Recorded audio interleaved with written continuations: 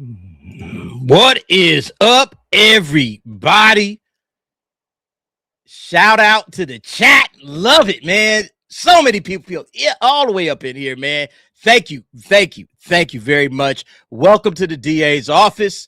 You guys know what time it is, man. It's time to get started. It's time to get busy. It's time to talk about all of this good stuff, man. We got a lot of topics on the table, man. So glad to see all of y'all, man. I'm so glad you guys come through, man. 60 folks right now in the chat. 66 night. Make that 66. Hit the like button, all right? Hit the like button. Everybody, man, it's a pleasure to come before you every Sunday evening just to kind of recap the week, but then also to chop it up with the homies, hang out with you guys, hear what y'all got to say, hear what we got to say, all right? It's been a long week, man. A lot has happened, and we are going to jump all the way up into it. Pause. I got to pause early, man. T ain't here yet. Oh, shit. You know what? I just remembered I didn't send T the link. Sometimes I be forgetting that one, man, because T's not in the regular shit. I got to send him something on a separate level. So let me slide that over to Uncle T. How's everybody doing? I hope everybody had a great weekend and a great Sunday. It has been hot, man. I've been like absolutely melting out here in LA, man. Hope it's kind of cool wherever you are. Yeah, summer is going to come super early, obviously. Let me get this DA's office. All right. So T's got the invite in case he needs to swing through. Yeah, man, it's just been a hot one today, man. I don't understand it. It's like the hottest days of the year for Cali sometime be like in the spring. All right. Spring and like December. It's like, wait, why are we getting so much heat? And it's not even summer yet, man. Some of the hottest days, I'm telling you, man, some of the absolute hottest days. Miss Sparkles, she says she in Washington State and it's been hot. Has it been? It's crazy, man. Absolutely crazy. But I don't know, man. Weather patterns are changing. Maybe that global warming, maybe something to it. Maybe it's something to it. We'll have to see, man. Thank you, everybody. Hey, Cerritos, yes. Look, I'm in SoCal. I'm about maybe like 15, 20 minutes from Cerritos. Absolutely, man. Hot as fuck. And it's like, what is going on with this heat, man? It's crazy right now. But yeah, I'm so glad everybody is here, man. What up, Doe? What up, Everett Randolph? Shout out, bro. Thanks for chilling out with us tonight, man. Appreciate you. Leia Plus Size, how you doing? I'm so excited for the MJ movie, seeing it this weekend. We're going to talk about it. Michael Jackson's movie finally drops this coming weekend, okay? I think Super Mario, they've been rolling for a nice little bit. I think it's about to come to an end. I think Mike is about to come up in there and get that. So, yeah, that's going to be an interesting box office to watch. And we'll talk about it. We'll break it down and see how it looks. All right. Absolutely. Let's see what up we got here. So, Thomas Nazareta here in San Jose. It's in the 70s or 80s. Okay. Yeah, it's been about like in the upper 80s out here in LA, man. It's just really hot, man. Really, really super hot. Been watching Demons of the Shadow Realm. Just finished Chainsaw Man. Both are excellent. All right. Both are absolutely excellent. All right. Let's not leave the folks waiting any longer. Let's bring them out. Bring them out. Bring them out. Shout out to the Nightcap crew. Everybody hanging out with us. Angel, the casual reviewer. Angel, what is going on, my man? How's it going, bro? What's good? What's good? How's everybody doing out there tonight? Man, it's been a good, interesting weekend, man. I saw your review of the Mummy. I was watching your little out of the theater review. I said I had to go and check it for myself, and I was like, bruh, Angel ain't never lied, man. That was some whack shit, man. Holy shit, bro. That was terrible. That was a hard watch. That was hard to watch, man. We'll talk about it. The whole time. The whole time I'm texting. Like, oh well. Like, what am I watching here, man? Yeah, the Mummy was not good, but it did kind of what it was expected to do in the box office. And I think a lot of horror movie fans are gonna rock with it because it's very bloody and very gory, and so they're gonna like that. But from a narrative perspective, the story, dumb. All right, absolutely dumb, man. All right, coming to the stage next, we got Cyfax is in the house. What up, Cyfax? Hey, what's going on, man? You got your resident base white guy here. Like, what's going on, everybody? Like, is that how you always gonna announce yourself? I know, right? You're rainbow. I'm trying to get a tagline. I'm trying to get a tagline down. Figure it out, man. Figure it out, bro. You've been using that for a while. But it works. It works. I guess. Look, All right, even when the first comments, hail Syfax. There you go. See, it worked. Yeah, they know who he is, right? And then also coming up, we got Rockefeller Plaza. Oh wait, we don't want comments covering folks' faces. Rock, what up, bro? You don't want your token white guy confused with this guy. Like, Jesus Christ. What up? What's good, Rock, man? Hey, how was y'all weeks, man? Everybody had a good week. You know, I think we met up on the nightcap for Daredevil. I think I'm about done with Daredevil, man. I don't want to watch this shit no more. I know Jessica Jones is supposed to come through this next episode. They finally are bringing her up, but it's like, do we really care at this point? We made it this far. Made it this far, huh? Might as well finish it up.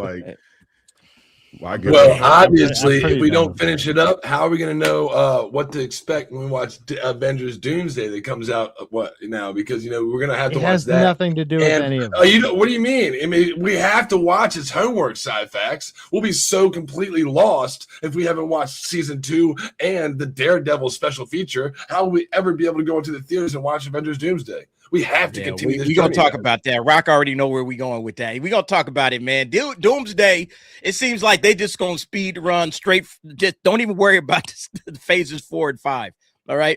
Phases 4 and 5 are irrelevant. You don't have to worry about it. You can just move right on from Endgame to Doomsday, man. That is going to be absolutely crazy. That is going to be insane. But before we get to that, man, shout out to everybody in the chat.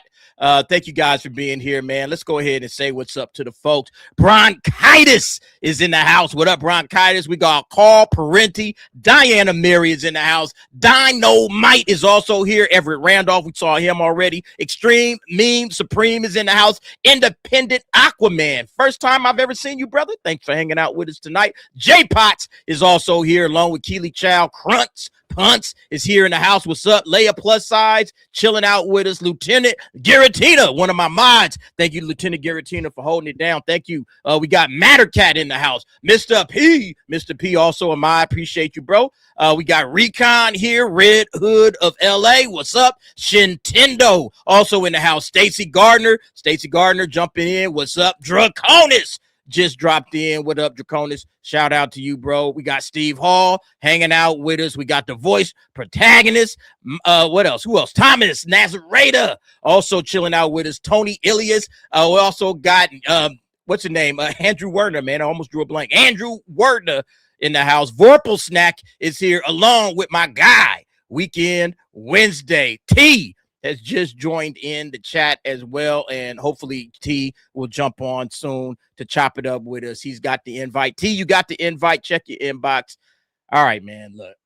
We know what we always do, man. We always start the show, not always, but usually we start the show with something a little different, okay? Sometimes with a little, joke, sometimes with a little heat. I need this one right here. I need T for this one because somebody celebrated a birthday this past week. You know who celebrated a birthday? If she's 25, we definitely need T for this one. No, I don't know who did though. No, Angel, Syfax. Nope, it's one Gina Carano. Well, we need T for this one. Not just Gina Carano, but also look, if you're celebrating Gina Carano, you also got to celebrate X-Ray Girl because her birthday is the same day as well.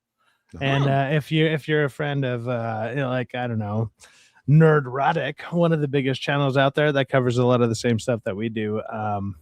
She's one of either not just like she's I don't know, maybe a big part of that channel. You might want to consider that. But shout out to X-Ray Girl. Happy X-Ray birthday Girl shares the same birthday with Gina Carano. So I bring up Gina Carano because I want to bring up the absolute heat that we saw her coming out through on her birthday. Gina Carano in the building for the MVP MMA press conference. You guys know she's about to take on Ronda Rousey. Look at Gina rocking the dress, man. Gina is absolutely just slaying right there. Look at her. Woo! This is why we want T, because we need a T rating. T, where you at, man? I need a T rating on this one, man. Gina came in and she absolutely crushed it with this dress, man. Sheesh. What the hell? When's the fight? This is a perfect example. It's in a month. I think it's in a month from now. It's I believe it's May 16th or something like that. But look, this is a perfect example of like, look, when people are into this type of lifestyle, say you're a fighter or, you know, some type of martial artist, whatever in general, and all of a sudden they fall off, quote unquote, whatever, they fall off, and all of a sudden they become big. It's like, oh, it like they'll never get back to where they are. It's like, do you realize how much dedication and time and all this shit that they did beforehand to get there? And you don't realize they can just snap and all of a sudden be like, I'm going back to that. This is a perfect example of that, because she doesn't look like Ozempic fucking Gina Carano. She looks like I trained. You know, it's like I got back into shape because I trained, and she just went back to it. It's like it's that lifestyle. And when you're in that lifestyle, it just clicks again. And so like, I don't, there's so many people who's like, oh, she looks all fat, whatever. It's like, yeah, for a moment, for a minute. Yeah. And it's like, you don't believe these people can just go right back to it. And hey, T, I'm gonna need you to put your glasses on, homie.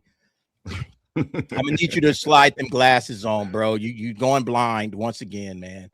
T is going blind right now, man. He need to put the glasses back on. T, what are you talking about, bro? A 5? Are you high? He got to be high, man. He got to be high. These ratings are always harsh, man. You know, he got that curve rating. T ratings, man. Look, man, I ain't saying she a 10 or shit like that, but she deserves at least a good solid 7. Yeah, I mean, look at this dress that she got. And I mean, the work that she put in to get like to this size and weight once again, man.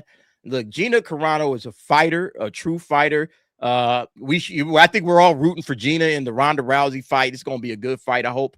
But 5, T, come on, bro. Come on, T. T is absolutely tripping, man. Extreme mean. Yeah, look, I think an 8 is a good score. I mean, you know, Gina can get it any day of the week. I would say at least a 7. All right, at least a 7 for the DA. All right, I got her at a 7, man. Everybody in the chat's dropping their rankings. A Riverside 8. Come on, Riverside 8. Why he with the Riverside? Sticky 7. I know, right? You know, T looks at women through like a Roger Rabbit. Oh, I'm sneaky, my bad. You know, it's like I'm in this weird, wacky world, and like you know, 3s or 7s, right? And this or that, and like he just lives in that kind of world. And like, look, Stacey Gardner's right here. Every time T gives a rating, add +3. Exactly.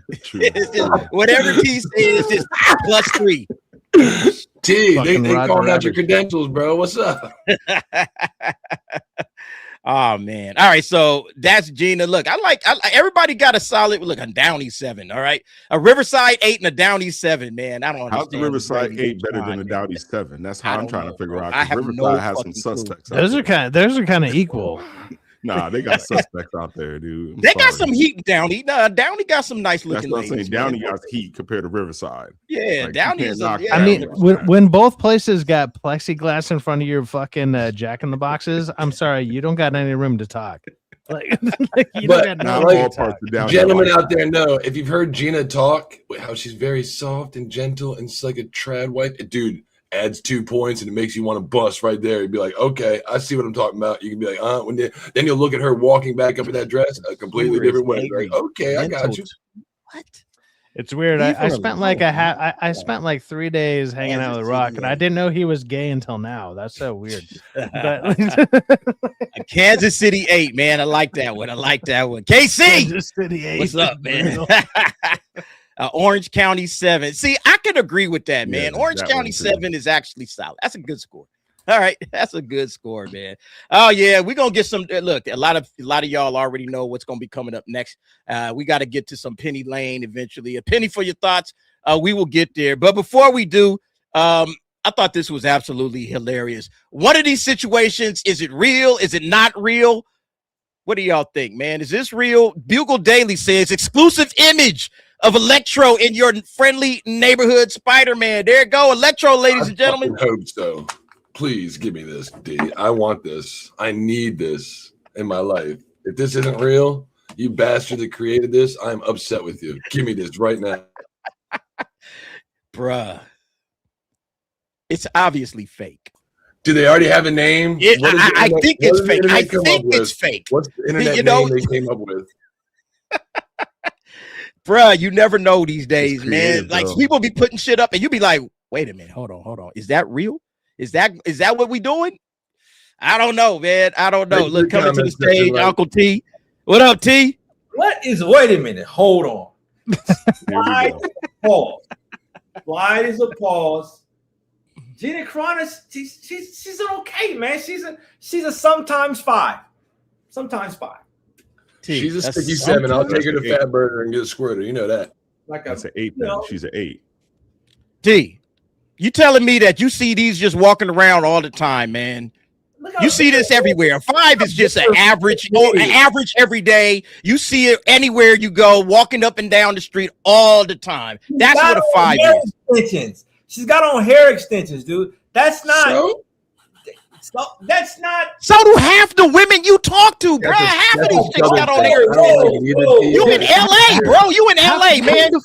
Half the women you talk to are bolder than you are, T. What the fuck are you talking about? He's right though. A lot of men on the fucking men who actually fucking likes women. You fucking don't fucking have no fucking women. I agree with you on the hair thing. That's a Southern thing. These like Southern belles, and they dress up. They made this extravagant hair. I don't like it. I bet you're right. A woman thing in general. But every woman. I'm looking past that. I'm like, what bigger head is. If she backed that dress up to me and said, "Hey, nobody's around," I'm like, "Oh yeah, you're if she rolled up in the T, man, T would be a shivering, stammering fool, man. Come on, T. Don't be playing this, man. Don't be playing. All right, look. That we already moved off that topic. Hollywood. This is not. Look how big her head is. It's fucking Rocky Balboa. Fucking Tulsa Queen. You see how big mine is. Good Lord. This is a Tulsa Queen. What are you? We always got to tell him, J Potts. We always got to tell him, man. It's all right. TA got his glasses on. T, get your glasses and come back. I don't wear glasses. I got LASIK in one of my eyes. This eye is LASIK. That's why it's smaller than the other one. All right, God dang. There's a reason we know it failed is because you can't see straight, dude. Like what the fuck? LASIK don't always work out, I guess. If she came up the wall, y'all wouldn't talk. I mean, I would be like, "Hey, what's up, homie?" I'd be like, "What's up, dude?" Because it's a dude. You would not. T, no, you wouldn't. Uncle T's out here like, I got a perfect 10. He have a Kool-Aid smile from one side of his head to the other, bro. T's out here. T's out here like I got perfect 10-10 vision. It's like that's not it, dude. What are you talking about? Gina's a trad wife, and we love you to death, Gina. If you're out there listening, yeah, Gina, you look, Gina, you a come on, man. Her hair is super dyed. Nobody's hair is that black at that age. Don't look, everybody. We already said it's Stacey Gardner. Just add 3. All right, his ranking system is just out of whack. He needs to fine tune it. All right, but look, something that may not need no fine tuning, and it's looking like this actually might be some good, man. Check this out. We got our first looks at Legend of Zelda's Link. All right, you guys know they shooting it right now. Look how he looks, man. Official look at Legend of Zelda, a Link in the Legend of Zelda. All right, this was posted up by the cinematographer on his IG account, and they actually got a better image of it right here. Hey, man, if this is the tone and the images that we going for with Legend of Zelda, okay, let's go. This looks really good, man. This looks really good. Yeah, hail to Lieutenant Giratina. He shared this with me earlier. Tyrone Magnus already did a video on it, so I just said, let me throw this up in the deck so we could talk about it. What do y'all think, man? How does this look for Link, for Legend of Zelda? A lot of people didn't want a live action. Now I'm saying, like, yeah, live action. Yeah, let's go, man. This looks awesome. Looks good. I mean, like, dude, like Link going like almost Elden Ring levels of hard, like, and that there's a pause there. There's a pause, you know, but at the same time, like, dude, he looks like he's ready to fucking, I'm sorry, murk a motherfucker. Like, he's right. Yeah. Sadly, it might be one of the chickens in one of the video games because the chickens are invincible. But you know what? From this angle, it could be that anything. Would be it's all awesome. Good. It would be way hilarious if he's finding a chicken, but yeah. This looks, from what we got from the only 2 IPs we got, I mean, the 1 IP, 2 movies we got from so far, the Super Mario Brothers. Why wouldn't we expect a live action to look exactly what our minds envision it to be, because the cartoons, both Super Mario Brothers, look fucking phenomenal. No matter who you are, you're like, you can point right to the screen and be like, that's it. Then Leonardo DiCaprio. I mean, of course that looks badass. It looks more like more like an oil painting. It's not gonna look like that, in the movie, but that's the way to sell it to me. That's bad as shit, the oil painting type deal. And he looks awesome as fuck, bro. Yeah, this gives, we all knew this movie was gonna be awesome as fuck, but it looks even better now. Hey, I'm with this, man. I like Sean, formerly known as the artist John Cuxack, says Hunter Safer should have been Link or Zelda. You know what? I know you're joking, but at the same time, I almost want to ban your ass. And I know we're friends, but I want to kick you just for that fucking comment. If they make Hunter Schafer a Radigan Mariga, I'll laugh. That'd be the perfect thing. God damn it, Sean! Stop your bullshit. No, we're not having Hunter Schafer zinc. What are you shining us? T, what are you doing, man? I got a fucking Men in Black you because that shit looks fucking. He's terrible. You're trying to Men in Black us. Trash. What? And I see all the comments. What does that look? Man, y'all have low expectations, man. But you think this looks bad? It's one picture, and he looks. That shit looks fucking. Come on, man. That looks you never see Link. You never see Link looking kind of like fucking hard. Hold on, let me badass like that. Pause. What the fuck is going on, man? It's like 80s style oil painting, like when the original. T. Sometimes just be serious, bro. What is wrong with? I'm sorry. What is wrong with this picture? This is crazy. There's nothing wrong with this picture. There's something wrong with the shield. There's something wrong with T. Like crap. I'm telling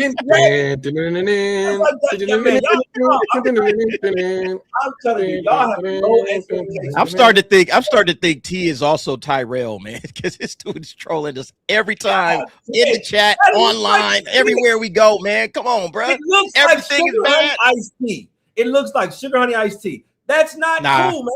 Come on, man. That's T. Did you play Zelda growing up? I had the gold case and everything. The limited edition gold case for the OG Zelda. All right. Okay. All right. The OG Zelda. What's the last Zelda game? What's the last Zelda game you played? That one. So you haven't played a game since 87. No, that came out what 90?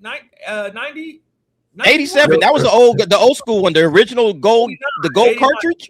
Gold cartridge 89, man, because my pops died. My pops died in February, man. I think I got the gold cartridge in like March. I thought that was 87. It might have been 89. I thought it was 87. But regardless, man, you haven't played a game since so you didn't play the Ocarina of Time, you didn't play Wind Waker, you didn't play none of those. Breath of the Wild, and the new versions of them. So when I was playing that ding, what does that got to do with this? My nephew third grade. That's not it. That's looks like crap. This cover looks like crap. And that looks like a girl guy. That's a girl guy. You guys are getting hard on for girl guys? Come on. No, I didn't say I had a hard on for this character. I said it looks good. I think it looks fucking fantastic. I mean, you know what? Zelda was always a little bit I wouldn't say trans, but he was definitely a femboy. It looks like Rebecca Ferguson. That's Rebecca Ferguson. That right there. That's this silent. Is awesome, man. This looks dope. Man. I look, T. We just gonna have to disagree. All right. Look, he said, "Why you always turning shit gay?" That's a good question. How did I turn it gay? How did I turn it gay? What did I say gay?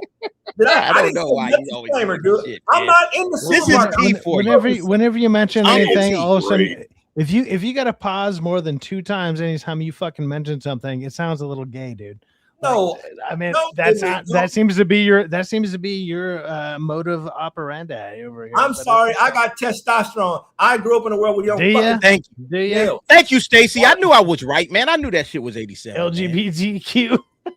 Extreme meme. I knew that shit. Extreme meme. It looks like crap. All right, look, let's hit these supers real quick. Hey, we do have a super chat goal. I got a giveaway. I got a couple of shirts that I want to give away, but we got to hit the super chat goal in order to give them away. So if we hit the goal, we are going to have Angel put together a wheel, and we will spin the wheel to give away shirts. All right, a couple of Disney Star Wars shirts, canceled Disney Star Wars shirts that I've had sitting in my sitting there for a long time. Twilight Princess is great too, man. You need to. It's a see. This is the problem, man. T.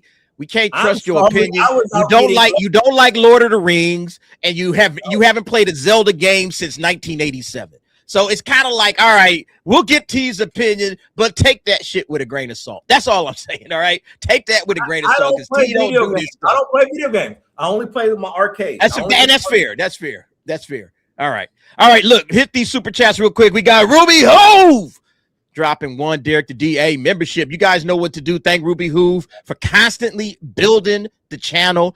Every night, it seems like she's always coming through it with at least one gifted membership. She has her own emoji just for that reason. So let me go ahead and thank Ruby Hove. And look, somebody new got an emoji.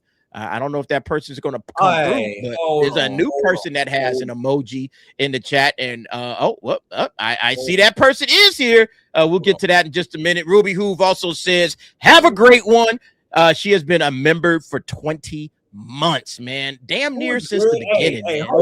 Hail to Ruby Hove. That's a good. Red Hood about LA, man. I know you playing around, man, but don't talk about my mother, man. My mother's passed, dude. Don't do that.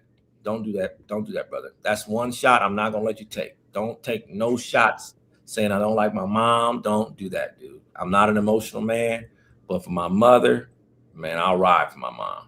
And I live in Carson. I think we all ride for moms. To be fair, we all do. We're gonna defend our mothers to our grave, man. To the death. I'm with you. I'm with you on that, man. Like, I'm all for jokes, man. There's no family shots out here. Like, you want to talk shit about me? You want to talk about T? You want to talk? You want to talk about anybody on the panel here? Look, that's why Yo Mama jokes are all the ones people go to the Yo Mama jokes, because moms is like it's a low blow and it's fucking weak. Yeah.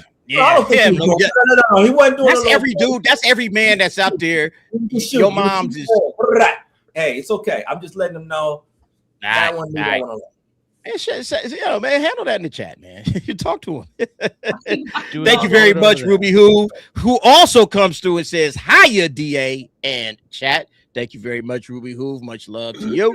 Miss Sparkles for 2 says, I thought I was the fave. I don't get a shout out. I didn't shout you out. My bad, Miss Sparkles.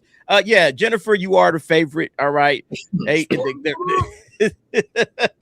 hey, look, all I got to do is not say something about Jennifer, and she gonna say something to me. Like, hey, you didn't mention me. You didn't shout me out. What's going on? You were the favorite now. Sorry about that, Miss Sparkles. But thank you for coming through with the 2 and hanging out with us tonight. Much love to you, Jennifer. Knick-knack for $5. Knick-knack. Finally got that emoji for you. It is in the chat. All right. Knick-knack has always been supporting for a really long time. And so I'm going to go ahead and share the Knick-knack emoji. And because she's a little black cat, man. There you go. Right there, Knick-knack. Got you covered. Knick-knack, thank you for supporting the channel all of this time, man. You got your own emoji. Anytime you drop some love for us, everybody, thank Knick-knack for all that she has done for the channel. We appreciate that. Oh, shit, looks like we're getting a bigot army raid. Shout out to Hypnotic coming through, man. Thank you, Hypnotic. I see you, bro. Hey, look. All the bigots that's coming through. Hey, man, we just a ragtag group of folks. Make sure you smash the like button as we running through these super chats. We are just getting started, man. We're about to jump into all of these topics. So I appreciate you guys coming through. The Bigot Army has always been a friend of the channel. Hail to Hypnotic. Thanks, bro, for all that you do. And we moving on. We got Thomas Steen for 499. It says, I just think it's funny how T won't touch a lot of nerdy stuff. Whoa, I think that's a pause. Pause. He don't touch it. He'll touch anything like that. If you read it like that, yeah, it's like I touch a lot of nerdy stuff. There's no pause there. It's like touch nerdy stuff. Touch. I don't know, man. Anytime I hear touch and shit, I'm like, wait a minute. But for some reason, Star Trek is fair game. Ultra nerdy ass. What does that mean? I don't know, Thomas Steen. T just has his specialties, man. He likes Marvel and DC. He likes Star Trek. He doesn't really, he don't rock with Lord of the Rings, which is all right, fair enough. But then he starts saying that the shit is rack, and it's like, bro, you You have no idea what you're talking about. Lord of the Rings is so fucking good, man. And look, I know a lot of brothers in the hood don't really rock with Lord of the Rings. I'm not one of them, man. I grew up playing D&D and doing all of that crazy shit back in the day, man. Love all of the high fantasy stuff, all the books. I read all of that shit. So it's just, everybody's a little different, man, and it's all right, But yeah, for some reason, T just don't understand it. I've tried to don't understand Lord of the Rings. He don't see it. Don't understand that. The Hobbit. You want to watch the Hobbit, the old school cartoon? Great story, man. But other than that, and it's not fair. I haven't read the books either. So hey, maybe if I read the books, man, possibly, but just not into it, dude. So honor, lineage, people that will rock with you to the point where they're actually willing to help you get to the point where you might even die for your own beliefs or whatever. Like none of that actually appeals to you. None of that. That's got right too. Just none of that. He don't get it. He don't get it, and it's okay. You don't get it. Everything. Always watch the first one, T. It's an old movie. You know what I mean? If you can find it, so you're gonna get like classic story dialogue and 20 writing. years ago. Yeah, you're not gonna get this Gen X writing, so it's pretty good. And you'll get some very dramatic scenes, some over the top music. If you can get past part 1, you're gonna watch 2 and 3, bro. I would suggest if you ever have time to put it aside and watch the fucking Fellowship. Start with part 1, bro. Not the Hobbits. Just stop there. Just stop after the king. How to have somebody explain it the worst way possible? Have Rock explain it to you. Jesus Christ! I'm giving him the fucking message. I'm trying to get him online. I'm trying to bait him with like a master. Hey, hail to Dragon Master Zero, who drops a super sticker. Okay, once again, got the what is that? I forget the name of it. What's the name of this little dog? It's a dog with these 2 fans. I just think it was a fox, but he says it's not a fox. It's like a little dog, but whatever. $10 from Dragon Master Zero. Shout out to you, Dragon Master, for all that you do. Dragon Master also has. It's not a raccoon. I forget what this little like animal is. It's a Shiba Inu. It's a dog. Oh yeah. Thank you. That's what it is. Yeah, Shiba. Chinese dog. Yeah, little Chinese dog. Appreciate it, man. Thank you very much. And Dragon Master Zero, of course, also has an emoji. So anytime some of the top donators they gift, we give them back. We give them back the love they give us. So thank you very much, Dragon Master, for that. Nick Knack coming back with another $2. You didn't ready SC. What? You didn't ready SC. You didn't read. I didn't read the super chat. Is that what you're saying? Oh, you know what? I think I did skip past it. Yeah. I think it's right. DA Uncle T is definitely T-Rail. On a side note, your last video, Uncle T, was awesome. Fire. Keep up the great work. Sorry about that, Nick Knack. Yeah, I was so excited just to put your emoji out there that I forgot to read the damn super chat. Thank you. Shout out to the boy. Shout out to Nick Knack. Let's go. No, Nick Knack is one of the dopest folks out there. Thank you, Nick Knack, for supporting the channel. And yes, she has her own emoji. And I'm sorry I didn't read the super chat and made you read the super chat again, but I appreciate that. Look, Nick Knack comes back with another $5. I was actually giving Uncle T some props. Yeah, one of the few folks that'll give Uncle T some props. Thank you. Thank you. I'm misunderstood. Is that what it is? Okay, all right. You see me talking flat about earther. Yeah, flat earther. Don't believe in dinosaurs. Don't like nothing. Those are other topics. We'll go over. Misunderstood. No such thing as space. They didn't go to the moon. Newsflash. Okay, all right. And then lastly, we got Bootzilla, member for 21 months. Yo, I'm here so I don't get fined. Thank you, Marshawn Lynch. Bootzilla in the house. All right, another top supporter, also a mod.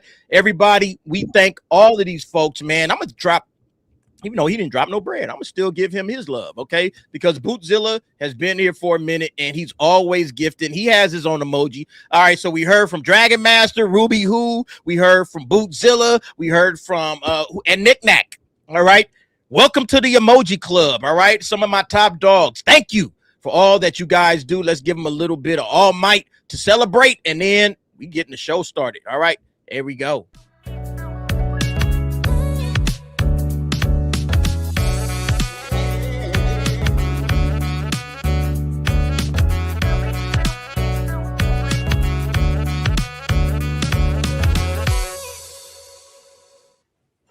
All right, here we go. Comment of the week comes from FHHFFFG. I don't know what that means, but talking about this summer's biggest title is Supergirl versus Grogu, The Dawn of Failure. Man, we talked about this movie. Who was going to be the worst movie? Or which movie was going to, make the most money? Is it going to be Supergirl? Is it going to be The Mandalorian and Grogu? And we had this conversation. I think when we did the poll, I think we did it on the 100th, the 100 DAs. Hey, what was that? I think that's a good team. Supergirl and the Mandalorian and Grogu becomes Super Grogu. Yeah, right. Yeah, I bet they wish they could drop it the same weekend. I don't know what's going to happen with this, but Supergirl, I mean, it got absolutely decimated over the weekend, man. Over the last week at CinemaCon, man. Mando and Grogu, it was straight dog walked. It got dog walked. And so did Mando and Grogu, and we're going to get to both of those, but Supergirl is the first one up. And I don't think anybody's coming to check for this shit, man. I think this thing is going to absolutely flop. All right. I think when we did the poll, everybody was like, I think it's going to be, it was like 50-50, but I think like Mando and Grogu got the edge. It was like 51-46 or 51-49 or something like that. But in any case, look, everybody in the chat, I don't give a shit. I don't care. All right. Yeah, you don't care. That's the whole problem. Nobody cares about either one of these movies, and these are in giant franchises. So yeah, major issues. Millie Alcock says Supergirl will make people say, thank fuck they saw it in theaters. Really? That's what people are going to say? They're going to say, thank fuck? Like, families, kids, like, what is with this vulgar ass universe, man? How come everything is orgies and thank fuck? I mean, like, I'm so tired of James Gunn already. This is the James Gunn influence, as if you don't know. All right. This is James Gunn's influence all day, every day. All right. The fact that this chick thinks of on this level, like, who are you talking to? Who's the audience for this? This is retarded shit. So it was reported from more than just even like Chris Gore and Film Thread and stuff, but even other outlets that went to CinemaCon that when they went there to see them talk about these movies live, that it seemed like Millie Alcock and Jason Momoa, like they seemed like they had no idea what to even fucking talk about to like promote their movie at all. Like it was terrible. Like they were like that was like one of the biggest letdowns of the whole CinemaCon was DC and like promoting this movie. They couldn't even promote their own movie to the point where like there's no notable quotes. I mean, if that's the best notable quote that you have from it, like that's terrible. And that might have been in a passing quote because that's not from anything that they heard or that anybody heard from like listening to them live and talking about it, because you would have heard about it. It's been like 3 or 4 days. They definitely about what I did. So they definitely prepped because they prepped nothing. They literally prepped nothing. Every time you hear an interview, she says the exact same thing. Obviously, she had to prep for. It's okay to be bad sometimes. You're gonna do is that their prep? Oh, that's the press conference. It's okay to be shit. It's okay to be shit. That's your entire press conference? Really? They had no prep for this shit. They gave them no lines to write. Like Cybex said, they what was it? Popcornbucket.com or some shit. Some YouTube channel dropped a little interview with her and James Moe. She was sitting there with her Coogee sweater. Like, your main has nothing. Has no idea what the movie's about. Just like, it's okay to be bad. And then here comes, and then she like freezes. So Greg Gillespie starts going, I was excited to work with Millie because, oh my goodness, because she doesn't have any project before this. When I got to work with this, your main stars have nothing good to say about your own fucking movie, and then everybody else has nothing good to say about your fucking movie. And it's 3 months out. We're about just under 3 months out, and there's nothing, like, even the people in it have no good things to say about the movie. And what do we say all the time? Like, so, like, even if you want to go political or whatever, like, when it's like, hey, don't go political, don't do that. Obviously, do not do that. That obviously divides the audience immediately. But all we want to hear is, hey, talk good about your movie. Come out and, like, do what Tom Cruise does what do what some of these other actors do, and be like, hey, we made this movie with a lot of love. We want to do this. And they come out with a message of like positivity before their movie or whatever. And it's like, you have an opportunity to kind of do this 3 months outside of your movie and you have nothing good to say about the movie itself. Like, well, I want to see something about the sweater. None of these quotes, none of the quotes. The sweater is ugly as fuck, by the way. None of the quotes that they were able to say. I mean, positive. Honestly, hearing it from just a casual perspective, it just really sounds like they don't give a fuck about the movie. They don't care. She doesn't either. They just out of it already. They just want the check. The press, tour doesn't matter to them. They're not as hype or as excited as we know DA as One Piece actors were in regards to their press release. You know how active they were, how intuitive they were to make sure to please the fans and what they wanted and what they wanted to see. In regards to this, it's like these people just don't give a fuck, dude. Like really Jason Momoa is just happy he was able to play that role. I think right now to look at the way he's playing the role, it sucks. I don't think it really fits him the way that it should. You know what I mean? It's a letdown. I think Jason Momoa out of everybody is probably going to come away from this the cleanest. Because people are saying, "Oh, okay, we like his Lobo. It's not so bad." So the look, Jason Momoa born to play it. He's just Jason Momoa in goth makeup. Ta-da! Right. Now all of a sudden, Lobo. Ta-da! Basically, like Jesus Christ, like that's all he's doing. It's like heavy goth makeup. I agree. Lobo. Ta-da! Like that's all he's doing. Yeah. That's it. So Jason Momoa and they were there. Look at her jeans. Look at the jeans she has on. Yuck. What is that? Are those Krypton jeans? What kind of jeans are those? God damn it. Are you telling me that Millie Alcock doesn't have great jeans, T? Man, she looks like she's got a cock in those fucking jeans. What kind of fucking what kind of beer commercial is that? What you gonna God damn it! What is? I don't think she cared. She was just showing up, bro. I don't like Michael Jan Vincent. Come on, man. What kind of look at that shirt? Yuck! Wait, T. Are you saying that Millie Alcock is not upgraded with this particular look right here? It's no longer Will Poulter. Is that what you're saying, man? She needs some sun. Look at this. What kind of shirt is?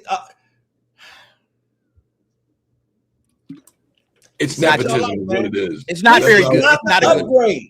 This is not chick an upgrade. Got two main fucking jobs, one in House of Dragons, and now is starring in a fucking main movie without doing anything else because of nepotism. The first thing she does is come out and promote her shit movie instead of wearing an actual Superman sweater, is wears a Kuji because she don't give a fuck about this movie. She cares about getting rich or richer. She's in a few other shows. You keep saying shit, but Will Poulter.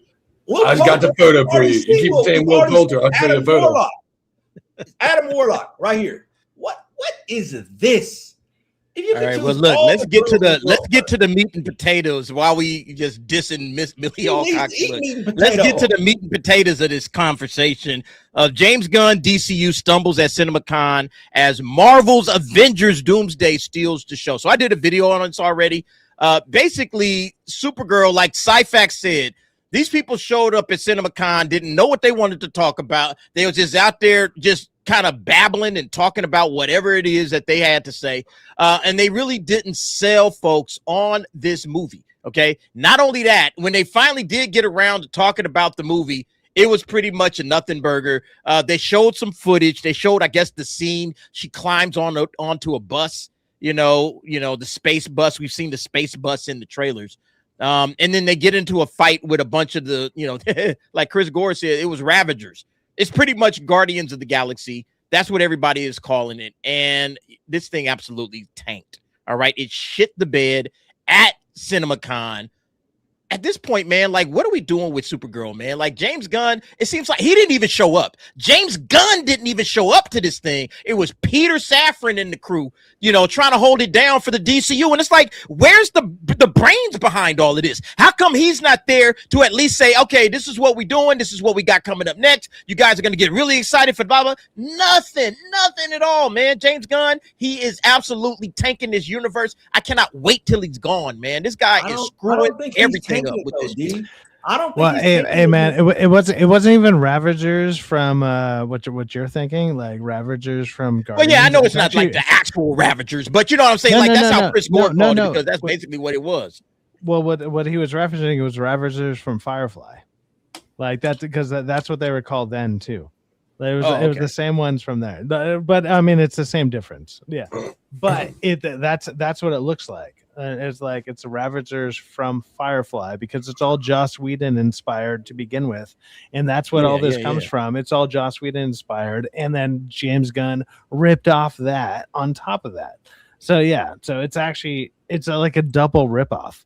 This is trash. Like, this is who showed up. All right, so you got Peter Safran there on the right, and then Millie Alcott, Craig Gillespie, who is the director, and then Jason Momoa. And all of these cats showed up to CinemaCon and like absolutely shit the fucking bed for DC. DC looked like fools coming out on the other side of this thing. There were no announcements for the Batman Part 2. We're going to get to that because there was an announcement that was made this weekend, but it wasn't announced at CinemaCon. So, I mean, it's just crazy how the DCU is stumbling, bumbling, crumbling right before our very eyes. And, you know, James Gunn, he can't even be fucked to show up at CinemaCon to talk about it. It's absolutely embarrassing. They're making movies when Zack Snyder made films, right? The prior to them, they made films. They're making movies. And it doesn't help when you go all online, you see Zack Snyder posting clips, dude, like, hey, and his stuff is fire. You know what I'm saying? His stuff is fire. James Gunn's, his universe doesn't work in clips.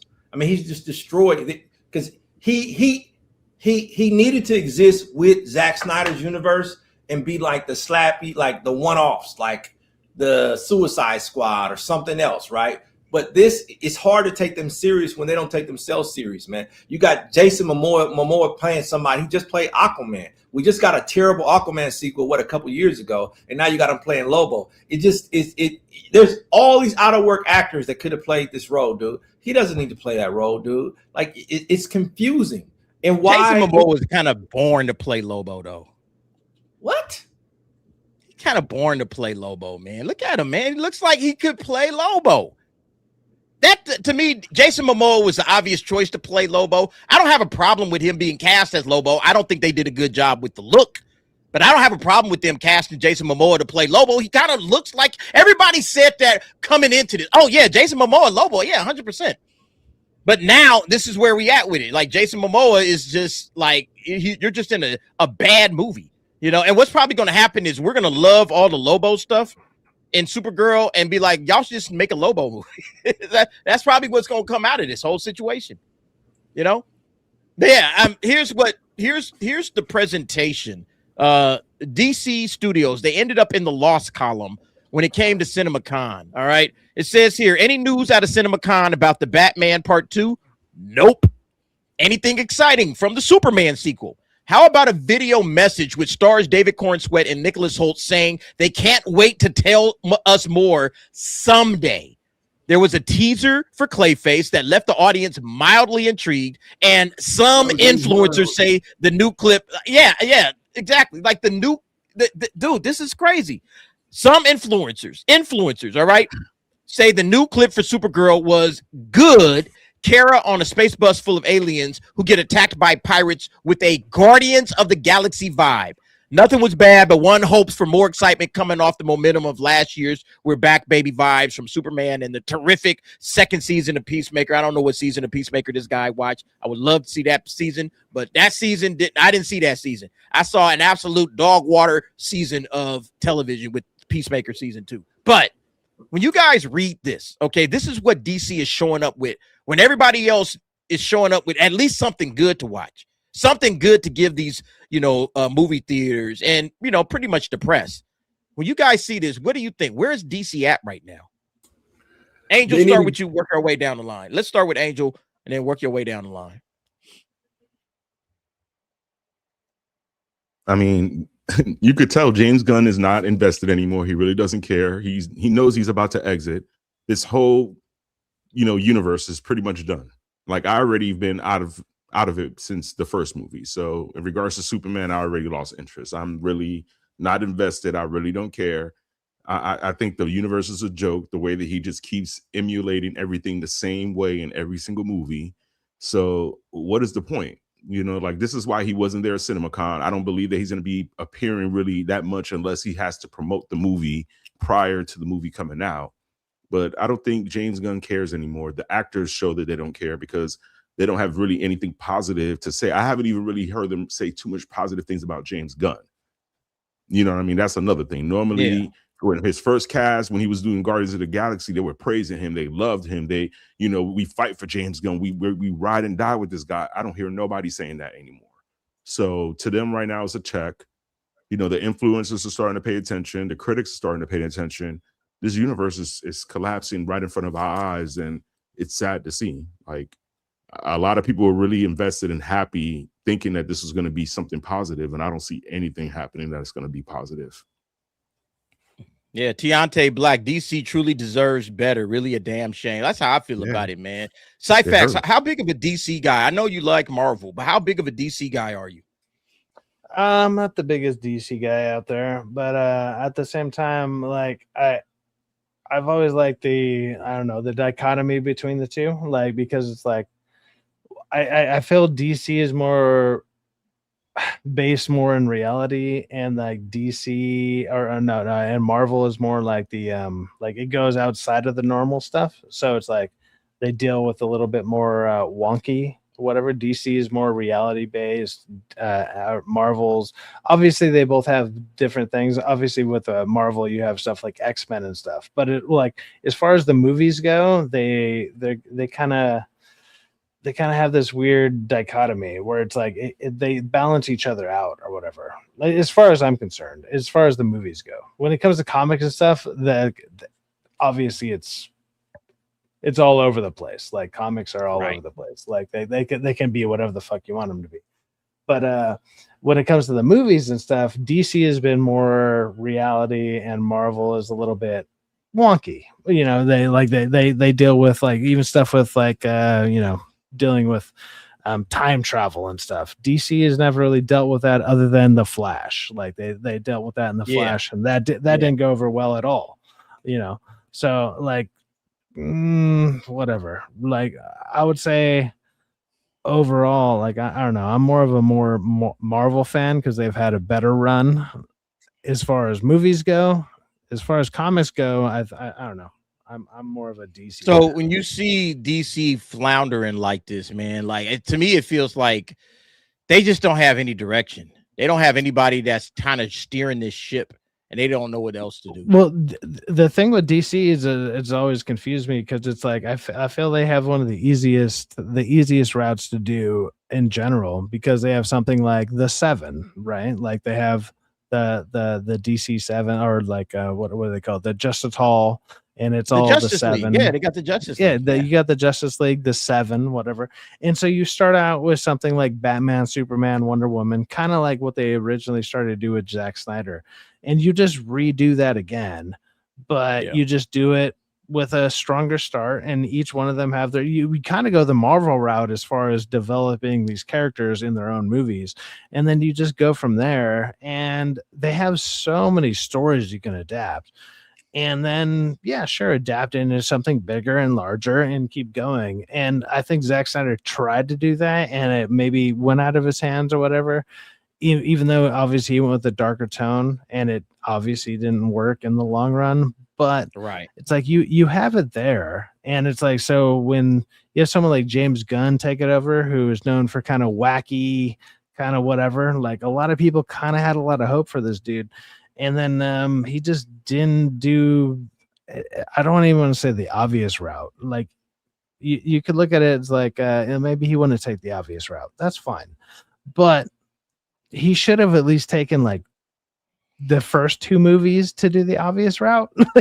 But he was like, let's do Superman and then Supergirl. And you're like, what the fuck? Started out with doing? Superman and where's Batman? Where the hell is Batman at this point? Where's Wonder Woman?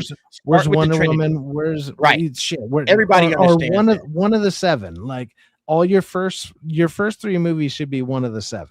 Is what I've said. I agree for a long time. It should be one of them. Superman, or Batman first. It should be Batman, and whoever's Superman, not first. If it's not Wonder Batman, Woman. it's Superman. If it's not Superman, yeah. Boom. And then you go to Wonder Woman, whatever. All right. T, Yeah. look, I know me and T, we're big DC fans, man. Like, this stuff is just frustrating to us, man. Y'all don't have no clue how mad we get when it comes to DC and discussing this shit. You can see the Superman poster and T's and right behind him, man. You know, so like T, bro, like I don't know, man. I'm kind of already tapped out. I think James Gunn is cooked. But what do you think, man? Like, when you hearing that Supergirl is just, we've seen the trailers. Shit ain't. It's just not popping, man. There's nothing there. Yeah, she's never been a character that anybody's liked, really. She's never been.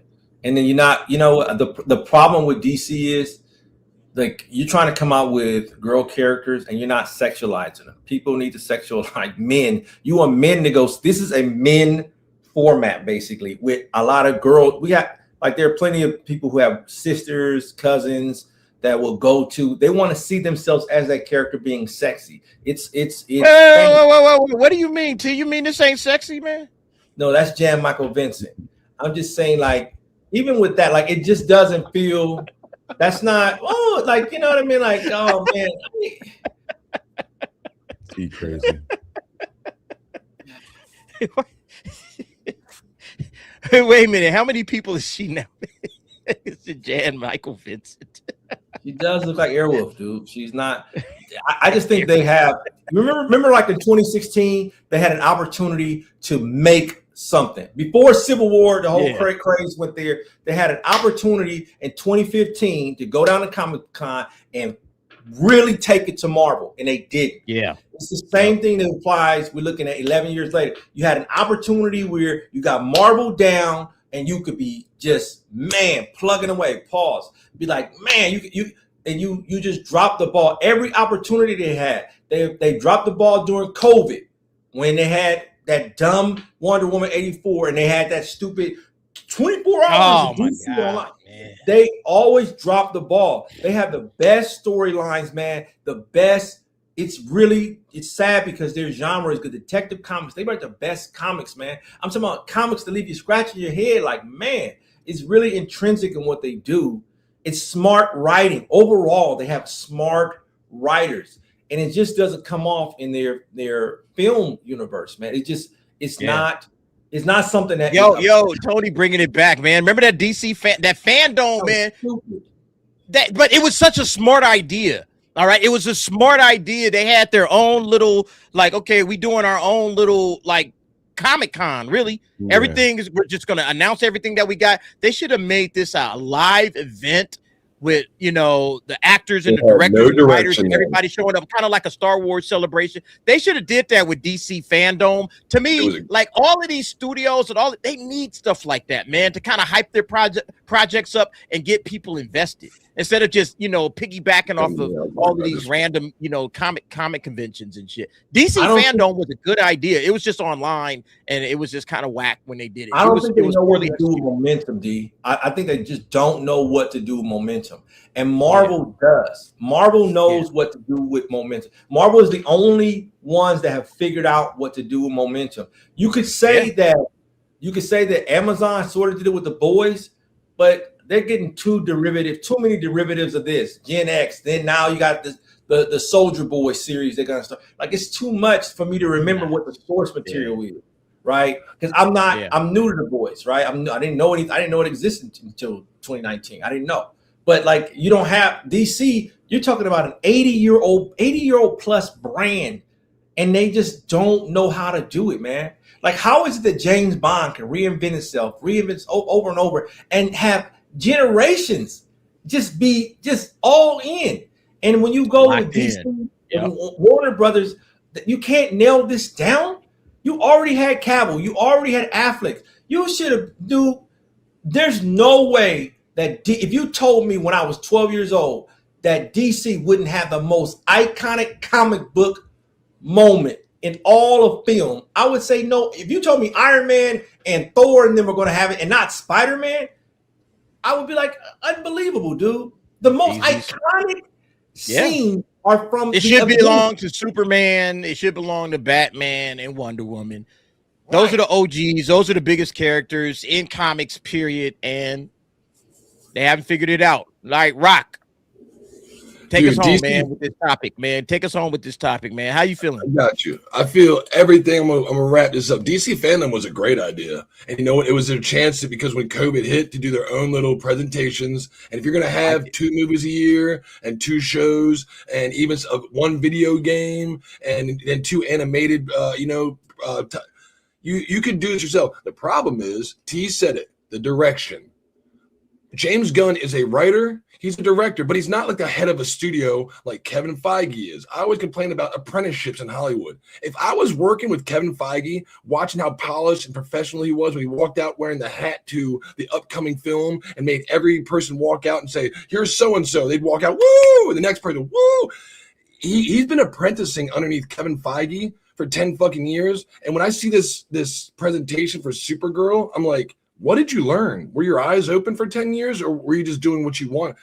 I would have been soaking up everything I saw Kevin Feige do like a sponge. I'd be walking out, instead of having stupid white spiked hair, I'd have a fucking hat like DA does on with a fucking emblem for Supergirl. Be like clapping, hey girl, guys, Supergirl's fucking awesome. I wouldn't be like not showing up because I'm writing another movie. I'm writing Superman, man. I mean, it shows you don't have any faith in your projects. And if you are that busy, then you need to start delegating like a head of a fucking studio would do.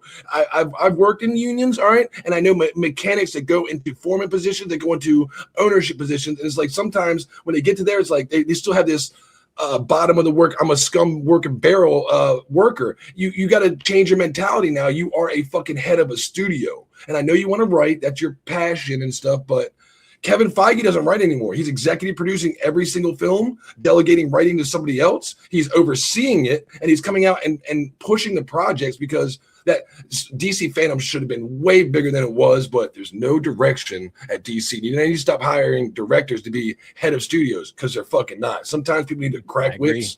And James, you need an executive like James Gunn. Isn't it? He's a director, man. He's just like, you can put him, chief creative officer or something like that if you need to, but he should not be at all running a studio. All right, bro. You like, how the hell do you not show up to the events? He didn't go to the Warner Brothers meeting, all right, when they had the Warner Brothers Paramount, meet all of the big wigs. He didn't go to that. He's not showing up at CinemaCon. It's like, what are we doing here? You're the CEO. You're the head of the studio. Kevin Feige was there. Kevin Feige understands the importance of this particular moment, and he shows up, and again, whether you like Kevin Feige, whether you hate Kevin Feige, that's beside the point. Kevin Feige knows I need to be here selling the next phase of the Marvel Cinematic Universe and making people get hyped up for this particular movie. And James Gunn can't even be fucked to show up. It's like, man, that's crap, man. That's ridiculous. So, yeah, this guy, he's out to lunch, man. He has no idea how to run a studio, how to get things going. And that's the big issue, man. That's the problem.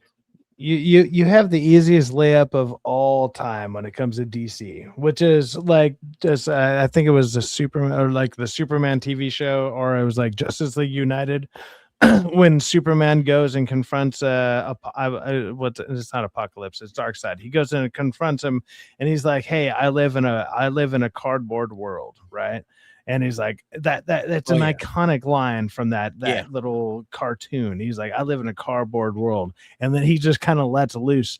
If you would have done that live action with Henry Cavill, and was like, I live in a cardboard world, and all of a sudden, but now I don't have to live in a cardboard world. I can go in and I can wreck you out. But with you can take it, Darkseid. Yes, man. Like we've been saying this, man.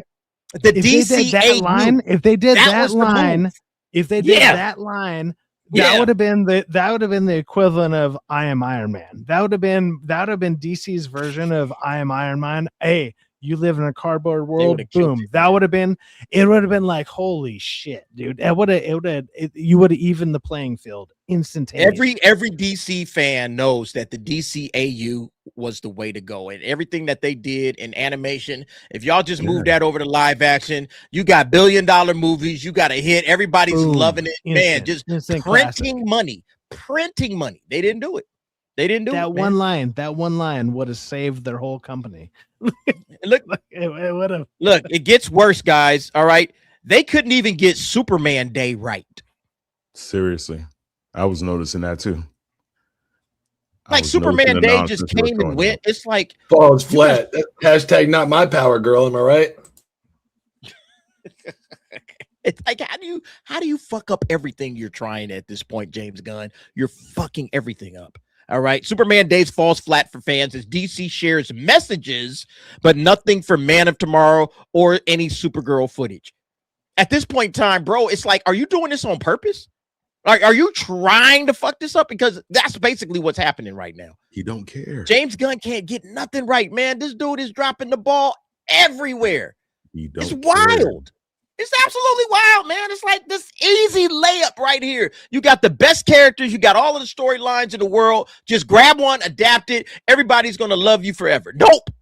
I'm not doing it. I'm just going to do what I want to do because I'm James Gunn and I'm smarter than everybody.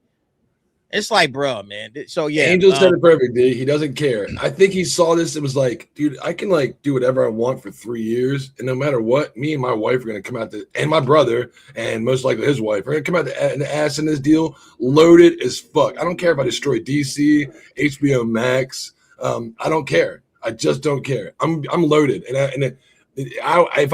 His fucking bonus that he leaves, just like Bob Iger, should be contingent on the success of these fucking movies instead of just getting paid right off the gate. And then he'd start giving a little bit fucking more. You know what I mean?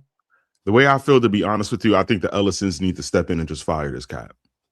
I think right now they don't own it yet. They still gotta. I feel like somebody needs to fire him because right now he I think he knows that too. The value of the brand, he's putting depreciation to it. He's not making it valuable at all. He's making it to the point where fans are just sick. They don't want to invest in any other movies. They don't want to invest in any other projects. He's hurting the brand right now. He's not making it better in any way where even the common reporters are noticing, where were you at? What are you doing? Why are you not promoting? Why are you not saying anything? And that's really commonly what you're supposed to be doing, even the role that you're playing. I mean, his other partner is supposed to be, the money part of it. But in regards to this guy, you're supposed to be the hype man. You were hyping Superman to death. You were hyping Peacemaker to death. All of a sudden now you're just quiet. And that shows that you don't care. You really don't give a shit. You're checked out. This is what a person does when they're about to quit their job. To be honest. Wait. Hold up. Let me address this real quick. Derek Anderson is becoming another FNTs and the G&G gang. Hate and bitch about everything. What you want me to do, Gas House Gorilla? Gas House Gorilla, what you want me to do? You want me to get wait. Whoa. Let me speak. What do you want me to do? Do you want me to sit up here and blow smoke up y'all asses and not tell you how I feel about this stuff? Or do you want me to just, tell you what I think? What is it you want me to do? Because I'm going to tell you right now, I don't just hate and bitch about everything. I put a lot of stuff out there, where I'm saying, hey, man, I'm looking forward to this. I'm positive about this. We're about to talk about some stuff that I'm positive about, like the Street Fighter trailer. I'm looking forward to Street Fighter. A lot of other people ain't looking forward to it. I'm looking forward to it. I'm thinking that this is going to be dope. It's going to be awesome. It's going to be amazing. All right. We're going to talk about Project Hail Mary. Project Hail Mary is kicking ass right now. I'm going to praise that. All right. So it's not about hating and bitching about everything, but we are going to speak honestly about what it is that we're seeing. So what is it you want me to do, Gas House Gorilla? Do you want me to lie? All right, because I can get out here and just lie, but that ain't in my character. I'm not going to lie to you. I'm going to tell you what I think. Okay, what I think is James Gunn is dropping the ball. All right, DC deserves better. And the reason that none of this stuff is rocking with the regular, normal, general audience is because James Gunn don't know what he's doing. All right, check the box office. All right, because the box office proves that what we're talking about ain't just hate, ain't just bitching. It's talking about the truth. This is what's happening out there. And if you want to sit up there with your head in the sand, fine, go ahead and do that. But don't try to put that hate on me, bro, because I'm not doing that. I'm telling you how I feel about the situation. All right? That's what it is. I'm not sitting up here trying to, I'm just going to hate and bitch. And FNT don't do that. And G&G don't do that. We're just giving you our honest takes. And if you don't want honesty, then take your ass somewhere else. All right? Go over there to find all the shills that would just get out there and just blow all the smoke that you want. Oh, you want me to praise James Gunn? There's all kind of shills out there that would get up there and suck James Gunn off every fucking time they can because they just want the access. I don't get access. All right. All I do is just get out here and speak what I feel. Okay. I'm a regular, normal dude. I'm a fan. I don't get nothing out of this. I'm doing this because this is my community. These are my people. And I'm just talking. All right. And if you don't like that, bro, there's another channel for you. All right. And that's fine. I'm not going to get mad at you for leaving. That's cool. Okay. But I'm not out here just hating just for the sake of hate. All right. I'm speaking how I feel about something. All right. And if that's how you feel, then that's fine. Again, you can go find the Shills. The Shills would love to have you right now. All right. Where y'all out here just kissing everybody's ass. The Shills would love it. Like, kiss my ass some more, please. Gas House Gorilla. Let me give some pros. Right, if we would have got the Batman 2 reveal, we would have something positive to talk about for DC. But they dropped the ball because of bad direction. I'm giving an honest opinion. If we didn't get the Batman, I'd be shilling like the hardest fucking shill you've ever seen. Pause. All right. If we got the Batman 2, but we didn't get that. When we get the Batman 2 trailer, come back here and watch me shill. They call me Rocket Shill. If you don't know, this is the first time here. I'm going to shill hard as fuck for that one because it'll be worth it. I save my shilling for the proper things, like Moana soon.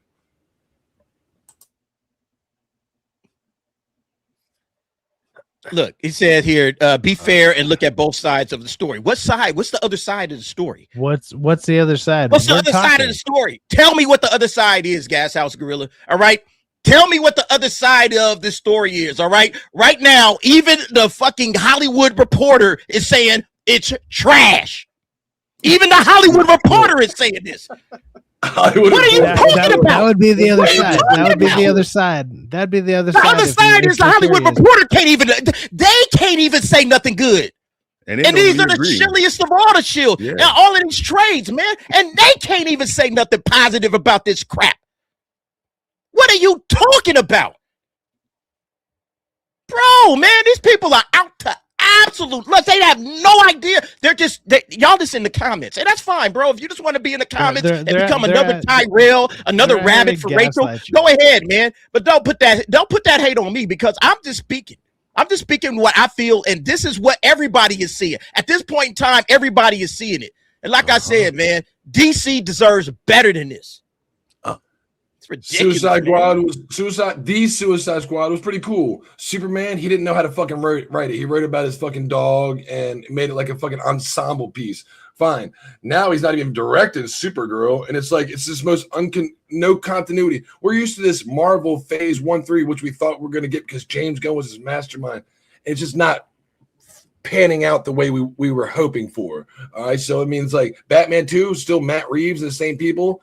My fingers crossed we get it. We're not always hating. We just see pros and cons. Right now, I don't see too many pros for it, bro. You know what I mean? I'm not going to be hateful on stuff because I'm that one guy on the channel that's not. But I just don't see too many pros for it. If you're a young girl that's 13, why are you going to want to see this? If you want to get bash cars later on and throw Molotov cocktails in the streets because you want to be bad, but you're doing a good thing, I don't understand. If you're going to be a fucking neurosurgeon, you don't want to watch this movie. The audience is. James Gunn doesn't believe in it, the studio, and he's the main head of this. He should be out there making me, a 44-year-old man, being like, oh my God, I need to see this movie. But the only tool in the toolbox he got is this is connected to whatever next product pieces, the lanterns, and you have to see this to understand what lanterns going on. He's done that so many times because he has no fucking idea how to direct that we as fans don't believe him anymore, and we can see problems in the pipeline coming down the hallway. You know what I mean? That's all. So we're just trying to give heads up for people that work hard and don't want to spend their fucking hard-earned money on day one to go see cinematic. It spent me $85 to go see Super Mario last weekend. So we're just trying to give our honest people. We ain't paid. We ain't shills. We don't get money to go see special access. Our hard-earned fucking bread is going to something that you know what the thing is, Rock? The thing about it, like you said, man, we just regular cats. And the thing is, it's like, and I'm not going to spend too much time on this, but it's like the reason that people keep following and watching and communicating and dropping super chats, everything that people are doing with these various channels that Gas House Gorilla is pissed off at is because they're finding, oh, yeah, these guys speaking like they feel the way I feel. Okay. And all of us are just regular, normal, run-of-the-mill cats, man. We don't have big old. The reason that these channels are growing, the way that they're growing, is because we're right. All right. And people are finding us and saying, those dudes are right, man. This shit is bad. It's bad what they're doing to the shit that we grew up loving. I would love nothing more than just to get out here and praise the hell out of all of this shit. But I can't. All right. My conscience won't let me. I just got to speak honest truth about it, man. Look, even the shield sites, we just the best thing that ever happened. So, and everybody's gonna love it when the first time they see it. I just can't do it. I'm sorry, I was trying. Look. This is comicbookmovie.com. Okay, this is comicbookmovie.com. All right, this is another like kind of low key, access shill site. They even saying like excitement for the movie already appears to be muted. It isn't as visually dazzling as Supergirl Woman of Tomorrow comic book. So they even praising that silly ass comic that everybody seems to hate. The trailers haven't wowed the fans. Again, people are just calling it out. Hey, this is what, this is the reality of the situation. All right. If you want to sit there and, just blind to all of this, that's fine. But you're blind to all of this because everybody else is calling it out because they see what it is, But yeah, they fucked up Superman Day.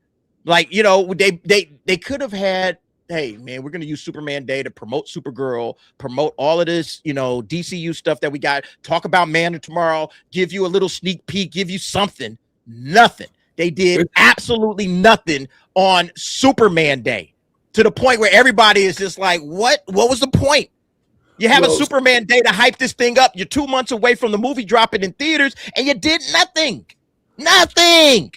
Well, we all know this is Supergirl is part of Superman Day now, and apparently it looks like Supergirl is teaming up with Blondie for something, and some promo art shared by a fan with no official affiliation with DC Studios. Oh my God, these motherfuckers are cooked, bro. It's absolutely cooked. This whole slate is cooked. Yeah. Hey, what's going to be the best thing on this slate? Somebody tell me what's the best thing on this. I think Lantern, I think that they dropped the ball by not. I would have moved this date to August, and I would have made Lanterns come out in October like you did Penguin. I would have done that, but like all the rest of this what's crazy is the best thing that has any chance of like making money for the studio is oddly enough Clayface, because it has the lowest budget. And right now in horror and like horror movies in general is like it's body horror, especially after The Substance, right? Like a lot of people really like The Substance. And so, a body horror movie, but it's through DC. Like, well, I like DC. Like, I like these things, blah, blah, blah. It's going to be a combination of that. And it's probably not going to make a lot of money, but it's going to make more than both of these other movies possibly combined, and which could literally just be $20 million. Like it might make like $20 million. You're like, wow, that sounds like a lot of money. Yeah, to us as a random plebs or whatever, that sounds great. But as far as money and movie wise goes, for the amount that they spend on it, it's garbage. Like that's terrible. But that one has the only one of making money because Lanterns is going to be on HBO Max. Supergirl is going to be like, it's 150 to maybe $170 million. And like that shit's not even coming close to what Superman made. Like everything about it, like all these things are not there to make money. Like Lanterns should be there to draw people back into the app, right? Nobody's going back to the app. They already have it, or you're not joining the app to go watch Lanterns. That's just not happening. Like you just already have it, or you don't. Clayface is the only one there that is like what I think it's 50 million, and they budgeted it properly. Yeah, it's a proper budget. That's the only one that has a chance of making like somewhat profit, and the profit's going to be lackluster as shit if it even makes any. So but will Supergirl blow its away and make $1 billion, and we'll all be unexpected? Like, oh shit, man, we're all wrong. But the thing about it, even if it's that's good, just being logical. Let's say Clayface is good and Clayface makes money. What does this do for the DCU? Does anybody want to see? Oh, none of this. None of these three movies does anything good for the DCU at all. Like none of these do anything. The Batman too. That's what it does. I honestly was never interested from the beginning. Once they announced James Gunn and then they announced somebody partnering with him, that already lost interest in my eyes. I didn't believe in anything that he was doing. I just didn't. His track record was not enough for me. And people was just hyping it like, yeah, he got this. Nah, man. Like he was not formidable in that way to be able to create projects on his own that's going to be able to stand out besides doing ensemble cast. Like it always has to be an ensemble cast. It's never going to be anything on a standalone project that he could be able to do. And that's why Supergirl's going to fail. Clayface is going to be in the black. Yeah, it's going to make his money, but you know, it's still going to be lackluster. I think honestly, man, what they should do is put Batman in Clayface. Like, find your Batman. Who's your Batman? All right, who's going to be the Batman? Put him in Clayface. I would. All right, it comes out in October. There's enough time to shoot a quick little 5-minute post-credit scene and throw his ass in there.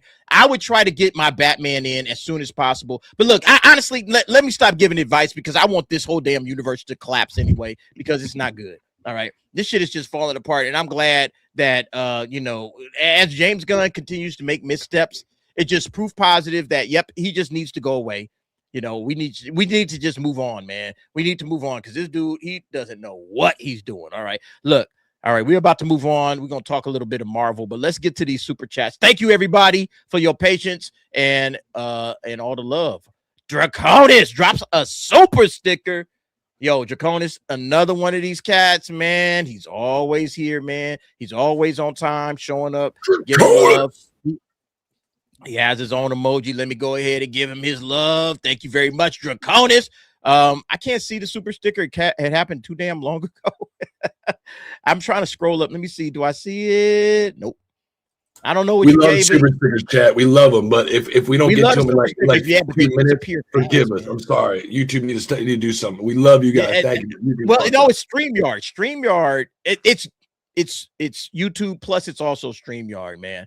But don't worry, because what's gonna happen, Draconis, is I go back through. I watch every live stream. I rewatch them after it's all said and done. So I will see the super sticker that you dropped. I appreciate you, brother. As always, Draconis. Always one of the top supporters. Thanks, G. We got Brian Smith dropping 10 Canadian.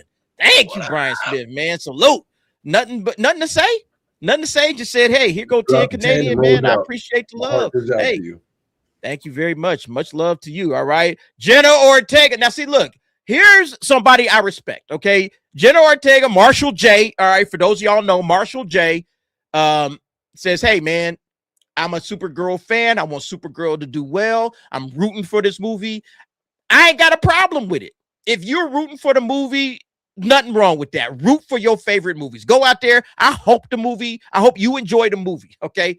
I'm telling you, I don't think it's going to be good, but Marshall J, I respect you. All right. All Supergirl reactions I've seen, a lot of people really hyped for the movie. So people are interested in the movie. Yeah. It's going to be some folks that's going to be interested in it. Absolutely. All right, absolutely. It's gonna be cast. It's gonna be interested. They're gonna catch it.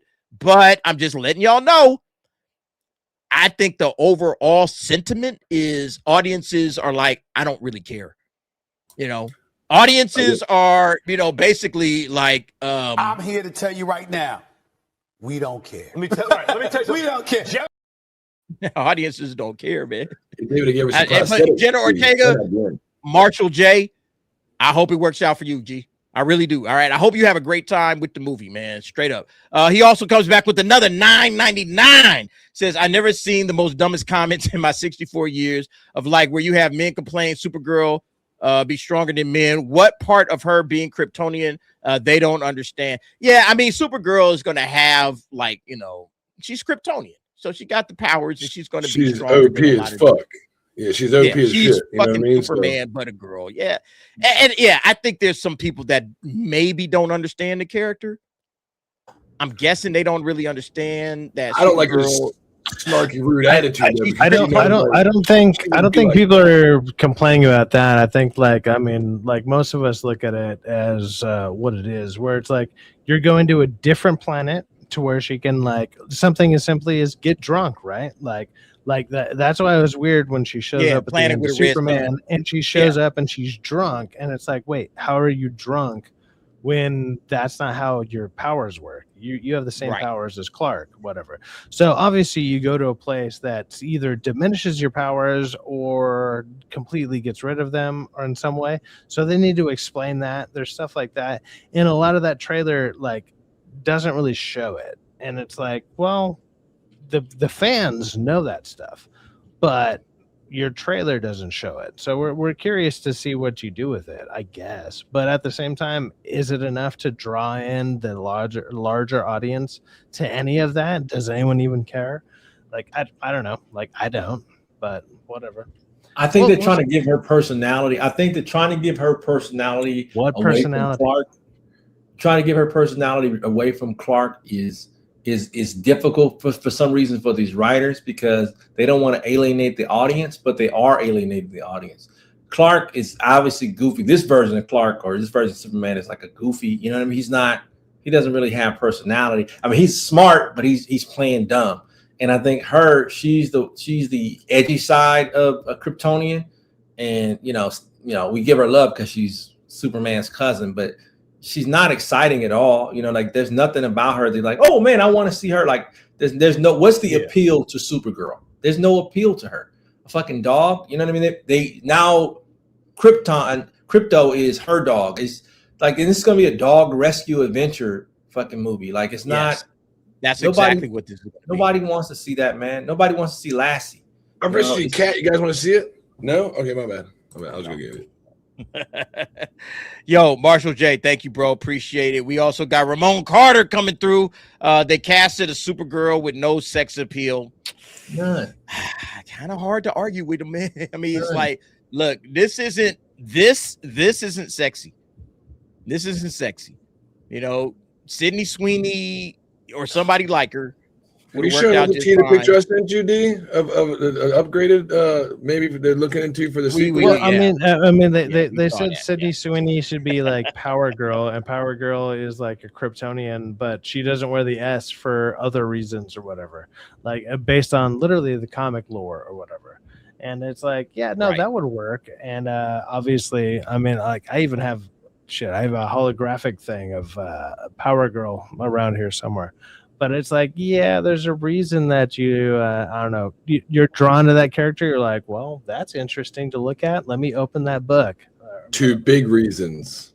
Yeah. There's a couple reasons to look at that book.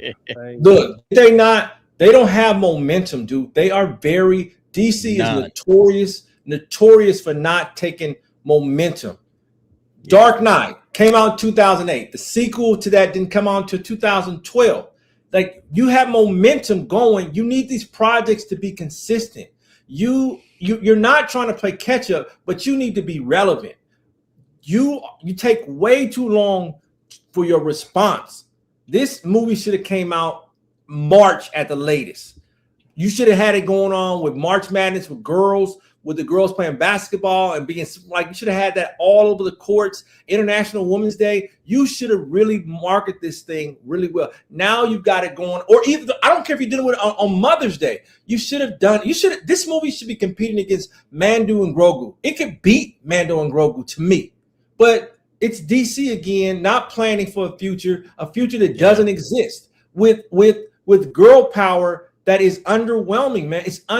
There's no girls. Chat, tell me if there's girls saying, I want to look up this Supergirl. Like, it's just, nobody cares about this character. Nobody cares. And they're not showing me any reason. They're not giving me any reason to care. Like, why would I care about this character? They're not doing anything to make this character exciting. They're making her girls going wild. They're making her a drunk party girl. Like, nah, I don't want to be like I thought at one point in time I was thinking like, okay, maybe drunk party girl is kind of an interesting take. But everybody's rejecting it. No, you're only they've already made the movie at this point. You're apprehensive. I bet everybody's apprehensive for this ride based on Peacemaker and Superman we watched last year. If they didn't do that raunchy stuff in Peacemaker and just how James Gunn has just underwhelmed with our experience of this, dude, you probably would have more. You probably be more willing to do stuff, man. Like, and you can't have her be a standalone character in this moment where she's got to have supporting cast support. Like you should have had Wonder Woman in this movie. You should have had Batman in this movie. You should have. Why should I care about this movie? I've already seen the dog. Right. Why do I need to see the dog again? You don't. Hey, look, we just hit the super chat goal of 10 $5 chats. Y'all know what that means? We're giving away 2 shirts. All right, we are going to give away a couple of shirts. So thank you guys for helping us reach the goal. If you want to be included in the drawing, all right, type thank you in. Wait, actually, no, what? No, don't type thank you. Hold on. Let me give you a word. Type Supergirl. All right. Type Supergirl in the chat. Copy. If you want to be included in the chat, Angel is going to grab all of the folks typing up the word Supergirl, just Supergirl. Put that in the chat, and then we are going to draw for 2 canceled Disney Star Wars shirts, and then I will be mailing those out to you guys personally. All right. And I'll show you the shirt in just a minute. I'll show you what you're going to be winning before we go. But yeah, go ahead and put that right now in the chat if you want to win, if you want to participate. I'll tell you right now, they're both going to be men's large shirts. So if you don't fit a men's large, bro, I need a medium. Yeah, it's not a medium. All right, it's a men's large. If you don't fit a men's large, and you don't have somebody else that fits a men's large, don't participate. Okay, I'm just letting you know that right now. Don't participate in this because you're going to get a shirt that you can't wear or you can't give away. Okay, so go ahead, throw that in the chat. Supergirl, if you want to win the shirt. And I thank you all for helping us reach the goal. Super chat goals are awesome. We are going to continue going through these super chats before we finish up. Appreciate you guys, man. Hey, community is what it's all about, man. That's what I'm all about. I'm all about community. So thank you very much. Jenna Ortega, one of those $4.99 super chats that helped us reach the goal. Sorry, Derek, I meant 64 years of life in that last. Oh, okay. Got you. Yeah, I kind of figured that's where you was going with it. But thank you very much. Once again, Marshall J, man, always supportive. Thank you, bro. Thank you very much. 64 years. That's how old you are, bro. Man. I hope you enjoy I honestly hope you enjoy Supergirl, all right, and you have a good time in the movies, all right, even though I don't think it's going to be that good of a movie, but I hope you have a lot of fun with it. Alucard for $2. He only knows broken characters like him. That's it. You talking about James Gunn. Yeah, like James Gunn, it just seems like he wants this negative, broken, dystopian, all damn near universe. And it's like, man, I want to have fun with superheroes. I want superheroes to be heroes. All right. I don't want to sit on the couch with the psychiatrist as Supergirl and really, like I said on the video, the writers and the director and the actresses and the actors, they're all working out their own personal problems through a superhero universe. All right. They're working out their demons instead of just giving us entertainment. Like, I don't want your damn problems. I don't care about this crap. It's going to be like Yelena all over again, man. Crying, bitching. Oh, I'm so miserable. It's like, fuck, who wants to see that? Fucking we want heroes to be heroes, man. Like, especially right when you... What'd you say? Remember the Island of Misfit Toys from Rudolph the Red-Nosed Reindeer? He's an Island of Misfit Toys. It's misfit heroes, right? Shit. Yeah. But you're right, 100%. Alucard, thank you very much. He comes back with another $2. Hashtag gas house gorilla sounds like a trend. Nah, gas house. I appreciate it. We need people here on both sides. You know what? Hey, if we sound like we bitching too much one side, hey, your boy Rocket show the 20% of this population. When I got something to show for, I promise you I'll do it. All right. So hey, yo, I accept everybody. If Gas House want to hang out with us and all of that, that's cool, man. But like I just said, bro, in my rant, I keep it 100. All right. I do not try to lie and hate for the sake of hating. I keep it a buck. I tell you exactly how I feel. That's what I do. Okay. Maybe some other cats is out here lying like these shills, because these shills, they'll get out there and tell you anything. I'm going to tell you how I absolutely feel about a situation. Okay. So, when the DA says it, no, that's how he feels. All right. He's not trying to lie to you. He's not saying it for likes, for clicks, right? I could be the popular guy and say all of that shit, but I'm like, nah, man, that's not who I am, man. I'm not built like that. I'm just going to keep it a buck. That's what I do. All right. And if you don't like it, like I said, man, there's plenty of shill channels out there where you can just go and listen to these cats gaslight you all up the ass and tell you gas house, like, right? Gas house, gaslight.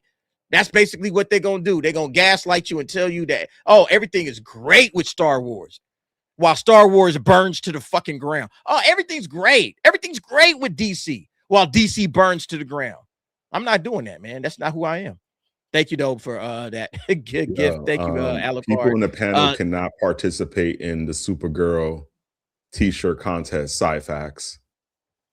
Putting up. I want a free shirt, motherfucker. Like, what are you talking about, dude? Hey, to be fair, I did it. Oh my God, Sci-Fax. Hey, check it out. I did one. Sci-Fax, if you want a shirt, I will give you a shirt, bro. I'll see you at the movie. I've never asked, and I'm not gonna ask you. I'm not gonna be like, "Hey, bro, can you shoot me a shirt?" That's weird. Sci-Fax, man, but I was like, if I can win one, that's cool. You know, it's funny. I did the same thing on Hold My DualShock. They were like, "Hey," and I was like, "Hey," I threw my name in there, and I fucking won. So they sent me a shirt. So I got a shirt from one of my favorite channels who happened to be friends of mine. It was not rigged. It was not rigged. I will get you a shirt.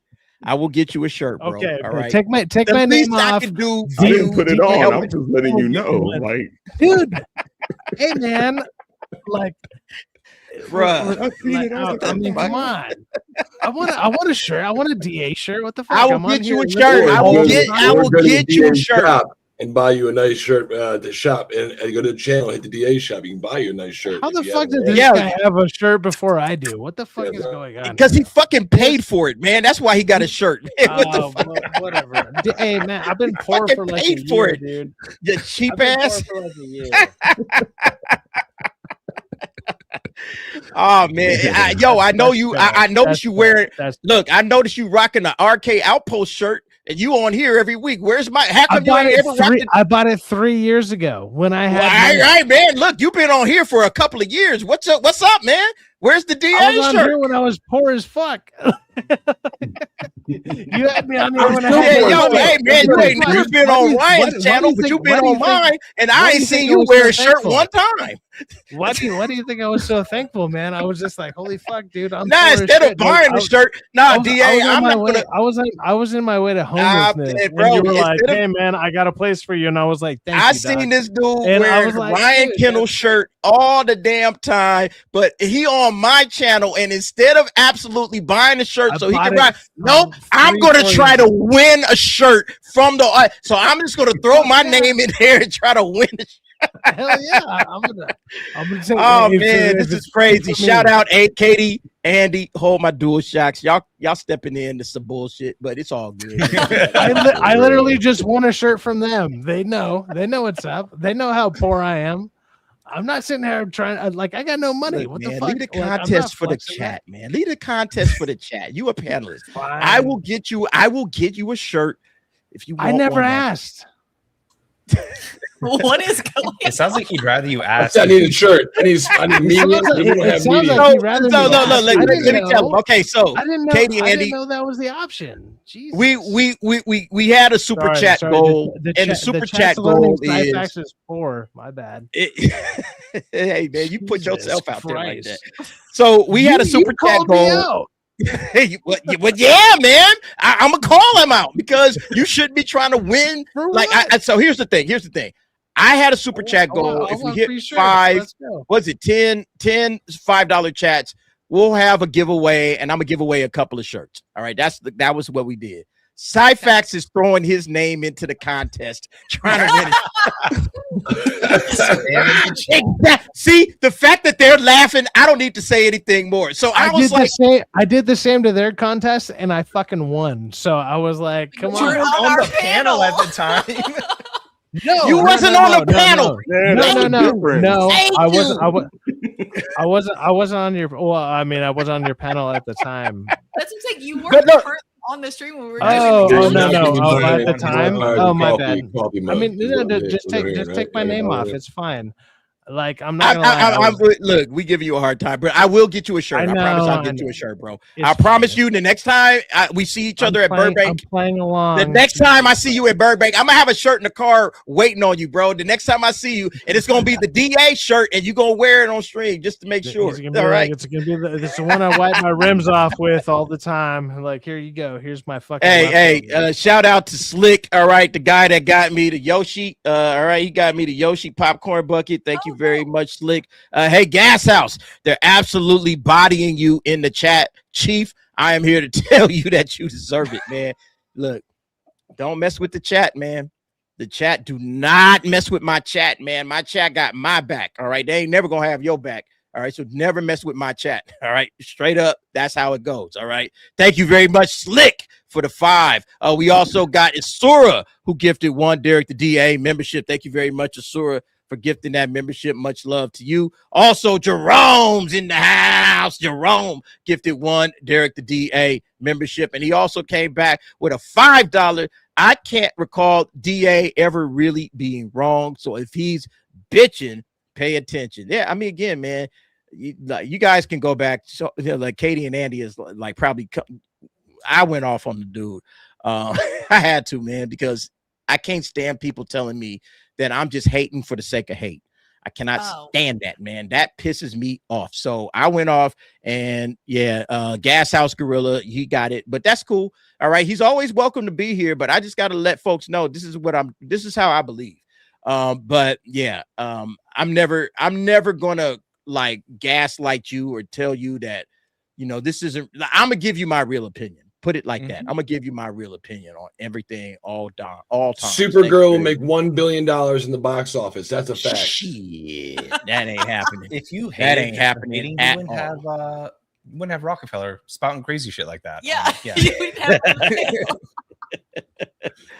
Pre-Dawn Corpse for 19 months says 19 months. Hail, DA and crew, too many more. Thank you very much, Pre-Dawn Corpse. Much love to you, bro. And he also comes back with another $5. Says, here's 5 more money. More money. I appreciate that, man. Thank you for the 5. And then finally, Jerome comes back. Cyfax puts his name in the pot for charities. Wait, did somebody do it? Oh, thank you. Yeah, he's an orphan. They talking to you, man. They talking to you. Thank you very much, Jerome. Also, McTwiz comes back. Go Cyfax. The shirt contest equals support. They gonna buy you a shirt. They gonna end up saying, man, Cyfax, I got you. Hey, we gonna get you a shirt. Man. Here's 20 for a shirt, man. For me, like just being cheap and poor. This is great. This is my new favorite thing. Like go for it. Just earn it, bro. Be like Rockefeller. I'm broke, motherfuckers. Especially send all the money to DA just to show how poor I am. That's great. Look, Nick Nack coming through with a 5. DA, I refuse to watch it any further. If you have hold my DualShock on, they actually like In-N-Out more than Fatburger. What? I don't know. Y'all like In-N-Out more than Fatburger? I don't know what Fatburger is. What is Fatburger? Well, it's kind of true. I feel them. Fatburger really ain't around like it used to be back in the day. It's not. Yeah, it's not. Yeah, back in the late 90s, early 2000s, Fatburger was Magic Johnson owned them. I think Magic Johnson owned a bunch of Fatburgers. Yeah, man. They all went out of business. There's a couple still floating around. And, I mean, look, the Fatburgers are delicious. They're really, really good, but I think they're better than In-N-Out. But the problem is it depends on the Fatburger you go to. Let me just put it that way. It depends on the Fatburger you go. You go to the wrong Fatburger and you shit out of luck. You go to the right Fatburger and, hey, man, I got a good burger. We also found out recently that if you go to the wrong In-N-Out burger, it's completely different if you go to another one. So I didn't know that. Really? I've never had that. We also don't have In-N-Out burger here. So like I had it when I went to California, and then we had it when we went to like Houston once. Can you imagine if Magic Johnson said he put his blood, sweat, and tears into Fatburger? How bad that'd be for business. Oh God. No, we don't want your blood in the burgers, Magic. Sorry. We're good. Slick. He never had HIV. He was caught gambling. That's the whole cover story. Was it actually? Him and Michael Jordan both were gambling on games, got caught, and they, I heard that about Jordan. He don't have no HIV. He don't have AIDS. He don't have none of that stuff, dude. That's all a cover. He was gambling. Just saying. That's all. All right. You got caught up. There you go. Mike Slick for $5. Cyfax, have you ever removed the coins from the fountain at the mall? Oh, just twice on Sundays, it's all good, man. It's fine. Dude, this is my favorite thing I accidentally ever did. And oh my God. Dude, I'm just reading I'm having a way better. I'm like, don't get me wrong. Your guys' comments are great and talking to you is amazing.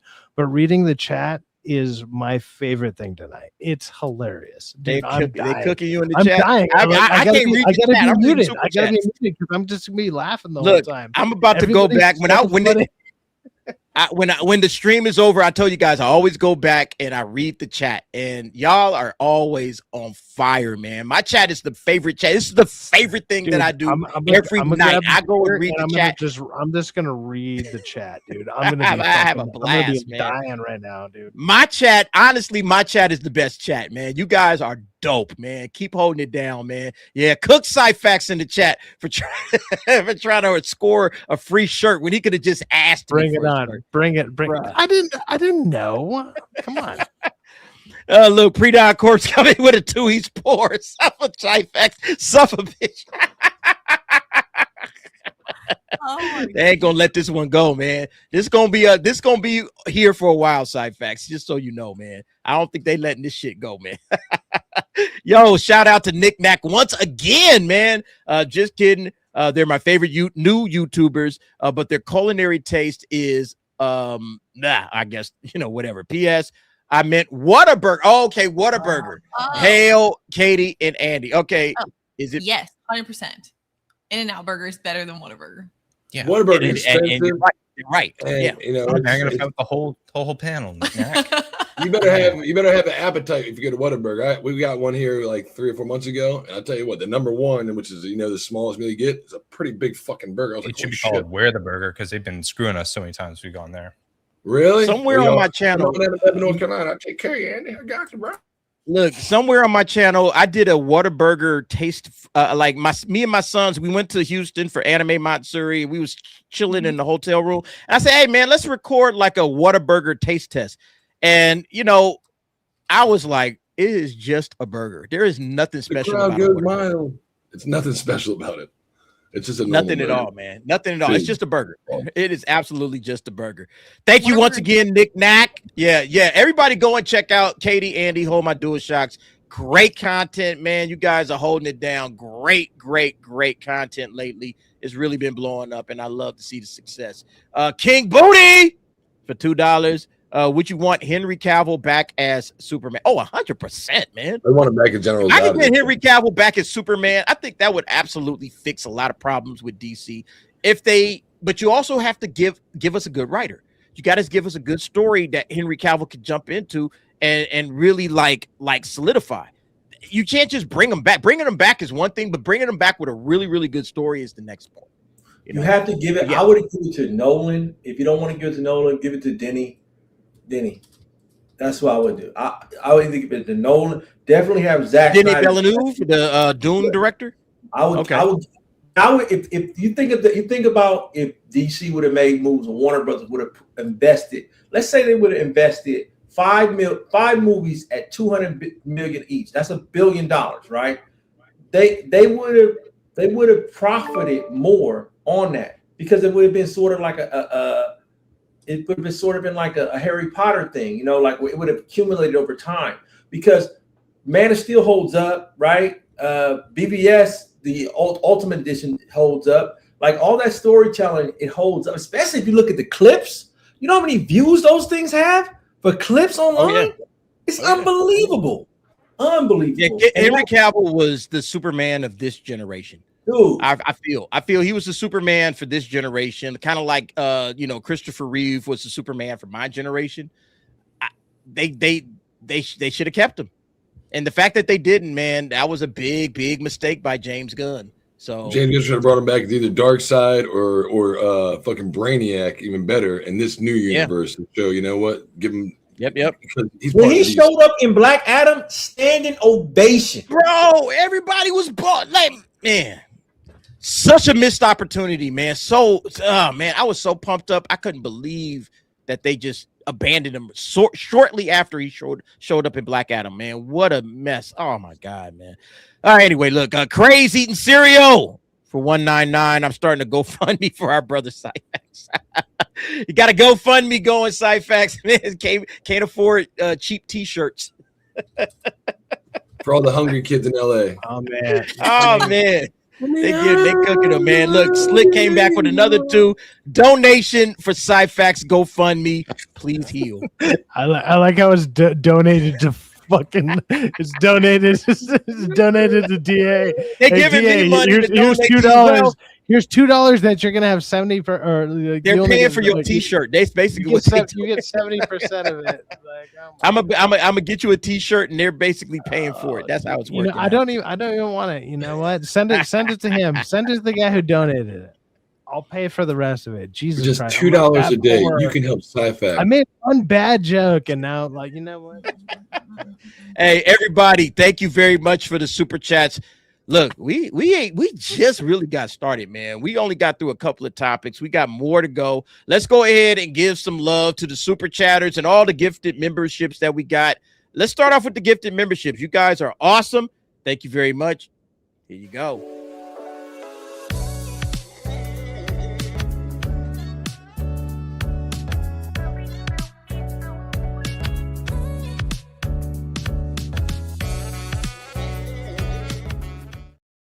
Man, I was having trouble finding them, man. There's so many super chats. It wasn't a lot of gifted memberships, but thank you, everybody. And then, of course, All Might for all the super chatters. You guys are dope.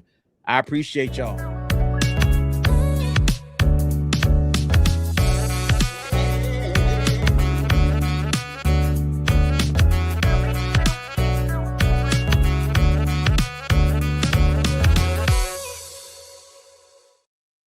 All right. So I don't know if you guys saw this news, but David Harbour boards Rambo prequel as Major Troutman. And the only reason I'm bringing this up is there is such a major problem with remakes, reboots, sequels, prequels, and spinoffs. I'm kind of tired of them at this point. And here we are, yet another prequel. I don't know who is asking for this. It just feels like a cheap money grab. Anybody interested in a Rambo prequel? Like, is this something the audiences were begging for? Like, why are we going back to this well? Who is asking for, and then David Harbour, to me, he just jumps into any project that he can that's going to make him a little bit of cheddar. It's like, okay, like I just don't see the necessity for this. This is such a nothing burger. Like, okay, good. Rambo, he was a great character back in the 80s. Fantastic character. Love Rambo. All right. That's over 40 years ago. At some point in time, man, we got to give the past up, man. We got to stop remaking everything that comes out, man. Because what we're doing every time you remake something, you want to think about this, that Hollywood is not making new things. All right. They're not making new content. They're not giving us new what's the word I'm looking for? New franchises. Everything is derivative of the last thing. And so when you are, essentially just basically rebooting this franchise, because that's what they're doing.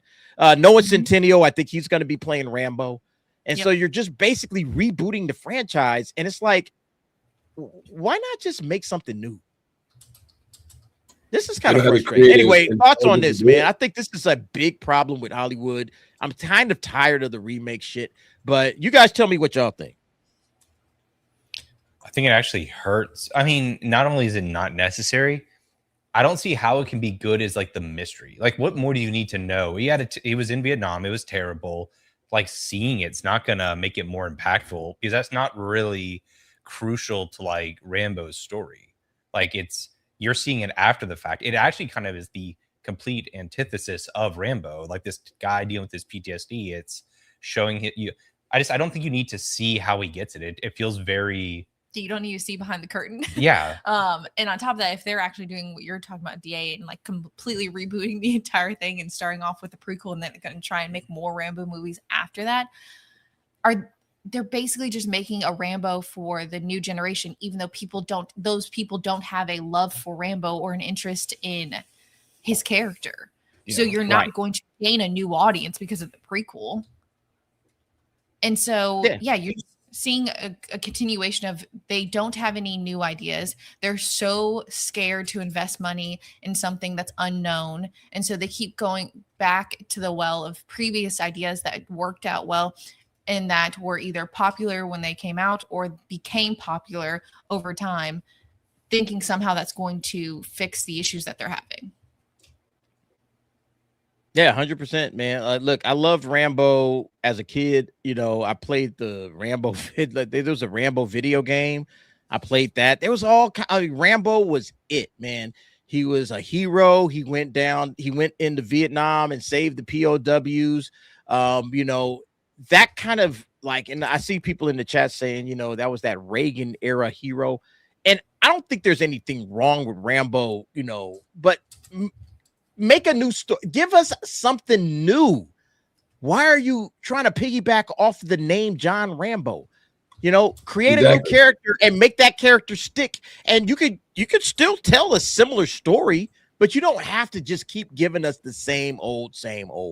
I'm thinking people are just getting sick and tired of these legacy sequels. Who said it's going to be the same old though? Like this Rambo is going to be emotionally unstable.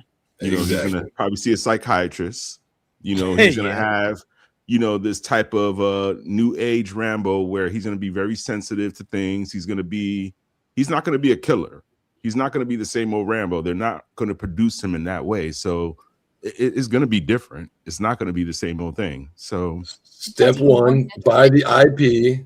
Step one, buy the IP with most likely white man lead. Step two, demasculate the white man. Step three, add female lead because this is a prequel to show how he was actually boosted up by most likely a very strong, independent woman that did it all for him. And so you see how it's all going to be a modern audience.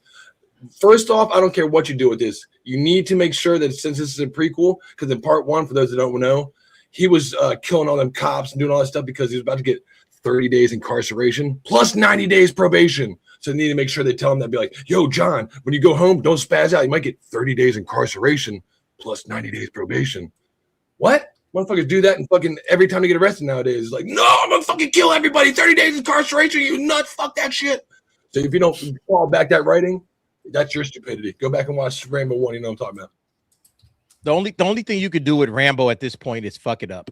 I'm be honest, man. That's the only thing I can see you doing at this, you know, at this stage. They'll be doing.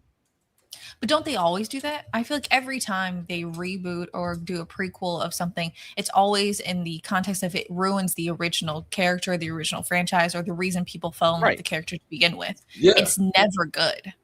Andy said it, Katie. Like, they don't understand. We don't need to know how we got PTSD. It's better having an illusion of a misunderstanding. We don't know. We don't know what this guy is. How fuck now you're gonna have Gen Z go back and write. It's gonna be the most blatant. That's why I got PTSD and came home and started killing everybody. It's gonna make no sense.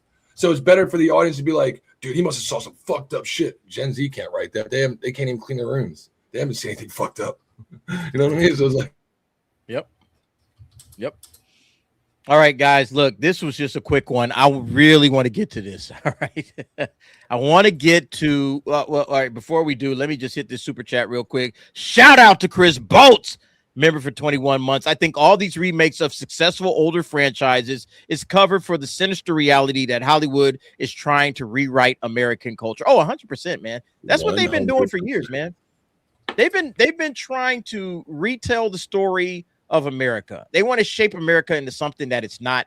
And by going into these old franchises, like, you know, every once in a while, Top Gun, you'll see a Top Gun Maverick that's done pretty good.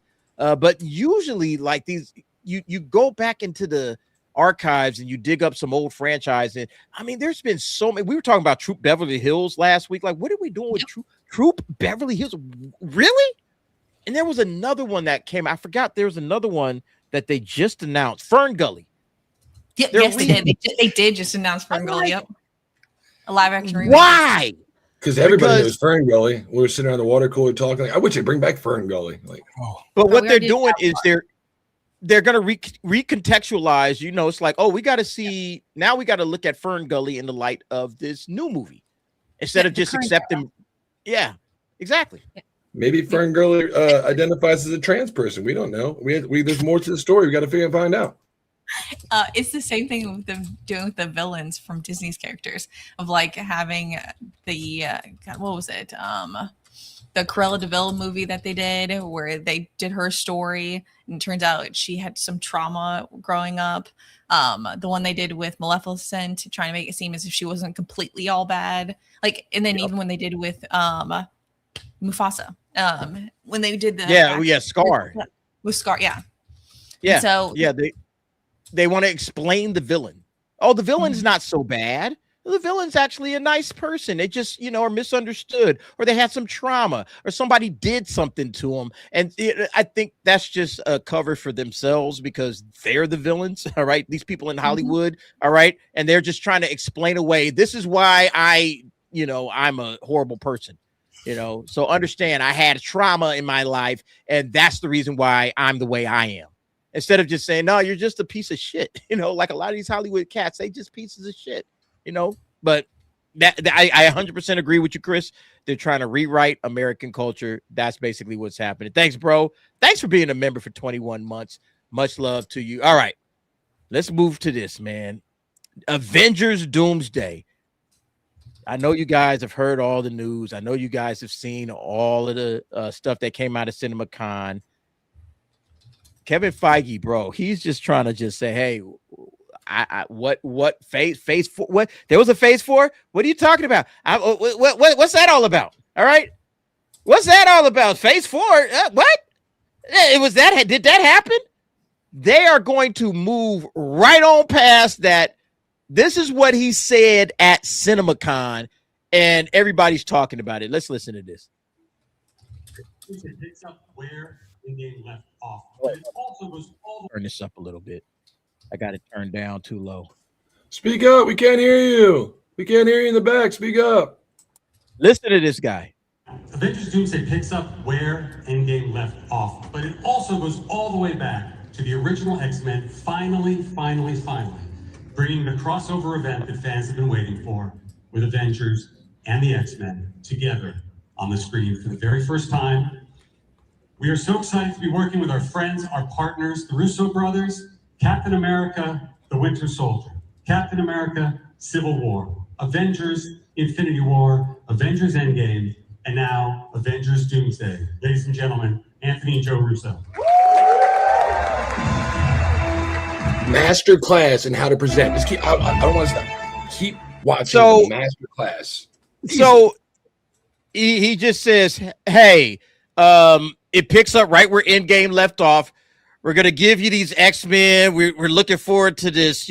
Finally, a lot of people want to see X-Men and Avengers, so we're bringing that. We got the Russos back. They did all of these great movies, and it's like, wait, what happened to all of Phase 4 and Phase 5? Are we just supposed to forget that ever happened? Is that basically what they're doing? They're just saying, what Phase 4, what Phase 5, Eternals? Did we do something called the Eternals?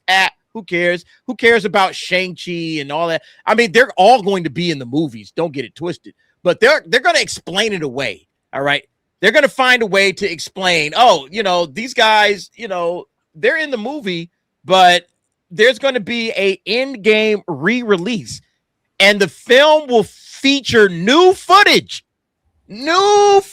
set within the Doomsday narrative. See, you don't have to worry about any of that crap that we made in phases 4 and 5. The last 5 years, forget it never happened, man, because it never happened to us. It never happened. We're just moving on past it. Why aren't you? This is so brazen. This is so obvious. I said it in my video.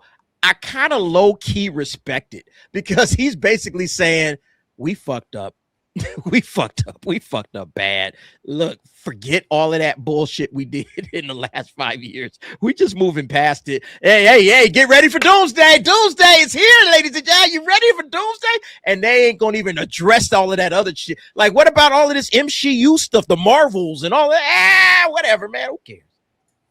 He basically said, we are dropping Endgame. We're going to re-release it. We're going to give you new footage. It's going to set up Doomsday, and then you don't have to worry about any of that shit. This is hilarious, man. It's smart, though, because, we've been fucking talking about James Gunn and how he's always like, you got to watch Peacemaker Season 2 to know what's going on in Supergirl, Andy. Are you caught up on Peacemaker Season 2? We know that. That's played its fucking course. We don't need to hear that. And how long ago did Endgame come out? So the average person probably saw Endgame, but hasn't seen all these other fucking projects they worked on or didn't buy Disney Plus. A lot of people, even if you did buy Disney Plus, I don't remember Secret Invasion or how it's going to fucking time. It's too much. I want to be able to pop in Infinity War, but that was good. Endgame, be like, wait, I can just go from here to hear not masterclass in how to present, how to do your fucking films, and tell people if you want to get on board, don't be like, oh wait, you gotta go back and watch everyone from Phase 4. Plus, don't forget to watch 14 TV shows. Never gonna fucking do that. So this is a good way to sell, which is going to be a good movie. It's smart. It's smart. It's smart as fuck. Hey, don't pay attention to that shit. Mm-hmm. This felt like that ex-girlfriend that cheated on you and comes back to you and just says, you know what? I fucked up, but I'm better than ever. I'm better. Look at what I'm doing right now. Yeah, I learned my lesson. It's all good. I learned my lesson. I'm doing better now. So don't worry about what I did in the past. That was the past. Just pay attention to what's going on right now.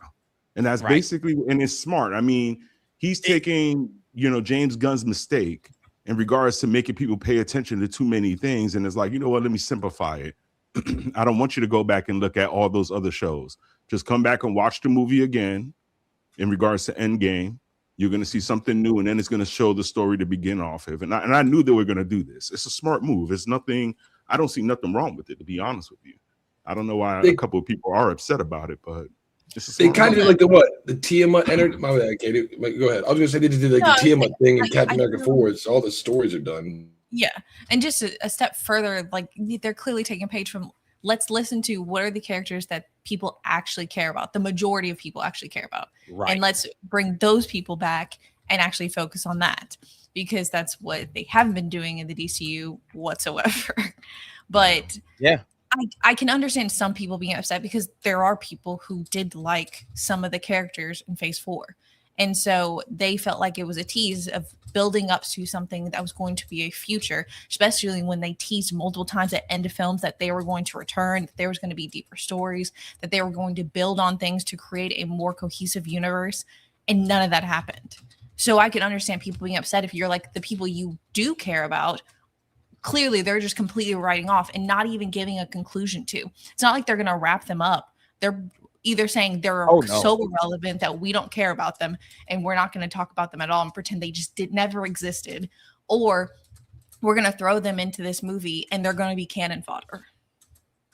Well, like they said, man, they're just going to create a look. They say, hey, look, we're just going to add them to the Doomsday narrative. So we're going to add some stuff in this Endgame re-release. So to explain, hey, this is where things are. All right, so we're giving you new footage for Endgame to explain where everything is at. So what they're probably going to, I'm thinking what they're going to do is they're going to show a little bit of Captain America. Captain America. Yeah, I was just saying, being like, you're the new Captain America. Now, last time he handed the shield to him, but he wasn't like, you're Captain America. He was like, it's not mine. It fits you. And it wasn't like, you're the Captain America now. You got the cap now, DA. You know what I mean? So we got to make sure that Steve actually tells the new Cap 4. He's actually Captain America, guys. It's not Captain African America. Stop it. Steve Rogers is going to come out and say, you're the real Captain America, the better Captain America that I can never be. And that way it'll be definitive. I really hope you're wrong, because if they do that, didn't he already say that in the movie? I could have sworn he said that already. Things worse. Yeah. Well, I mean, they're saying they're trying to create a bridge, right? It's an opportunity to create a bridge. The bridge should have been phases 4, 5, and 6. That should have been the bridge between Endgame and Doomsday. But whatever. Look, they already pulled the plug because it was supposed to be Kang Dynasty, right? It was supposed to be a different. Like, are they even going to address Kang? Are they going to address anything that we saw? Don't they have to figure out Loki? I don't know. Jonathan Majors isn't going to be in the movie. No. Right? Not that we know of. But I think he should be. Like Ado said, not that we know of, but there's who posted earlier. Somebody, maybe it was Yarnwich, posted this cool little like what they should do with Kang, and had Dr. Doom come in and kill the Council of Kangs. Maybe it was Smooth the DJ that posted it. Somebody posted it on Twitter. I was like, it's pretty cool. It's like a 2-minute. They should, just to resolve that issue, because he is a major plot point that, even if you did try to bite on the Disney Plus. Just to wrap it up, we got the Tiamat wrapped up. A lot of these storylines we don't need to dissolve, like Yelena, where she's been snapped away. We can snap her away off screen. It doesn't take long, just like the introduction to Infinity War when Thanos comes in for 2 minutes and fights Hulk. It would be good for the story, but I mean, we don't necessarily need it. So I wouldn't be opposed to having Jonathan Majors come back for a fucking 2-3 minute fucking scene, get his ass fucking rolled over. So look, this is what they said. All right. So this is what Joe Russo said. It's critically important to re-release the movie. They say it's important to re-release the movie. We got to do this. All right. Because otherwise people like don't know what the hell it is that we're doing in Doomsday. So we got to really re-release the movie. And in fact, we will be re-releasing the film with footage that is set in the Doomsday story that we have added to Avengers Endgame. So they're changing Endgame. It's a new movie now. All right, whatever you watched back in 2019, it's going to be a completely different movie. Maybe not completely different, but it's going to be different. It's an opportunity to create a bridge from Endgame to Doomsday in a very unique way. And because the movie was so successful, we have an opportunity to re-release it. You don't always get a chance to re-release because it costs money. So the fact that we can enhance the story of Doomsday by bridging it to Endgame and these characters that we worked with for years that we love so much and continue their story, it's really a unique opportunity. Russo went on to describe Avengers Endgame's re-release as a critical companion story. So I'm to the point where it's like, if you want to know, forget everything that you saw in phases 4 and 5.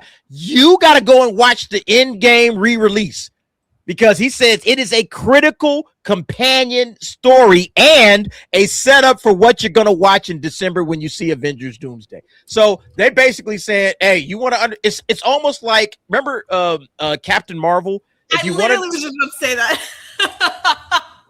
We read each other's minds.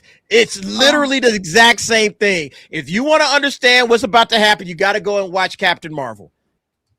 Bruh, this is they're crazy. Baiting the audience so hard. Oh my gosh.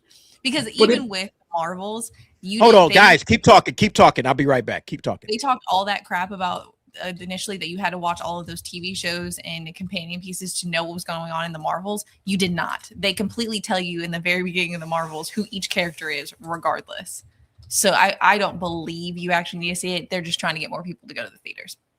But if you're a super fan, Stan, Katie, this is smart as shit because, I mean, we already know they're just trying to boost the sales number for Endgame, which already is how much money, Andy, for how much money Endgame made. We don't care about that. But it's smart for fans to be like, what happened in Endgame? Which obviously we all remember. But if you're a regular, just a normie, you might be like, oh, you know what? I go watch that a month before. And then the new one's coming out just so I can remember because, again, a normie might not fucking remember it all or remember it and remember how good of a time it was. Hell, I go back and see this re-release just for a new one to see, just to have the same feeling of the camaraderie and just to boost my morale for the next one. I might actually do that. This is smart as shit. So get everybody hyped up and boost number sales. Wait, you keep going towards the word normie and whatever, which is fine. That's fine. The normie would be like, oh yeah, no, I kind of remember this. But even us who have been watching these for years, we've been watching even all the crap. We've been watching, 4 and 5 or phase 5, phase 4, phase 5, however you want to label them or whatever they label them at the time. Obviously it's changed or they don't give a shit. And all they just threw all that out the window. And now we have to look at it like, okay, well, what did they just give us right now? They were like, hey, actually, none of that matters, but right after Endgame is the new thing right now.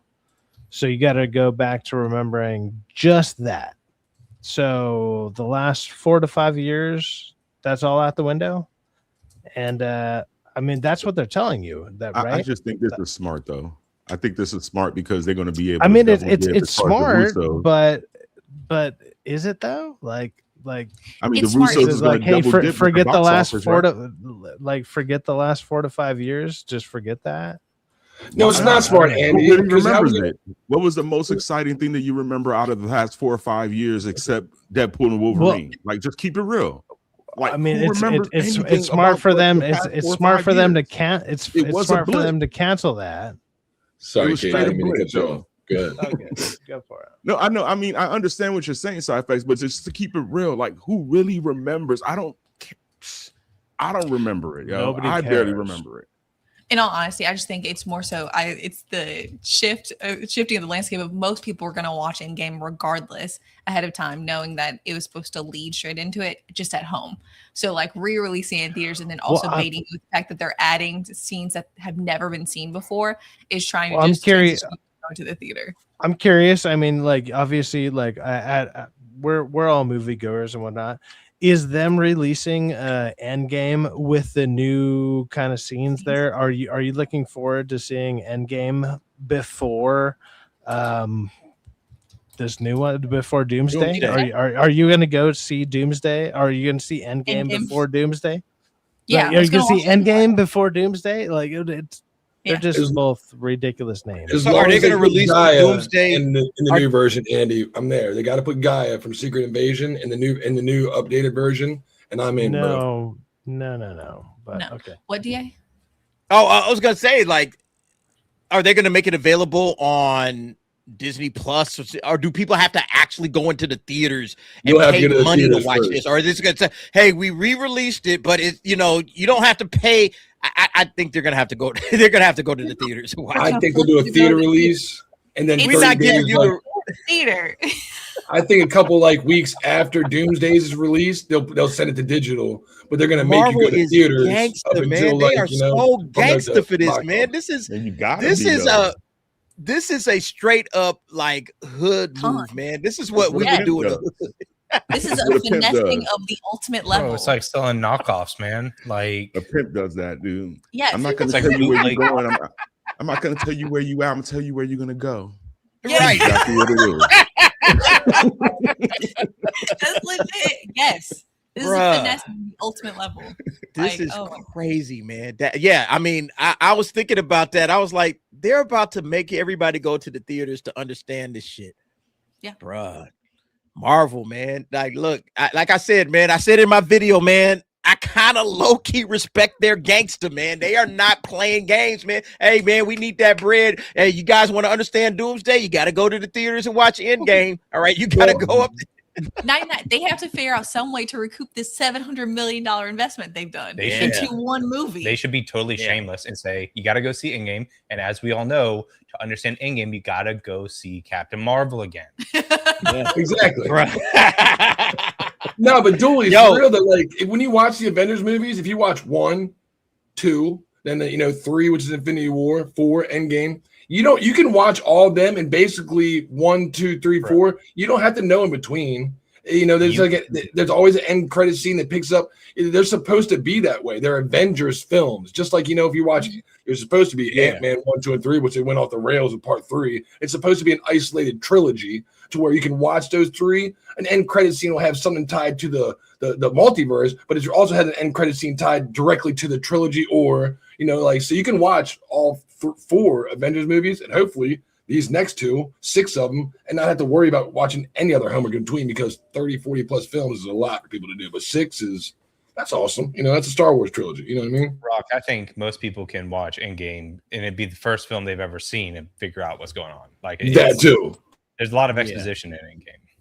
Oh, yeah. I mean, they walk. By the way, everybody, 265 cats in the chat. Make sure y'all hit the like button, man. I haven't mentioned that. Hit the like button if you don't mind. Thank you very much. We're growing out here. All right, it's hard out here in these YouTube streets, so every like helps. So I appreciate y'all. Yeah, $700 million. You just said it, Katie, Andy, man. They got a lot of money to make up for it, man. They gotta get. They're gonna need at least $1.5 billion. Minimum. All right, minimum, to make sure that they break even. That's a lot of bread. The way the economy is going right now, the way everybody's feeling about movies, man, that's a lot. That's a tall order. All right, Mario will probably hit like maybe 1 billion. We'll talk about Mario in a minute. It's maybe going to hit 1 billion, 1.1, 1.2, 1.5 billion is a lot. That's right. Mario, which did extremely well with the first movie. They didn't disappoint people for years. This is what we were talking about with you a couple weeks ago. Is like, if Mario underperforms, like Hollywood needs to be scared, man, because when these legacy sequels stop pumping numbers up, bro, it starts looking dire when you look at like yes. this is why they're talking about it's a massive gamble to, you know, spend this much money on a movie, and that's why they're pulling out all the stops. That's why they're saying, oh, don't worry about doing no phase 4, phase 5 homework. All right, forget that. You know, y'all ain't got to worry about that. We are going to pick it up right from Endgame, and then we're going to create this. I don't know what they're doing with the Endgame, man. They're just adding scenes to Endgame. Like you said, they're going to try to get people to go to see that, to then see this. It's crazy. This is wild shit. They're gonna make it a puzzle like they normally do, though. They're gonna make you pay attention to certain things in the background. Oh, that's what you didn't see. Oh, this is what happened. This is this. Like they're gonna add little things in the background like they did to the prior, you know, Avenger movies. So I don't think it's gonna be something too big or, you know, drastic, but they're just gonna show how Doom was created from Angel. They are calling. Let me show this again. They're calling it a critical companion story. All right, critical companion story, bro. Like, can I even just go into Doomsday? I don't think I can. Or are they just saying this to get people in theaters? I think they might be saying that just say, hey man, look, you got to go watch it. Again, it's just like the Marvel or Captain Marvel all over again, man. Everybody felt like they had to go watch Captain Marvel, and that shit turned into $1 billion movie just on the strength of we got to go watch this movie in order to understand Endgame, which we really didn't need to do, but everybody thought they did. Now they're literally telling you it's a critical companion story, and if you don't watch this, you might not understand anything.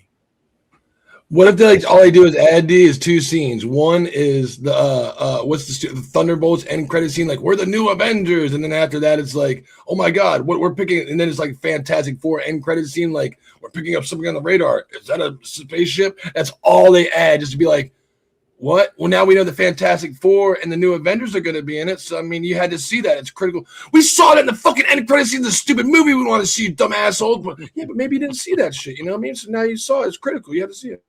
It feels like a made-up title. Critical companion story feels like Dwight talking about assistant to the regional manager. It just sounds bullshit. They just doing whatever they want to do, but they're trying to sell the movie. They're trying to get butts in seats, and they're going to say and do anything they need to say and do in order to make that happen. That's basically what's happening right now. And again, based on where they have gotten the Marvel Cinematic Universe at this point, what other choice do they have? They have to do something to save this franchise. Otherwise, people have already checked out. So they got to get everybody to check back in. And the way you get everybody to check back in, plenty of cameos, and you're not going to have to do any homework. Just watch one movie and you're back in. You're good. All right. You're Gucci. You know exactly everything you need to know after Endgame. Just go ahead and watch it. That's like I said, man, I low-key respect it because they have no other choice. They had to do this. They had to do this. All right, look, let's move on, man. We got a couple of more topics. I saw this shared, and I thought this was funny, man. We're about to move to Star Wars. The Mandalorian is about to come out. The Mandalorian is going to be an absolute train wreck. I think everybody's expecting it to be a train wreck. The box office numbers are not looking good. Tickets on sale. Anybody buy tickets yet? Mm-mm. Wait, what? It's a Star Wars movie. It's coming out in a month. You mean you guys haven't bought tickets? There's tons of seats, bro. I think I could take the gamble. I think we'll be plenty of room, man. No hurry, no reason to hurry. It's plenty of seats, man. I got my tickets for Mortal Kombat, but Star Wars, no.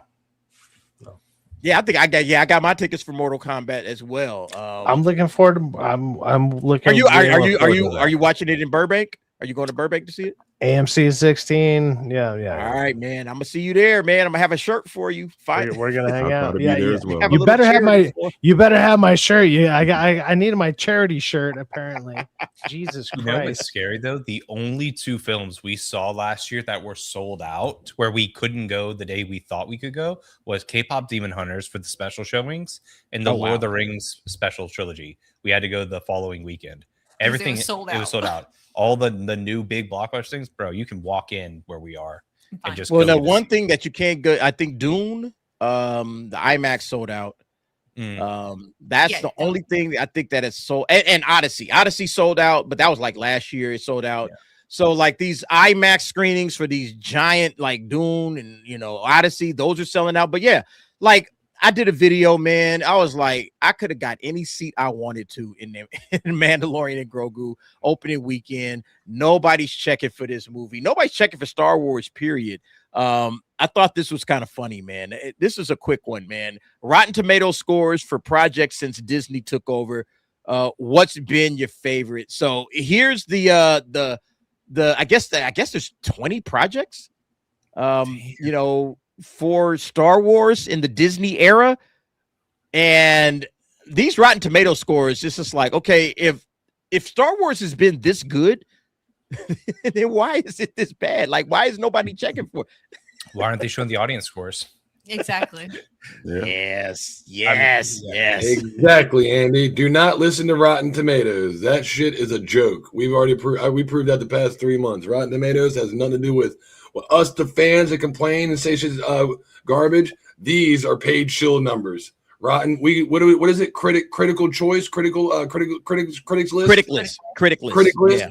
That's actual people like us that be like, you know what, and give actual fucking opinions. You'll see 100 people, not 14, that gave all 100. Be like, what? 14? That's fucking weird. Because this is utter shit, man. And I don't know. Have you guys watched that Maul Shadow Lord that's out right now? No interest. I have zero interest in it, and nobody's talking about it. Every time I hear people talk about it, they say it's good.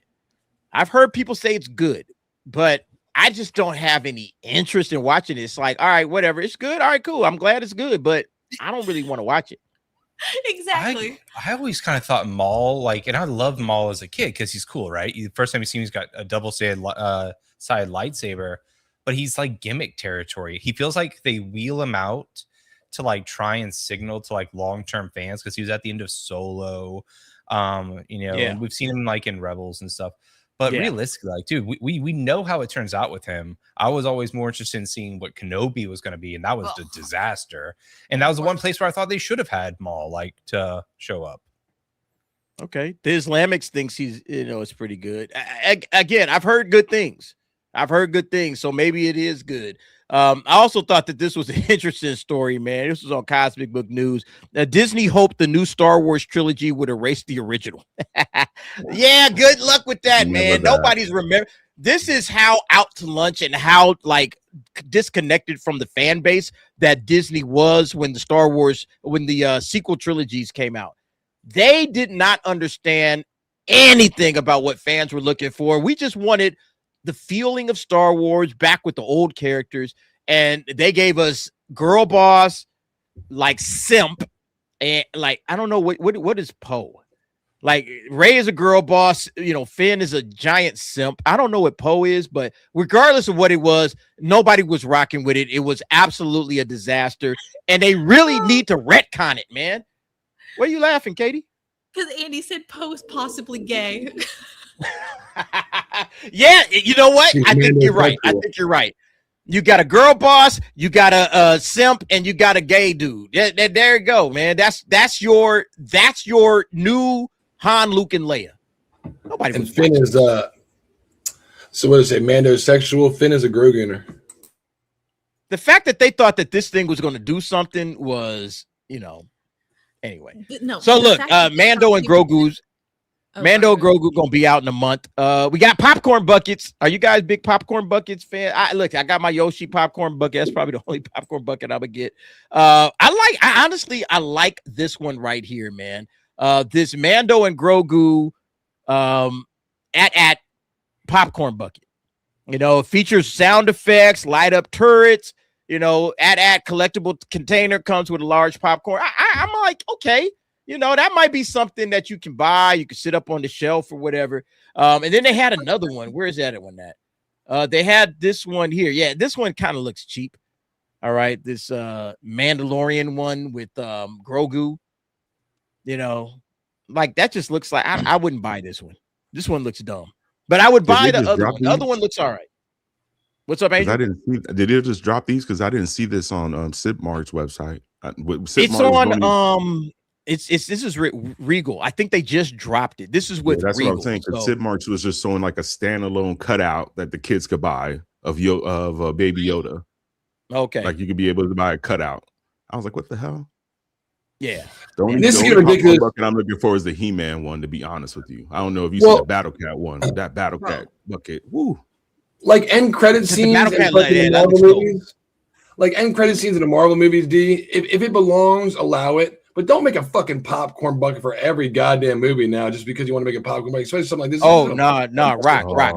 They got sucks. It's mandatory. There's mandatory to make two fucking popcorn it's buckets, everything. Mandatory. And now they don't even look like popcorn buckets. They look like fucking the biggest piece of shit plastic remolded together because we need more shit in our fucking shelves because everybody has, like Sci-Fax is rich as hell. There's so much fucking room. Buckets are so good. DA, tell me why they got a give me the Bloodborne top hat popcorn this bucket. actually looks all right, man, with the little let me zoom in on that, with a little Mandalorian like on the side right there. Let me zoom in on that a little bit. Him and I guess Grogu. I don't know if it's just Mando or Grogu, but you got a little Mando. Yeah, that's kind of cool. That's cool. The one they have for Mortal Kombat 2 with the helmet looks dope as hell. Yeah. Oh yeah. Yeah, that one looks really nice, man. I like the that Master of the Universe ones look really cool. The whole sword, and then there's a couple, the Battle Cat. There's cool ones you can get. Yeah. What you saying? And they have to do that. Look, it looks cool. I'll allow it. But something like this, the AT for Mando, it's like, you know what? Get with the right. AT.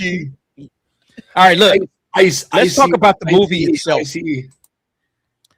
The movie itself, this is going to be a problem for it, man. The Mandalorian and Grogu first footage slammed as a Netflix show. In brutal early reaction. This is on World of Real. Nobody should be surprised to hear that this thing sounds like a streaming show. Let me zoom in on that. Okay, so it says, we already know that The Mandalorian and Grogu is the first Star Wars movie since 2019, an IP Disney is eager to revive in theaters, especially after the mixed reception of the last trilogy. Wasn't there a better way to do this than turning one of their Disney Plus streaming shows into a full-blown theatrical feature? Now, given that Disney recently asked a handful of journalists to watch the first 15 minutes of The Mandalorian and Grogu at IMAX headquarters in LA, you would expect the studio to have vetted who was invited and what they could or couldn't say. But one journalist, Jake Kleinman from Polygon, somehow seemed to slip those constraints and ended up writing a sharp takedown of what he saw on the screen. So I guess some guy, Jake Kleinman from Polygon of all places, actually did some real journalism and said, I'm not going to be a paid shill. I'm going to tell you guys exactly what I think about it. Let's go ahead and read through what it is that he has to say. All right. So he said, he argues that the opening 15 minutes of The Mandalorian and Grogu feels more like a generic streaming show or video game than a cinematic experience, criticizing the director Jon Favreau's tight portrait mode framing and shallow backgrounds that resemble Zoom-style Netflix visuals. He adds, this approach is tolerable on streaming, but disappointing for the first theatrical Star Wars film in years. He said, that's mildly annoying when you're watching a mid-budget TV series on Disney Plus. For the first theatrical Star Wars movie in 7 years, it's downright unforgivable.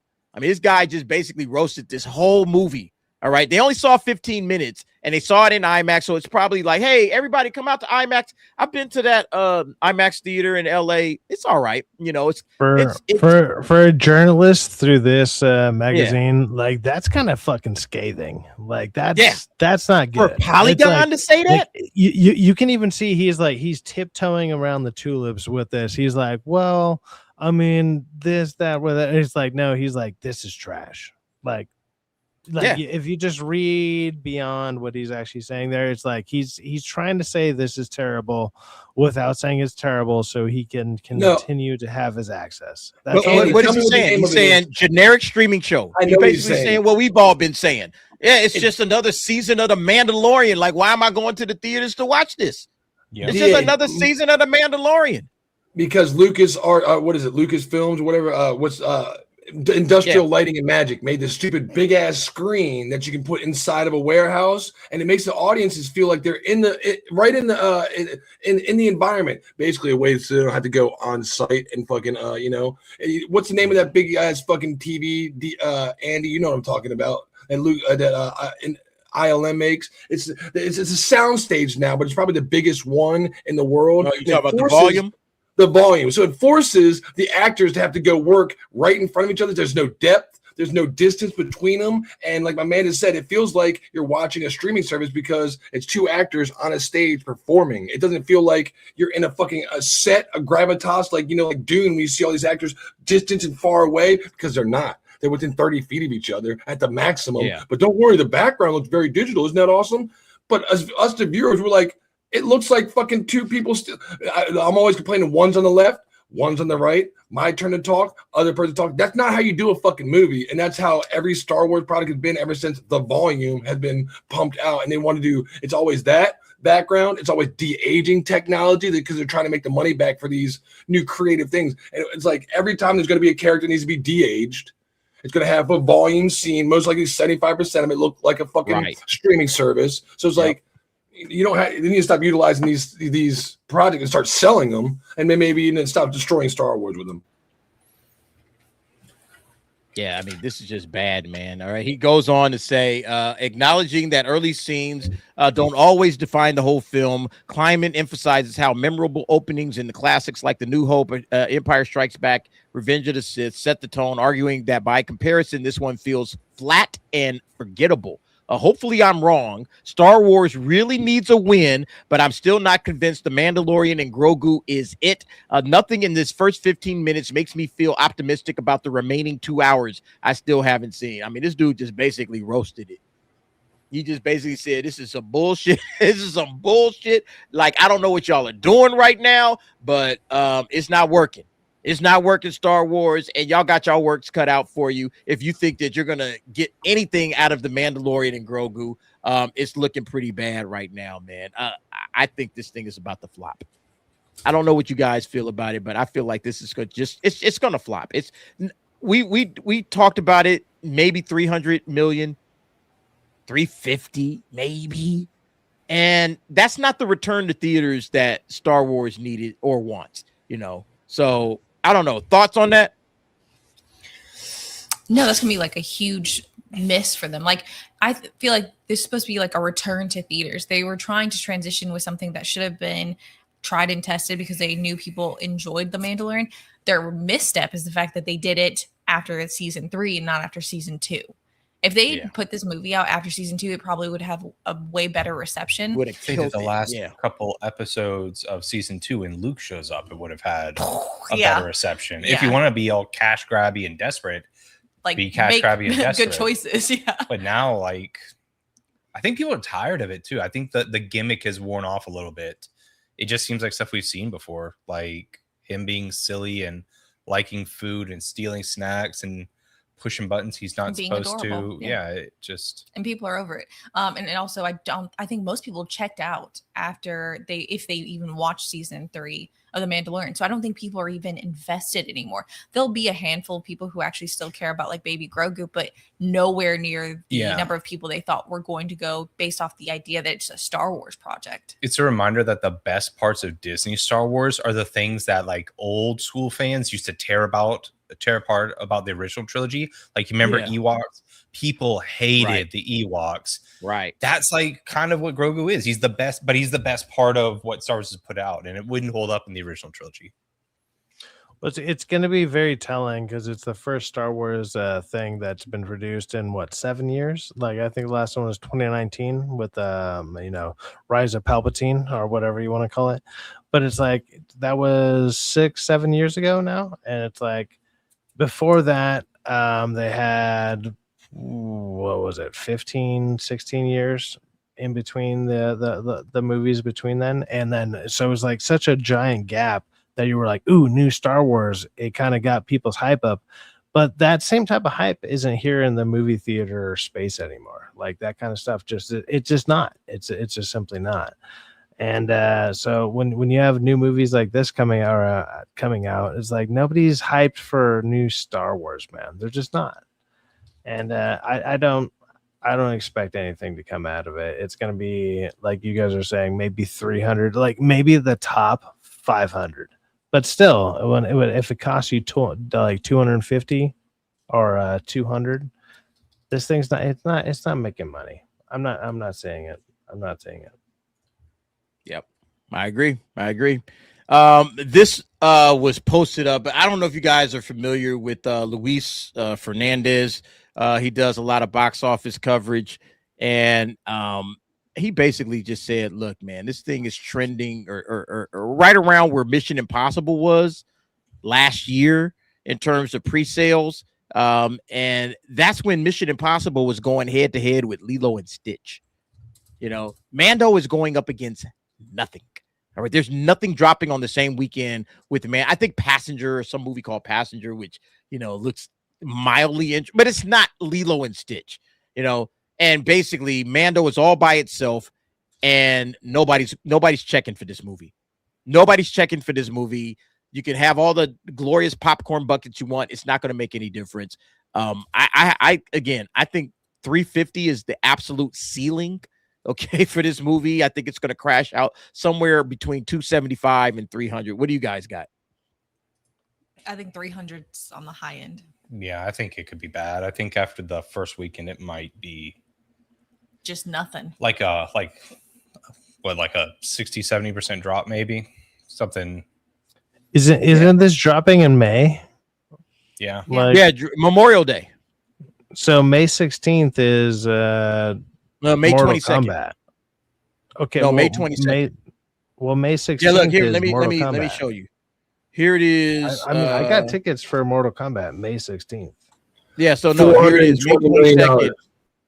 So Mando and Grogu drops May 22nd. Before that, nothing really. May 16 is dropping. Mortal Kombat drops the week before that, which is May 8th. May 8th. Okay, so no, I got tickets. I got tickets for that. Okay, that's what I got. I was trying to think, but still, that's. I mean, that might still be running. Look, they're gonna have a second weekend because the next week after that, I'm looking forward to Backrooms. I think Backrooms is gonna. Yeah, I'm looking forward to that, but I don't think this is going to be competition for Mandalorian and Grogu, and nothing else on here really says. It shouldn't be, but at the same time, it might be because that has been overwhelmingly positive. Like, I'm looking forward to Backrooms. Like, a lot of people really like that. Yeah, but then so you got this weekend and probably this weekend as well. The following weekend, you're going to get Masters of the Universe and you're going to get Scary Movie 6. Nah. Look, Mandalorian got 2 weeks basically to get their act together and make whatever money they're going to make, because by the time you get to June 5, it's over and done with. All right, Master of the Universe and Scary Movie 6, even if Master of the Universe is super woke, it's still going to bring a lot of folks in and everybody's going to go watch this movie. But Scary Movie 6 is low-key a sleeper right now, man. A lot of people saw that first trailer and they were like, yo, I'm here. I'm in. You know, so I think Masters of the Universe, Scary Movie, they're going to dominate this weekend. Mando really has just these 2 weekends. And that's it for a Scary Movie 6 has that, Scary Movie has that kind of idea of like, hey, are we going to go into the woke stuff? And like it shows it in the trailer. And it's like, it's all that stuff is like, those are all layups. Like that kind of like joking around about that has been layups. We've all talked about it for years. It's like, dude, it's the easiest thing to pick. How come? Hey, like, guys, keep talking. If they do it, I'll be right back. Well, if they do it, if they absolutely do it and they go for it, that movie will dominate. Like, cause like we have no good comedies out. I was trying to search for like good comedies in the last few years. There's nothing. They don't make them anymore.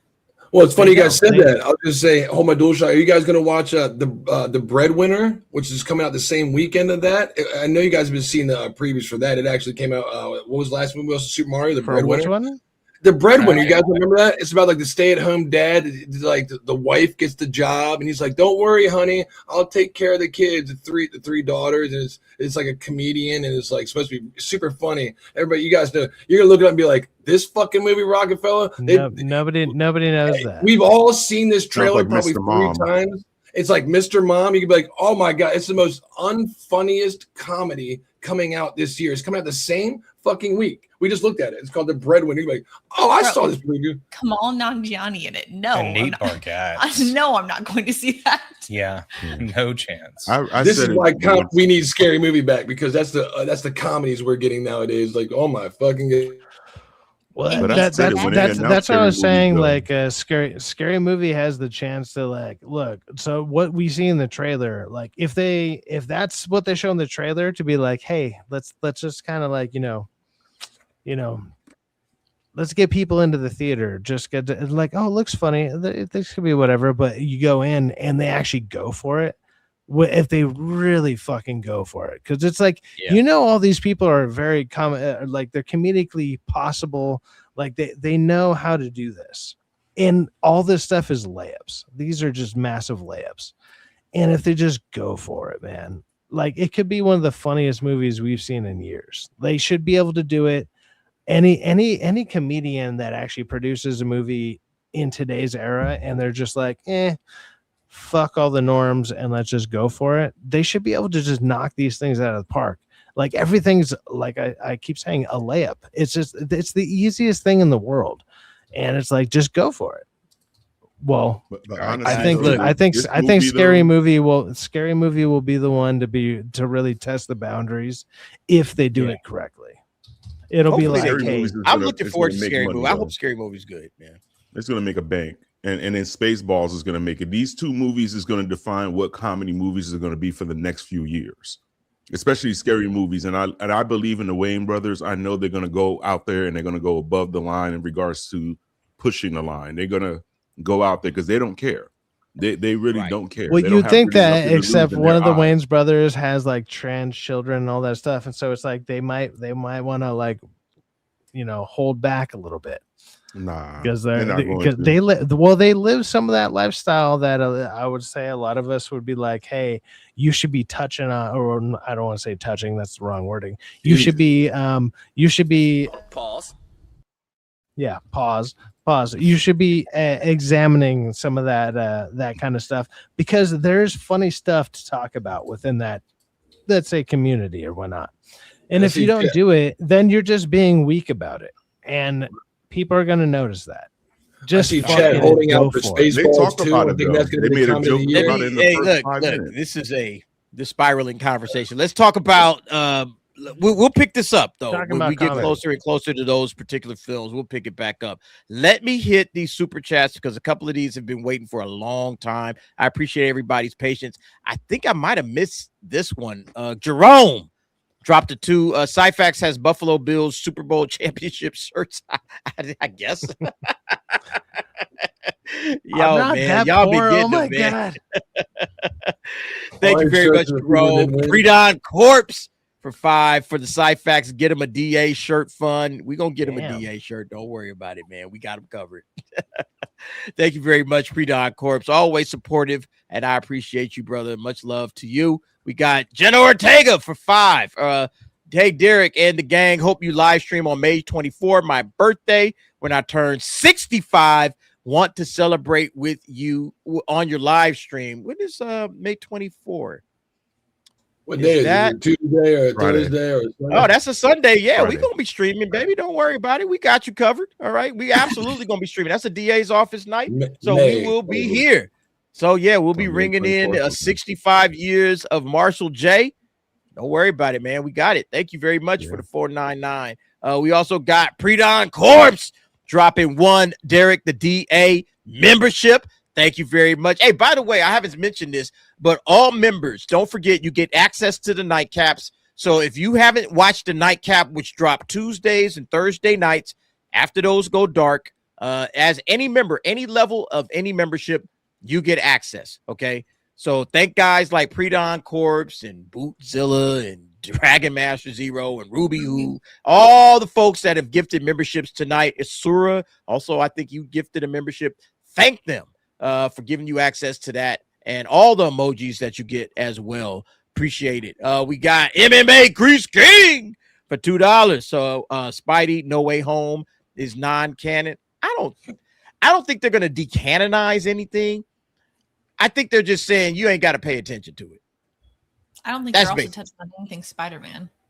Yeah. They're not. Yeah. They're not talking about me. Sorry. Yeah, no, they ain't talking about Spidey anyway. They talking about the Marvels and Shang-Chi and Doctor Strange 2 and Thor Love and products, nothing Sony. All of that trash that we had to sit up there and endure for, bro. I mean, it's just kind of messed up. Like we've been enduring this crap, trying to pay attention and learn what the hell is going. Oh yeah, don't even worry about it. Forget it. It's like, man, you guys are something else, man. But yeah, there you go. Yeah, so I think Spidey is still going to be canon at the end of the day. But thank you, MMA Crease King. Thomas Steen for $5. It's just huge cope that people claim you have all the same opinion. You're all grifters. You're all like-minded community. Just agrees on a lot of things. Exactly. Yeah, all of us agree. We just all happen to think the exact same way. You know, we're all people. Look, I've never met, with the exception of Sci-Fax, I haven't met any of these folks in life. All right? It's something we just stream. We're all streamers. We all on YouTube. And we just all happen to think the same thing. We all just happen to come together and have the same opinion. And even if we don't share the exact same opinions, you know, we just get along because we say, hey, okay, you got your opinion, I got my opinion. It's okay, you know? So, yeah, it's the fact that folks try to call what we do grifting. I don't know. It's just kind of annoying to me, man. It's like I'm just giving you my honest opinion. You know, and if you don't like my honest opinion and that causes you problems, then you need to look within, you know, that you can't accept somebody else's take, you know, on a situation like this, you know, especially when it comes to entertainment. We get a super chat every time we're on telling you to kick me off the panel because of my horrible takes. I don't know what they're talking about. Rock, you ain't going nowhere, bro. With this whole idea that just because a lot of people believe it, it's wrong, bro. That's called conventional wisdom. When something's this obvious, you're going to have a lot of rational people be like, have you noticed this? And just because you aren't rational and you don't notice, it doesn't mean other people are. Yes, 100%, man. Couldn't have said it better, man. Couldn't have said it better. Thank you, Thomas Steen, for the 5. We got Nick Knack coming back. I'm so tired of every Star Wars movie or show. They play the John Williams music just to give people member berries. What you think for $5? Oh, absolutely, man. They're playing on your feelings. They're playing on the nostalgia. They want you to remember how great. Oh, don't you remember that John Williams theme and the music and everything? Doesn't it bring you back to your childhood? Yeah, they do the same thing with Superman. They've been using that Superman theme forever. You know, John Williams, he has some great themes. Okay. They have some absolutely classic. I'm surprised they're not using that with the Harry Potter TV series. Yeah. They are. They did what is it? Junkie Did they XL use it? They've redone it. If you listen to it, somebody's redone. I don't know how they get away with it having to pay John Williams. It's basically the same thing that when it goes ding, ding, ding, it's like ding, ding, ding, ding. It goes the bass. It's the same. It's like AI say remixed it a little. It's like you said, AI, make this song using this, but make it different. And it was like, okay, and now we make my Junkie XL spin on it, put my effects that I use. It's that's why, D. We don't have John Williams nowadays because we got AI, bro. Why learn how to be a fucking order? You know, yeah. I got AI. All right, thank you, Nick Knack. Shout out to you, Big Booty Burger. That's a hell of an. What is going on with that profile picture, bro? What the hell? That is a hell of an avatar. For $2, Zack Snyder needs to restore the Snyderverse. I would absolutely love it. I would absolutely love if Zack Snyder came back and just gave us, honestly, just give us the second part of his Justice League. That's it. I just want to see that. That's all I want to see. All right. Everything else, whatever. But I just wanted to see where Justice League was leading to. You know, after watching Zack Snyder's Justice League, that 4-hour marathon, I was in. I was like, okay, let's go. That, you know, gave me blue balls, man. They ain't gonna do it, man. But appreciate y'all. Supergirl, while it's closed. That's right. Restore the Snyderverse. All right, we're about to talk about Michael, all right, which is dropping this weekend. We're gonna get everybody's thoughts on box office. But before we do, let's thank all the super chatters. You guys are awesome as usual. A little All Might once again. We appreciate you.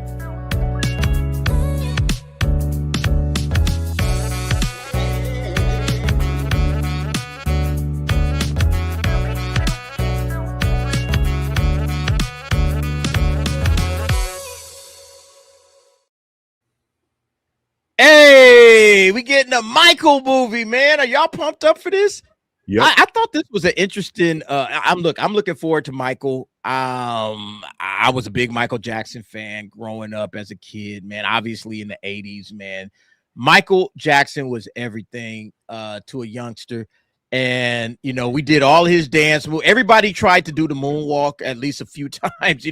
They practiced it. We watched all the videos on MTV. All right, man. Let me learn the little Thriller move. We did all of that shit, man, because Michael Jackson, right? We did the Beat It dances. We did what was the other one? Billie Jean. We all pretended to be Michael Jackson. Yeah, remember? Well, yeah. Look, remember the time I was like actually that was after I got out of school, because it was at like 93. I think I was like 93. Yeah, somewhere at the time. Look, but yeah, those first albums, man, like Off the Wall, then it was Thriller, then it was Bad, then it was Dangerous. Like that, those 4 albums, that was Michael Jackson. He was amazing. Everybody loved Mike, man. Mike was dope. And now we get a biography or a biopic on him. That's his nephew, all right, Jafar Jackson, that's going to be playing him. Look, I thought this was interesting. They got him. He already got the nose job. It's like, wait a minute, man. He's supposed to have like a different. Where's the prosthetic nose? His nose ain't supposed to be like this. You want it to look like that later on down the road, I'll allow it. But I see problems with this. And you know what? Because everybody's on board and pro. Let me be the con, the one person you're not going to hear about this real quick. It'll be fast. All right. So go ahead.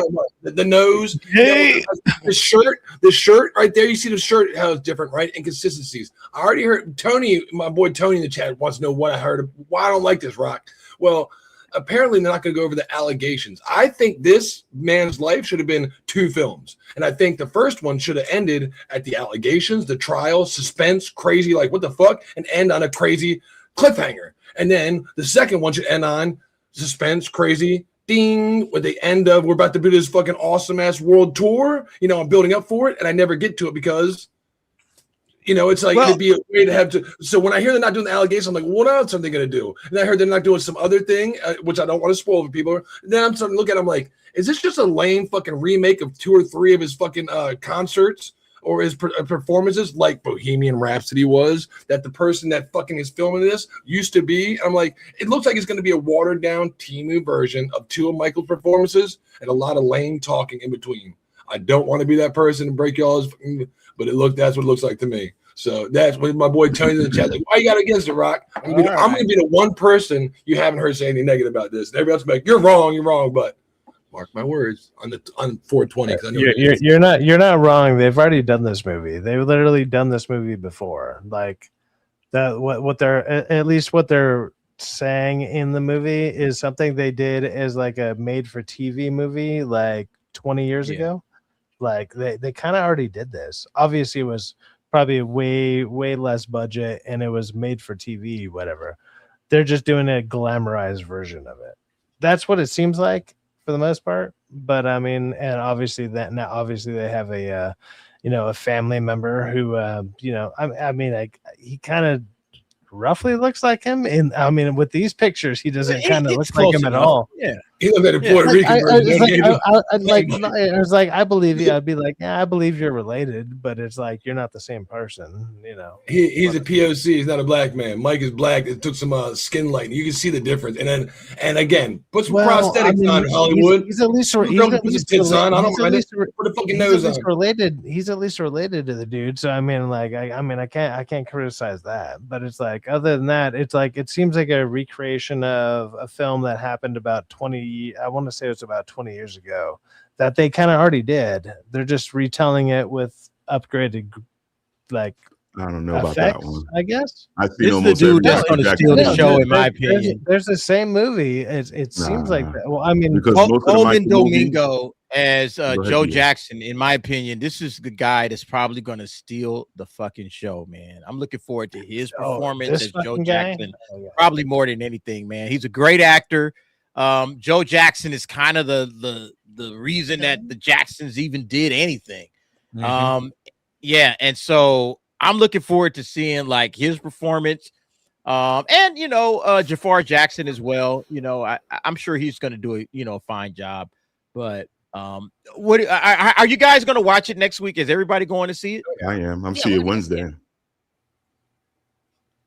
They got a special event on Wednesday. I'm gonna go see that on Wednesday. Plus, I have a writing bet going right now. I need this movie to make $1 billion. I think it's gonna be good. It's gonna be a good movie, dude. How much? Because it's gonna be more details into what he does compared to like the TV movies. We only got TV movies, and most of the TV movies stopped right after he, right before he went on one of his tours. So now we're gonna basically see more of his tours. Certain things in the background, his creative mind, as far as how he made these songs, like certain things that we only heard rumors about, and we only see maybe small things about it. But I'm excited. I mean, especially this time you have somebody that could actually sing. A majority of the time, most of the actors you have were just actors. This person could actually sing, he could actually dance, and he's related to the Jacksons. The family stamped it. Like, I don't see no issue with this. And then they're going to talk about the first 40 years of his life in his first movie. The second movie is going to talk about the last, years of his life. So it's a two-parter. You still might be able to see some good things in it. I don't think we need to see anything in regards to the allegations. For what? Like, who cares? We all know about it. I don't care about it. Like, who wants to relive all that? I was just thinking as a 2-movie format, like to end them both on, a big theatrical release of a world tour, like Black and White came out. That was a huge fucking. And that at the same time, that's when the allegations drop. So you can be like, I'm about to do this crazy world tour. And you do the exact same thing for part 2, about to do this crazy world tour, and then something else happens that stunts the fucking, stops the progress from happening. So it's 2 exact similar films, but we get to showcase everything that happens in the man's life, because us as fans, we know it. So when you're looking over it, it's also like going to be like Dee said, I want to see this guy do Joe Jackson, and the reason we want to see Joe Jackson is because if he's always happy, you're good, Michael. You're the best one. That picture right there is so creepy. It really is, ain't it? Some of these makeup pictures look fucking freaky. You know what they look like? Corpses. Katie. They put makeup on the corpses, for funerals. Some of these photos, I'm like, oh my god, he looks fucking crazy as shit. I'm with Angel, man. I really hope they focus on like a lot of the behind the scenes, like the creative inspiration side. Like, I'm sure you guys have all seen the whole like demo tape that came out a couple years ago of him just doing the vocalizations for Beat It, and like, because he didn't play the instruments, but just layering that, and like as he's doing, you start to hear this song come together, and he has so many great songs. It'd be amazing to see that captured in a film. Yeah. He's like no other, dude. Like, nobody's gonna. Yeah. I mean, he has so much music in his mind. Like, this guy used to literally have a notepad right next to his bed. Wake up in the middle of the night just writing things. He would emulate almost anybody. Like, when he came out with that song Butterfly, like, he heard Floetry sing it. Floetry originally sang the song. He was like, you know what, I love it, but I want to sing it exactly the way you guys sing it, but with my voice. And he still made money for them, and he made money for himself in regards to that. Like, Michael is a very talented dude, and there's never going to be anybody like him. I hate that anybody even tries to say that somebody is close to being the king of pop. Nah, you're not. Like, you are never going to be as popular as Michael Jackson. Trying to do that with Bruno Mars a couple years ago, Angel, where they're trying to like equate Bruno Mars to Michael Jackson. That's crazy. That was crazy. Yeah, there will never be a Michael Jackson. All right. There will never be another Michael Jackson. He was a one of a kind. He was literally the most popular man on the planet. And it wasn't even close, man. And I think this thing is going to blow up overseas. In this movie is going to do like insane numbers, right? Overseas. But if we're talking about this movie in the States, okay, they're actually, it's weird because they're kind of saying, well, they started it out originally at 80 to 90 million, which would have put it in like Project Hail Mary territory. But recently they've been like kind of dialing it back. Like, they're saying, well, yeah, maybe that's a little bit too high. Now Deadline is saying, I'll zoom in on that. They're saying it's going to open north of 60 million plus. So I don't know where this movie is going to land in terms of the box office, but it's going to get number 1. I think it's going to beat Mario. Mario is, it's been out for 3 weeks and everybody's watched it. And it's like, okay, that's that. Michael is here to take over. And I think it's going to do insane numbers for the opening weekend. I'm thinking it's going to cross at least $100 million domestically, but I might be wrong.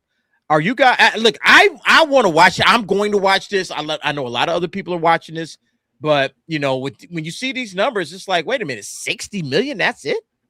Yeah. Like that seems awfully low. So I don't know. I just wanted to get you guys' thoughts. What do you think Michael opens up to? That's kind of like why Katie and I have had this bet. She thinks it's going to effortlessly make $1 billion, and I just don't think that that's what 2026 is going to be like for really any film, because of just the declining box office. So that's kind of what I was worried that Michael was going to open to domestically. But then I could also see it doing. This is the one film this year where you're like, bro, this could do 3 or 4 times overseas what it does domestically. Like I wouldn't be shocked.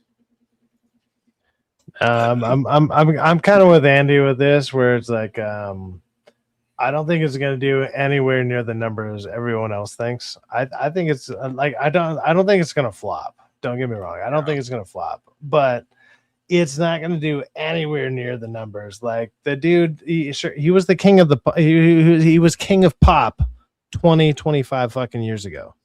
And then the most thing that he's known for in today's era is like all those allegations, whether he beat them or not, it doesn't matter. But that's what he's like in today's era, in today's society. That's what he's most known for. He's a controversial figure in today's society. People are not going to go out and support that. Like there's going to be a bunch of boomers, I guess, or whatever, or like, you know, a bunch of maybe people older that like his music from that era that are going to go and support him, or support that idea of him for a minute. But it's not going to be repeat viewing unless the movie's just a complete banger, which, let's be honest, are any movies worth watching even more than once lately? Let's just be honest, they're not. It could be if the music's really good and you it feel could be. caught up in it. It could be. It could be. Let's just say it could be. Let's just say it could be. Even then. Well, I mean, this is a movie directed by Antoine Fuqua. I mean, he's a consummate director. You know, Training Day. A lot of movies that he's done have always hit. So I think he's up for this moment. I'm not saying well, it. He did Bohemian Rhapsody. Okay. That's why. Wait, are you going? Wait, are you not seeing it, or you're not seeing the movie? No. I'm of course I'm going to see the movie. I see every new movie. Like so you're saying you're not seeing the hype. I'm not seeing the hype. I get it because I mean, like I'm a fan of the music too. Whatever. I'm a musician. Like I love awesome musicians. Whatever. I get that. This is just something that it's like. I feel it's a little outdated. Like it's a little too late. Like if this would have dropped like 2010 or something, or like right after he died, whenever he died, I can't remember when he died. Like because it wasn't that. I mean it was kind of long ago. But if this is like around, it was 2009. I want to say it was 2009. Yeah. So if this dropped 2011, 2012, and then we just had a brand new black president, and we had a movie like this right there, ta-da, like this thing would have blown up. Like this would have been a $2 billion movie, no problem. Well, not only not back then. Bubbles, later, man, there's the bubbles. Look, in 2019, you notice how they're putting these projection numbers at 2019 up to the same biopic that this person, Bohemian Rhapsody, directed. They're not putting them up projecting numbers that the last year for 2025. Remember, we had 3 biopics that came out. Andy, you don't remember one of them, do you? Because even 2 of them were supposed to be crazy numbers. The Bruce Springsteen biopics never do really that kind of good numbers. Biopics don't do good. In 2019, like Sci-Fax's point earlier was saying, maybe in 2019 where actually people were like, I'm on the fucking biopic train, and I thought Bohemian Rhapsody was good beside the stupid buck teeth dude, fucking shitty ass prosthetics. Same fucking issue we're having this one. They'd be on board with it. You know, it could do 60, 70 million. But now people are like, nobody's going to biopics. I know it's Michael. But to achieve the same amount that was in 2019 is kind of unrealistic because look at the biopics from last year. There was 3 of them. I forget the one. Oh, the one with that one chick. The only hype. But look at the 3 people they picked, though. The only hype I'm seeing from it is from people who are like my age or older, and that's not. I mean, don't get me wrong. That's probably the age you want to be grabbing because those are people that are going to buy tickets. But are you going to go see it again? Like, have you ever seen a biopic and then you were like, I need to see it again? Ever? Yep. Like, have you ever said that? Like, Well, no, you know what? Honestly, yes, tag. I actually have seen some biopics a couple of times. I actually have. Oh, I mean, good for you. But I mean, like, Yeah. were you the only one there at the second viewing? I don't think so. I think I'm though. gonna be right. I think I'm gonna be right. I think you're sleeping on this. You got it. For one, there's too many Michael Jackson fans. Then two, it's not just because I'm white. Angel shared this with us. The popcorn bucket. Yeah, that's crazy. Hey, I might. Though. That's 24.95. Yeah, that's not too big 24. for the Bloodborne movie. That's what I want, but I want a top hat, the fucking Bloodborne, the Hunter's hat. This is they stole my idea. You know what? They should have got a glove, a fucking big glove, the white glove, and you can just put your hand in there and grab it. I can't get my fucking hand in the hand because it's that's one way to get your hair greasy. Like, there you go. It's a very reasonably priced popcorn bucket. It is. It is, Andy. I'm tired of fucking $85. Like, dude, I spent $85 for the movie. I don't have another $85 for your popcorn bucket. You know, it's $25. All right, I can spend $110. Jesus Christ. All right, look, like, I think that I think Michael is going to make decent money. I think it'll hit 100 million for its opening weekend domestically. I really believe that. Yeah. We'll find out. All right, it's dropping this week. All right, we're here. All right, Michael is here. It's going to drop. What's it looking like? Have you looked at the ticket sales, or like did you look at? I haven't looked at the ticket sales. And look, the tickets where I'm going to watch it sold out. Sold out. So okay. Yeah, I can't. Look, I had to go and get. I think I got like a Saturday afternoon. Did you look at like Burbank 16? I didn't go to Burbank 16, but I'm pretty sure Burbank 16. I didn't go there because I already knew it was going to sell out. I already knew it was going to sell out. So I was like, all right, let me. That's kind of a good. That's a good indicator right there. That one usually is a good. But Burbank sells out all the time, bro. No, it's not that it sells out. Burbank sold out the Fall Guy. It sells out everything. True, man, because true, it's just true. Yeah. That's just the that's the. But that's the I mean, when they had the Marvels going on, that wasn't sold out. Like, true that. So I mean, like, I don't know, it's hit or miss. All right, guys. Look, we got one more. We got a couple of more topics to go through, but Katie, Andy, hold my dual shocks. It's past their bedtime. All right, we gotta same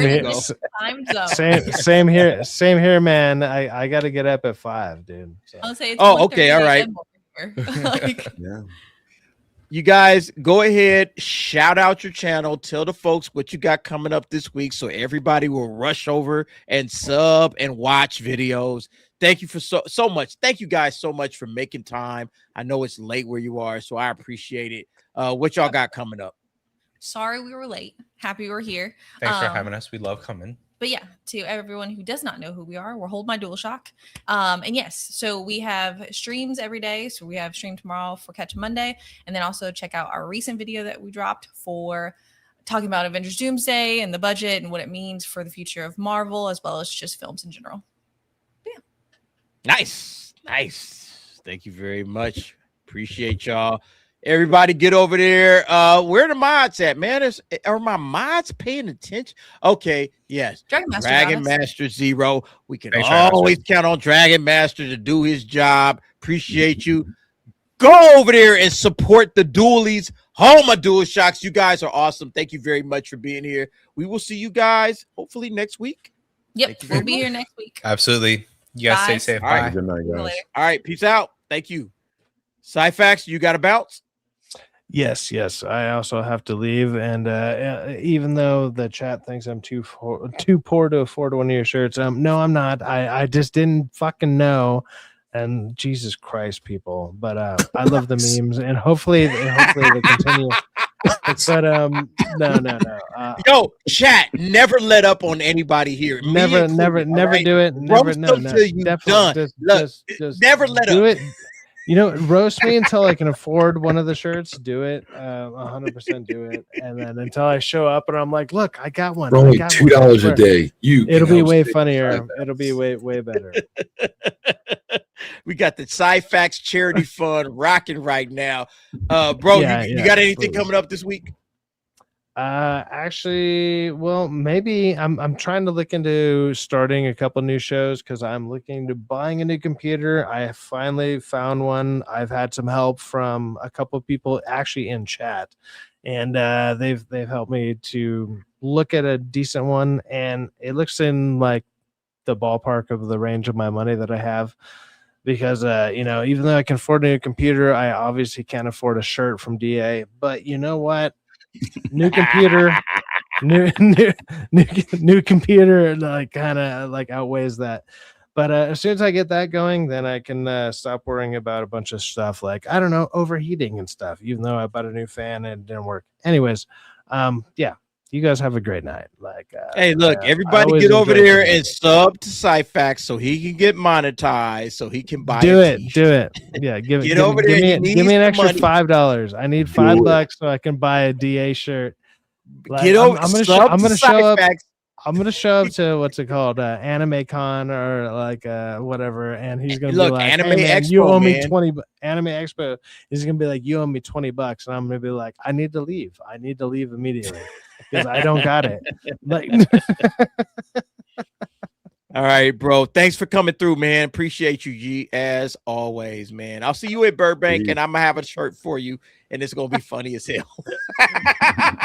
It better be spray painted. It better be spray painted like 4 Syfax in the most ghetto way possible, or else I'm not taking it. Like, yep. All right, dude. See you later, guys. man. Thanks, man. All right, guys. Look, we got a couple more things that we got to address before we get up out of here, man.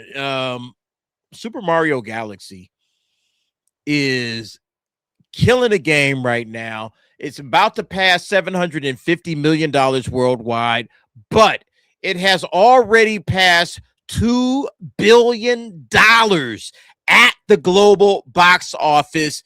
Nintendo has a hit on its hands. Nintendo is look, we saw earlier the Link, the image of Link. Nintendo, it seems like they're doing everything right now. They just need to keep on shining like they're doing, man. Angel, I think they're well on their way. I don't know what Mario ultimately, this movie, Mario Galaxy, ultimately gets to. It's going to get to $1 billion. I think we can all agree with that. But will it get to like $1.1 billion, $1.2 billion, $1 billion? The first one did $1.3 billion. What's it going to get to? Yes, and yes, we will get to the shirts. All right. As a matter of fact, you know what? Let's do the shirts right now. Hold up. Let's do the shirts right now. Angel. For everybody's been hanging out, and we see people leaving on side bags. Hey, look, you got you do you have it ready to roll? Yeah. All right, share it. We're gonna do this. It's drum roll. You got the drum roll sound effects. Share the whatever widget that you found and you put together. There we go. All right. Here we go. Wow, man, we got a lot of people in here, man. I told you it was 22. Damn. All right. 22 people. All right. So everybody, 22 chance. We got 2 in the 22. 2 shirts to give away. Not 1, but 2. Disney Star Wars. Or actually, you know what? Hold on. Let me put you guys. I'm gonna grab the shirt so everybody can see what it looks like. I'll be right back. Mm-hmm. So who we got in the chat? Let's see everybody that came through. Let's read them off. JJ 1983, crazy eating cereal. Stacy Gardner, Tommy Nazareth, Crunt. Who are you? I ain't never seen you, but shout out Gary Gore, Azura, Toys and Tits. I like the name. Predon Corpse, Shalifi, It's Budget Cat, Dragon Reborn, Chris Bolts, Shin Nintendo, Tony Lias, the felon attorney. Weekend Wednesday, Rabbit for Rachel Reborn, Pop Culture Political Junkie, Sean Steinberg, and Slick 120. Man, good luck to all y'all. There's only 2 of them, but somebody's going to win. Rabbit for Rachel. I think they've been talking about. I don't know if you're in the new one or not, or the old one, but if you're the old one, shout out. GG's. So I don't know how it is, but when DA comes back, I'm going to make sure he plays the drum roll sound effects on the side. I started doing that. My cat got freaked out. She ran away. So I got to be careful.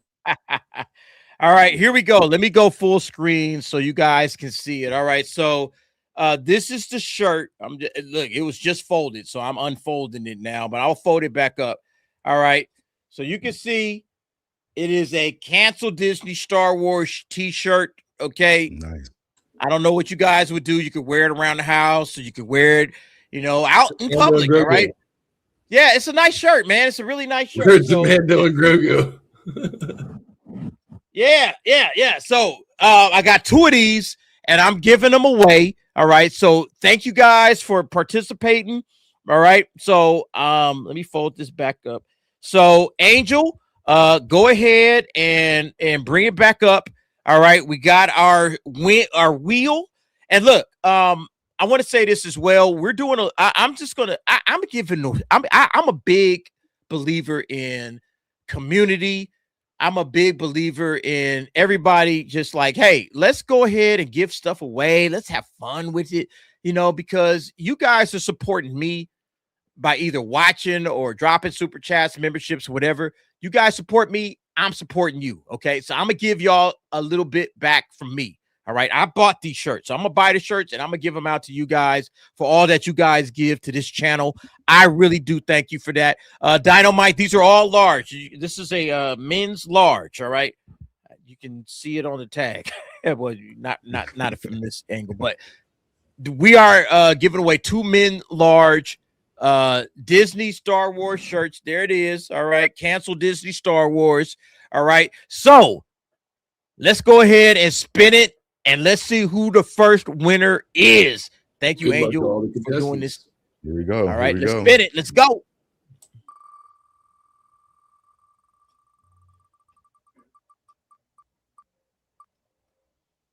Who we got? On. Sean Steinberg. Sean, are you here?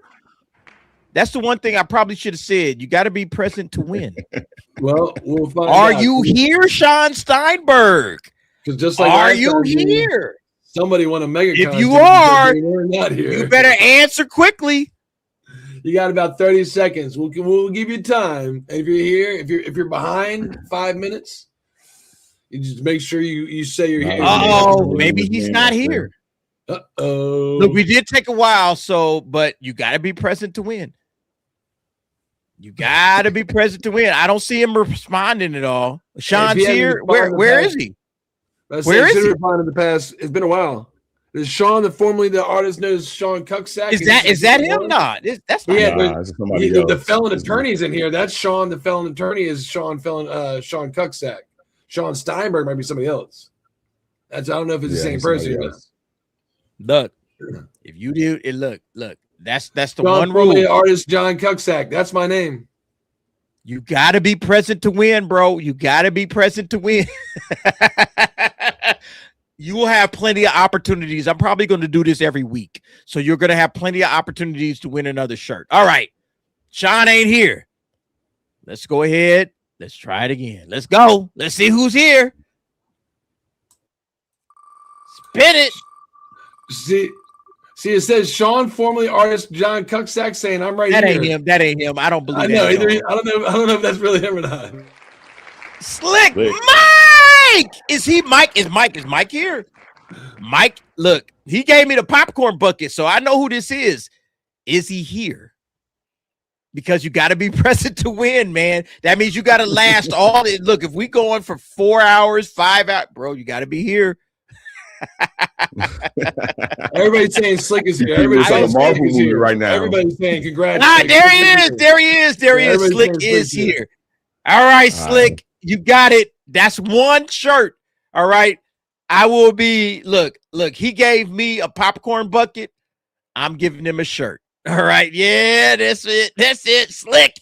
Shout out, Slick. He wins the first shirt for the night. We got another shirt. All right. So let's go ahead and spin the wheel a second time. Let's see who's going to get this one.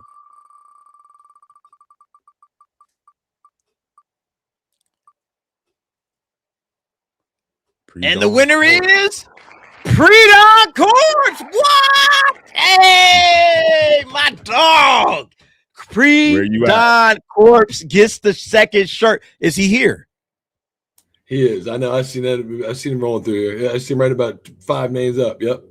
He said Slick. Pre-Dawn, you got it. Hey, look. No. I'm looking for Pre-Dawn Corpse to absolutely post some. Is he here? All right, there you go. He's like, I'm here. There it is. All right, so Pre-Dawn Corpse, guys. Mike Slick, send me your deets. All right, send me your details. You guys got my email. It's DerekAndersonAuthor@gmail.com. You can find that on the YouTube page. Send me your details. Send me your information. I will mail you a shirt. All right, I got these 2 shirts, and I'm giving them away. Ladies and gentlemen, we are going to be giving away more shirts. All right, more shirts just like this. I got a couple of more Disney Star Wars shirts I want to give away. So send me. So make sure, number one, that you're subbed.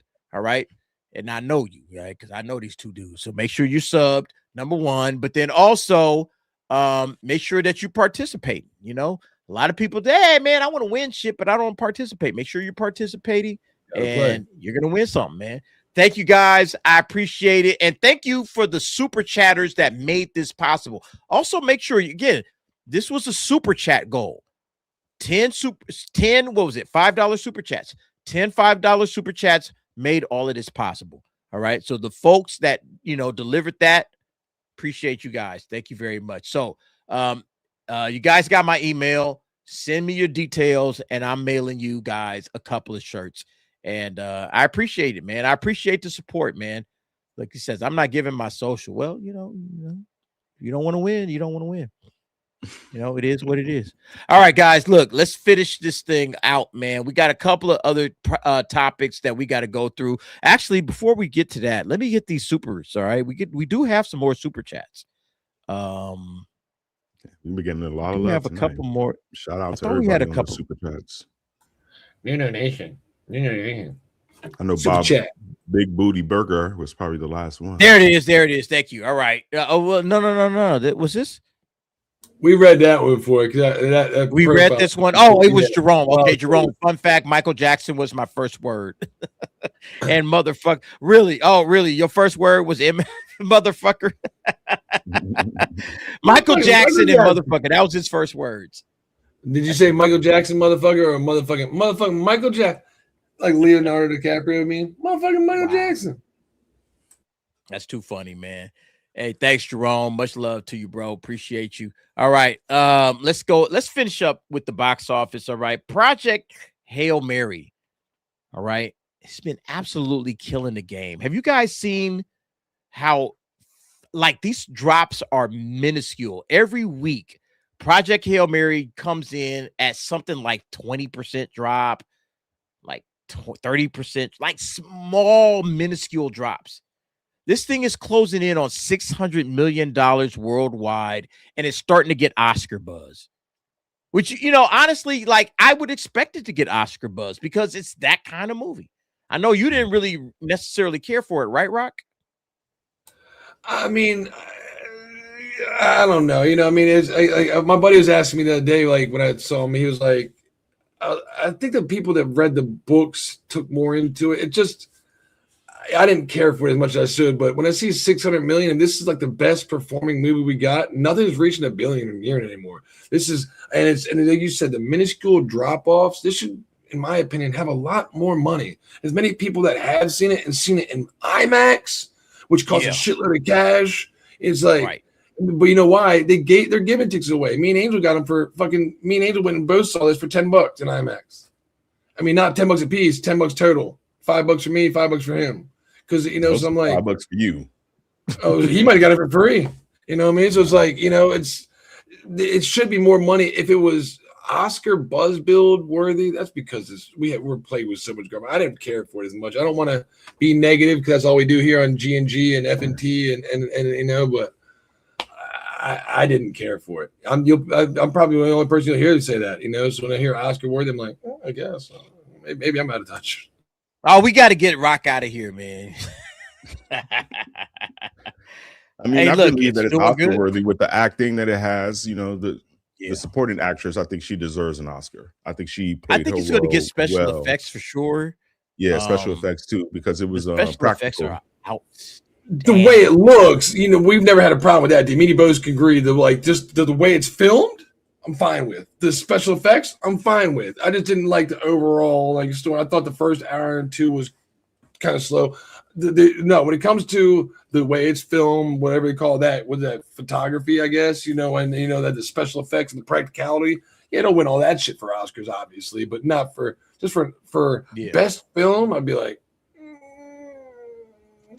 So it's saying that this is World of Real once again, but it says, as for its awards prospect, Hail Mary, it's very much expected to be a part of the Oscar conversation.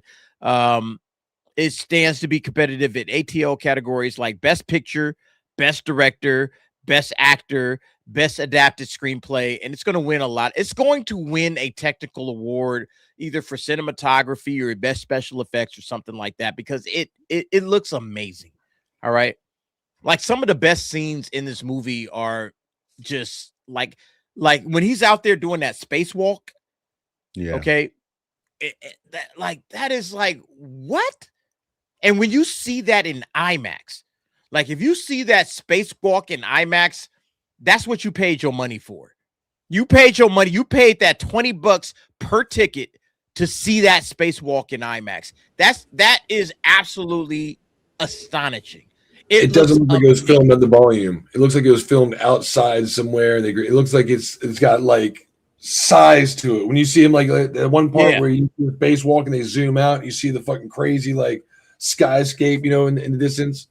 Yeah, let me see if I can find that, man, because that was one of the best. Like that scene right there, I was like, this is what IMAX was made for.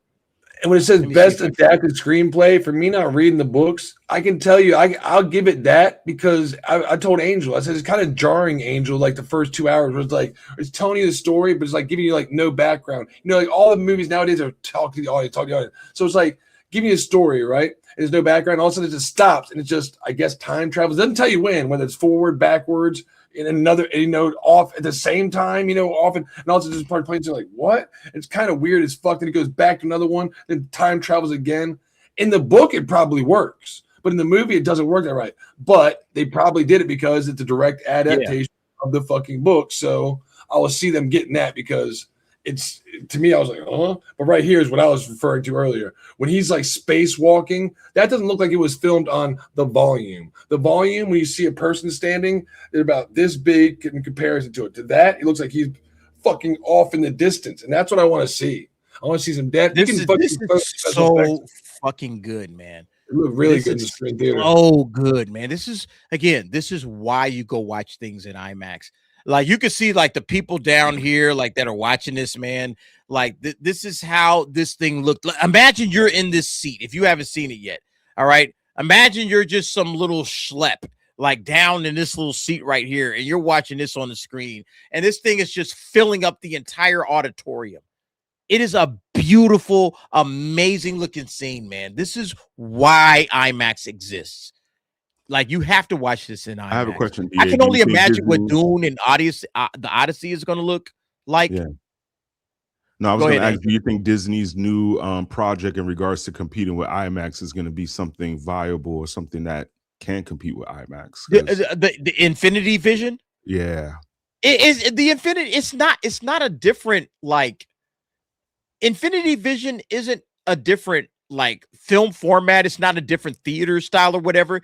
It's just like a way to find the best PLF screens out there. That's all it is. It's not actual, like, Infinity Vision. They made it sound like, oh, we got something like IMAX or Dolby Prime. No, they're just telling you, hey, here's where you can find the best PLF screens. The best premium large format. That's what PLF stands for. Premium large format. Here's where you can find the best screens. That's all they're doing. Okay. It's such a joke, man. We were talking about this on George the Giant Slayer earlier today. It's such a joke. It's like, wait, I thought you guys was giving us like a new, like, like Screen X where, you have that surrounding screen or whatever. No, it's literally just, hey, here's the best spots to watch the movie. But it's not an actual, like, Infinity Vision. That's just them trying to, like, I don't know. Like, Disney is San Francisco. Disney is so fake, man. Yeah, dude. That's why I was just wondering, company, like, is it the same? Like, how is it going to compete with IMAX? Because I didn't hear any specs in regards to, visually what it's going to do. Like, it didn't sound correction. Yeah, no. Let me see if I can find it. Hold up. Let me see if I can find it. Because I thought I saved it somewhere. I was just like, this is retarded. This is stupid as hell, man. No, I didn't save it. But yeah, it's literally just here's the best screens to watch the movie. That's it. It's not a new format. It's not new anything. So it's Disney. Because I know it's Disney and Sony that's supposed to be teaming up for this thing, supposedly. So that's why I was tripping out. Like, why? Like, are they really trying to compete with IMAX? Because they're mad that they're not getting enough IMAX theaters, like the way that they wanted to, or like you're saying, PLF, Yeah. Here it is. Look. Let me share this real quick. All right. In Disney just announced at CinemaCon, Infinity Vision, a new certification for premium large format theaters. It's a certification designed to signify to audiences the biggest, brightest, and most immersive cinematic experiences. Infinity Vision sets a new benchmark for theatrical presentation, certifying auditoriums that meet rigorous technical standards, including a focus on the largest screens for maximum scale, laser projection for superior brightness and clarity, and premium audio formats for fully immersive sound. That's all. That's all they're doing. That's it. They're not giving you some brand new screen or whatever. All right. They're just saying, we have certified that these are the best screens to watch the movie on. And if you don't put our damn movies in the IMAX fucking theater, we're not going to certify your theater as one of the fucking ones. So you better do it. This is their way of trying to like throw cards on the table playing blackjack. Yes. Angel, you want our Marvel fucking movies? You want our Disney movies in IMAX? Well, guess what? You know what? You better, because if not, shut up. The best. Hey, look! Shout out to Mac. Yeah. I always love shouting you out, Mac. Mac always shares. Look, half the articles I get they come from Mac. Now it's known. Make sure you're following him on X. All right, follow Mac on X. Now it's known. He's a great follow. You're gonna look. He shares shit with everybody, man. He shares stuff with me. With George, with Valiant Renegade, with Ryan, with all kinds of cats out there in this space. He's always sharing great stuff. Make sure you follow Mac. All right. And Mac, thank you. All right. Look, real talk, Mac. You make my job easier, bro. You make my job easier. All I do is just line. Oh, Mac sent me something. Let me go ahead and bookmark it. Let me go ahead and save it so I know exactly what I need to talk about on Sunday. All right. It means nothing. They're trying to hand out certifications for auditoriums that play nice, that pledge allegiance to Disney. And if you're on the certified auditorium list, we'll promote you. And you know what? We'll give you the Disney bump. You know what I mean? Which isn't meaning shit anymore. So you're showing your hands doing this by being like, you need my assistance. Do we? All right. We're going to wrap things up, man. Last movie we talked about Project Hail Mary. We talked about Mario. Coming in third place was The Mummy. This was one of the dumbest. This is one of the dumbest movies I've seen. Did you see it, Angel? Did you see it? And look, no, Angel saw it. Yeah. I watched your review, Angel, and I said, I got to go see this movie, man. Angel, what did you think of The Mummy, man? This thing got a terrible cinema score. Look. The guy that directed it is the same guy that directed Evil Dead Rise, which I loved. Evil Dead Rise is a great horror movie. This is a dumb horror movie. This is a idiotic horror movie. Angel, what did you think? I mean, like I said in my review, it's the gore of the movie is there. As far as horror, suspense, that's there. Don't get me wrong. It had me going like this, a majority of the movie and some of the scenes. I'm like, this is a little bit too much for me. The storyline is just the dumbest storyline ever. Like that to me is really dumb. It has nothing to do with a mummy, but yet you're calling it The Mummy. And I think they just did that just to catch off the name, to have people to think that another mummy movie was coming out because they already announced a new mummy movie. And they think, this is the new movie. You know what I mean? But other than that, once they went in there, I bet you they were like, what the hell is this? Like, what is this? Like, it was so I literally bad, spoiled it on my stream with DK. Like, I spoiled the whole movie. I didn't care. It was just that bad. Like, it's a bad movie. You don't need to watch this movie. If you're a horror fan, there are some things you'll like about it. because there's some gore. There's some cringy scenes. There's some stuff you'll like about this movie if you're a horror fan, but you gotta be a horror guy. If you're not a horror guy, skip it. Skip it. There's nothing for you here. There's no story. There's no good characters. There's nothing. There's just, I don't know what this is. This is a bad movie. This ultimately a bad movie. It's getting the cinema score it deserves. All right, a C+, which is god awful for a horror movie. But yeah, if you're a horror guy, if you love horror, you'll probably find some stuff to like about it because it is very gory. It's very gory. It's very like they got the the typical jump scares, intense scenes, but like the horror movie logic is on 10. All right, these people are idiots. Everybody in this movie is an idiot, and they do the dumbest things that you could possibly imagine a horror movie protagonist to do. That's what they're doing. And you're going to just be Angel, bro. I was pissed off. I was sitting in the theater pissed. Like, these people are fucking stupid. And I almost said that. And I was in like a packed theater, and I literally had to hold my tongue because I wanted to say these people are fucking retards. I wanted to say that. I wanted to say that so badly. But I was like, hold it in. Hold it in, DA. Hold it in. Hold it in. Because, hey, but I and everybody probably would have agreed with me. But I was like, I don't want to ruin the movie for anybody that might be enjoying it, so I'll just hold it back. But these people are stupid. So, yeah. It's a bad movie. You don't need to watch it. It's not worth a watch. Don't wait for it to come on Tubi. You'll be fine. Watch it for free. Yeah. Watch it for free. Look, Dynamite, the toenail scene was gross. It was. Oh, yeah, that was gross. That was good. And then the grandmother scene. That was gross too. When the grandmother came, the grandma. that was gross. Look, that's what I'm saying. If you are a horror buff, you will find things to like about this movie. You'd be like, oh man, that was great. But yeah, the toenail scene was pretty damn gross. It was pretty nasty, man.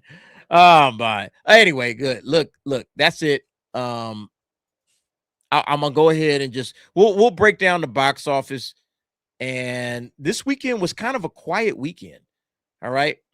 We are now at weekend number, what are we at? Weekend 16. Okay. Weekend 16 in the domestic box office, April 17 through 19. Super Mario took 1. Project Hail Mary number 2. Lee Cronin's The Mummy 3.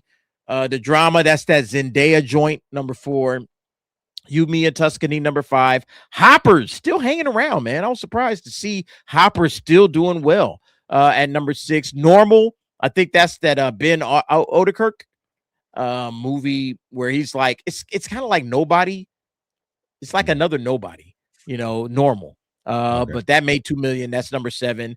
BTS number 8. That's the tour for a K-pop band. Number 8. Number 9. Bus Boys. Number 10. Booth Bangla. Know nothing about that shit, but Mario is about to go down next week when it comes to the movies because Michael's going to take over the top spot next week. But anyway, that's your top 10 for the box office. Any thoughts? I always like looking at the average amount of money that the theaters make per. Look at 8, 9, and 10 movies we don't fucking know that only had 800 fucking theaters showing it. Made $2,000 average each fucking theater, and 500 theaters showing it made $1,900 average. That's why like they're on the top list. It might not seem like it's a lot of cash, but for the theaters, it makes them money. Which the popcorn revenue and stuff, that's good for them. These little BTS and whatever the fuck Bus Boys is, we need more shit like that. It's not doing for every theater, but I like seeing that when it happens because that's good for wherever it's hitting. Good for them. Yep. I'm just interested in seeing how bad Mario is going to drop next week. Like if it's going to drop under Project Hail Mary, because Hail Mary is really holding down number 2, to be honest with you. Yo, man, Project Hail Mary holds. I spoke about it earlier. Let me show you that. Project Hail Mary. Look at these holds. 32%, 41% down, then 23, then 15. You normally don't see holds like that. It'd be like 50, 60. Nothing in the 50s yet. Okay, it made 80 million its first weekend. It's still making $20 million 4 weeks later. This is excellent, man. This is an excellent hold for Project Hail Mary, which just goes to show you, if you make good movies, people will show up, people will watch them, and nobody will have a problem. So Hollywood, get back to making good movies so we can get back to the theaters, because everybody's showing up, like everybody's showing up deep for Project Hail Mary. Well, go back down. You know, it's crazy. Go back down. I'm looking at the sidebar. Look, the change, like, this is a different amount of fucking theaters. They dropped 90 fucking theaters. They removed it from 90 different theaters. And still made $24 million. Yeah. And they were like, whoa, if it's still making that much money, maybe you should add it to 3 more theaters next week. You know, look, that's what I'm saying. Yeah, they added 3 theaters. On the 6th week, you know what? Maybe we should add. I won't be surprised if next week they add 2 more fucking things. And you know what? And make $20 million again and be like, huh? It's a numbers game. That's really smart. They dropped out of 90 fucking theaters. They're probably like, we should have probably only dropped out of 20 theaters, D, because we could have made 35 million. Yeah. But good for them, man. All right, guys. Thank you, everybody. Look, last one. Gary Gore, member for 2 months. Salute. I saw horror comedy Booth Bangla. It was great. Okay. All right. I know nothing about it. Where let me see. That was number 10, right? That was number 10 on the list. Yeah, that was the number 10 movie. Oh, okay. This is look, this is a what do you call this? I guess Bollywood. A man inherits a palace in rural Mongolpur and plans his sister's wedding there, but strange supernatural events and panicked locals force him to investigate the property's mysterious past. I like that. That sounds like a lot of fun. Maybe I'll check it out. Yeah. Cool. Booth Bangla. So everybody it's giving Gary is giving his, thumbs up. All right. All right. 2 thumbs up from Gary Gore. 1960. Appreciate you. Thanks for being a member as well for 2 months and utilizing those membership gifts. We appreciate that. Also coming through Slick for $5. Give my shirt to Darth Vengeance. I love to pay it forward. Look at that, man. What? I love to pay it forward. He needs to know that angels are always looking over for him. Look at that, man. This is what community is about. Salute. Darth Vengeance, Slick is giving you his shirt. Go ahead, send me your details. All right. Because Slick believes in paying it forward. Slick, thank you very much, sir. Again, Slick is the guy that got me this. All right. The Yoshi popcorn bucket. He did it. He didn't have to do it. He just did it. One good deed deserves another. I know it's 420. Go out and do something positive today. You just saw it live in effect. Go out and pay it forward to somebody else. You love to see it, man. You love to see it. This is what community is about. Oh man, so cool of you to do that. Thanks, man. Yo, salute to Darth Vengeance and Slick. Hey, man, look, I believe in community, man. I believe in the fam. This is my little YouTube fam, but at the same time, I just got through talking to George, the Giant Slayer, and we want to start working out meetups, all right, for our communities.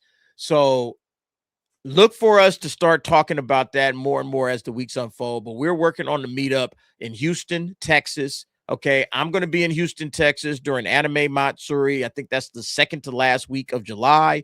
We're working on some kind of way where we can all meet up. So if you're in the Houston area, we want to do a meetup with you. I'm going to be there. All right. I don't know if George is going to be able to make it or not, but we talked about it a little bit after his stream.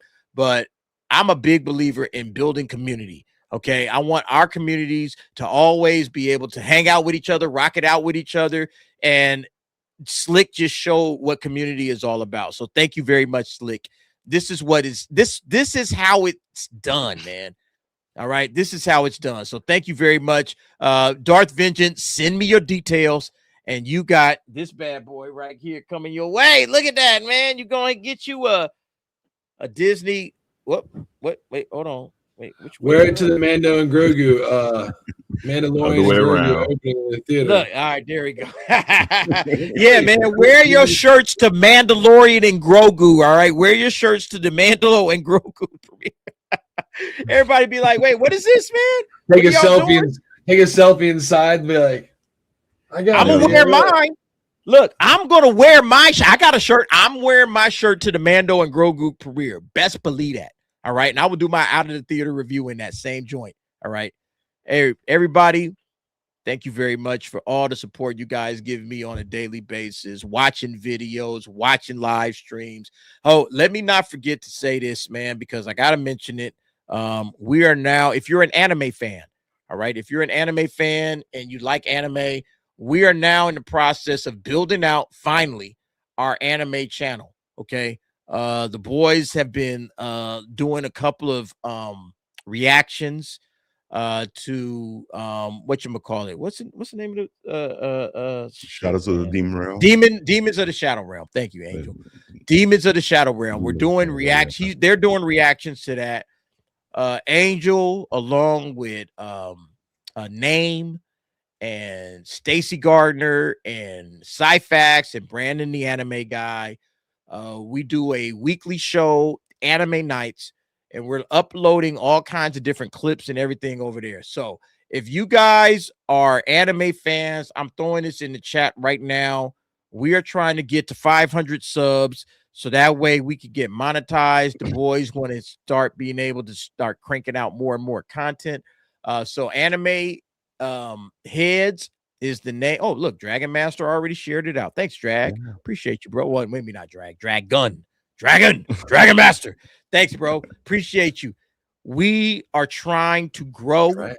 We want to get to 500 subs by July. So by the time we get to Anime Expo, we're fully monetized, and then the boys can start really digging in and putting out a lot of great content. So help us get there. Sub to the channel. Watch videos. That's probably more important, honestly, than just subbing to the channel. Watch the videos. Help us get there. Comment, like, subscribe, share. You guys know what to do. That's what YouTube is. So do all of that good stuff, and we appreciate you guys. All right. That'll do it, man. Angel, what you got coming up, bro? Let's go ahead and shout everybody out before we get up out of here. I got my daily, not daily, but my, shorts coming up as far as on my channel. And then I have the Michael Jackson review. I think we're going to be doing Daredevil on Tuesday. I think so. And then Anime Heads, we're going to be doing that on Wednesday. We'll do Daredevil. And then I'm pretty sure I'm going to have a live stream as well this week with DK Bones and Miss Sparkle. So check us out as well. So yeah, we're trying to get some things out there. So like, share, review, guys. Appreciate it, man. Thank you very much. Guys, get over to Angel. All right, the casual reviewer. Make sure you subscribe to him. Make sure you watch videos. And look, we're trying to get everybody where they need to be. So thank you guys very much. Rockefeller Plaza. What you got coming up, bro? I'm pretty sure Sean Cucksack, Sean Steinberg, he's in the chat. I'm pretty sure it's him, but oh well, better luck next time, big guy. I'll be doing some video gaming tomorrow. I'm not quite sure because I've been out of town, but I'm definitely going to do a 420 stream, probably around noon.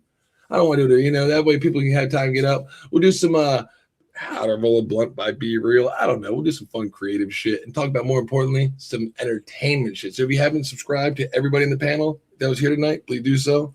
Thanks for watching. Hit the like button and have a safe 420, everybody. Thank you very much. Yes, indeed. We are rocking that. Look, it's right at midnight, man. 420. Is anybody live right now? Can we raid? I don't know if we can raid. Let me see. It's a raid. Kick in the fucking door. Show me your hands. Stacy Gardner. Oh, Stacy. Stacy went live. He said, "Hey man, let me catch the raid if he do it." All right, Stacy, we sending everybody in your direction. Everybody give Stacy some love. Too. Yes. It looks like he's doing a Undisputed Boxing Live. I'm not sure what that is, but that's a new video game that came out. Oh, okay. He's playing some games, man. Look, we love gamers. Hey, appreciate it. All right, guys. Thank you very much for everything you guys have done for the channel, man. It's been a great evening. We will see y'all on Tuesday for Daredevil Born Again. What episode we at? Episode 6? I think it's episode 6. Episode 6 breakdown. We'll be doing that on Tuesday night. You guys have a good evening, and we will see y'all on the next one. Peace. Peace, guys.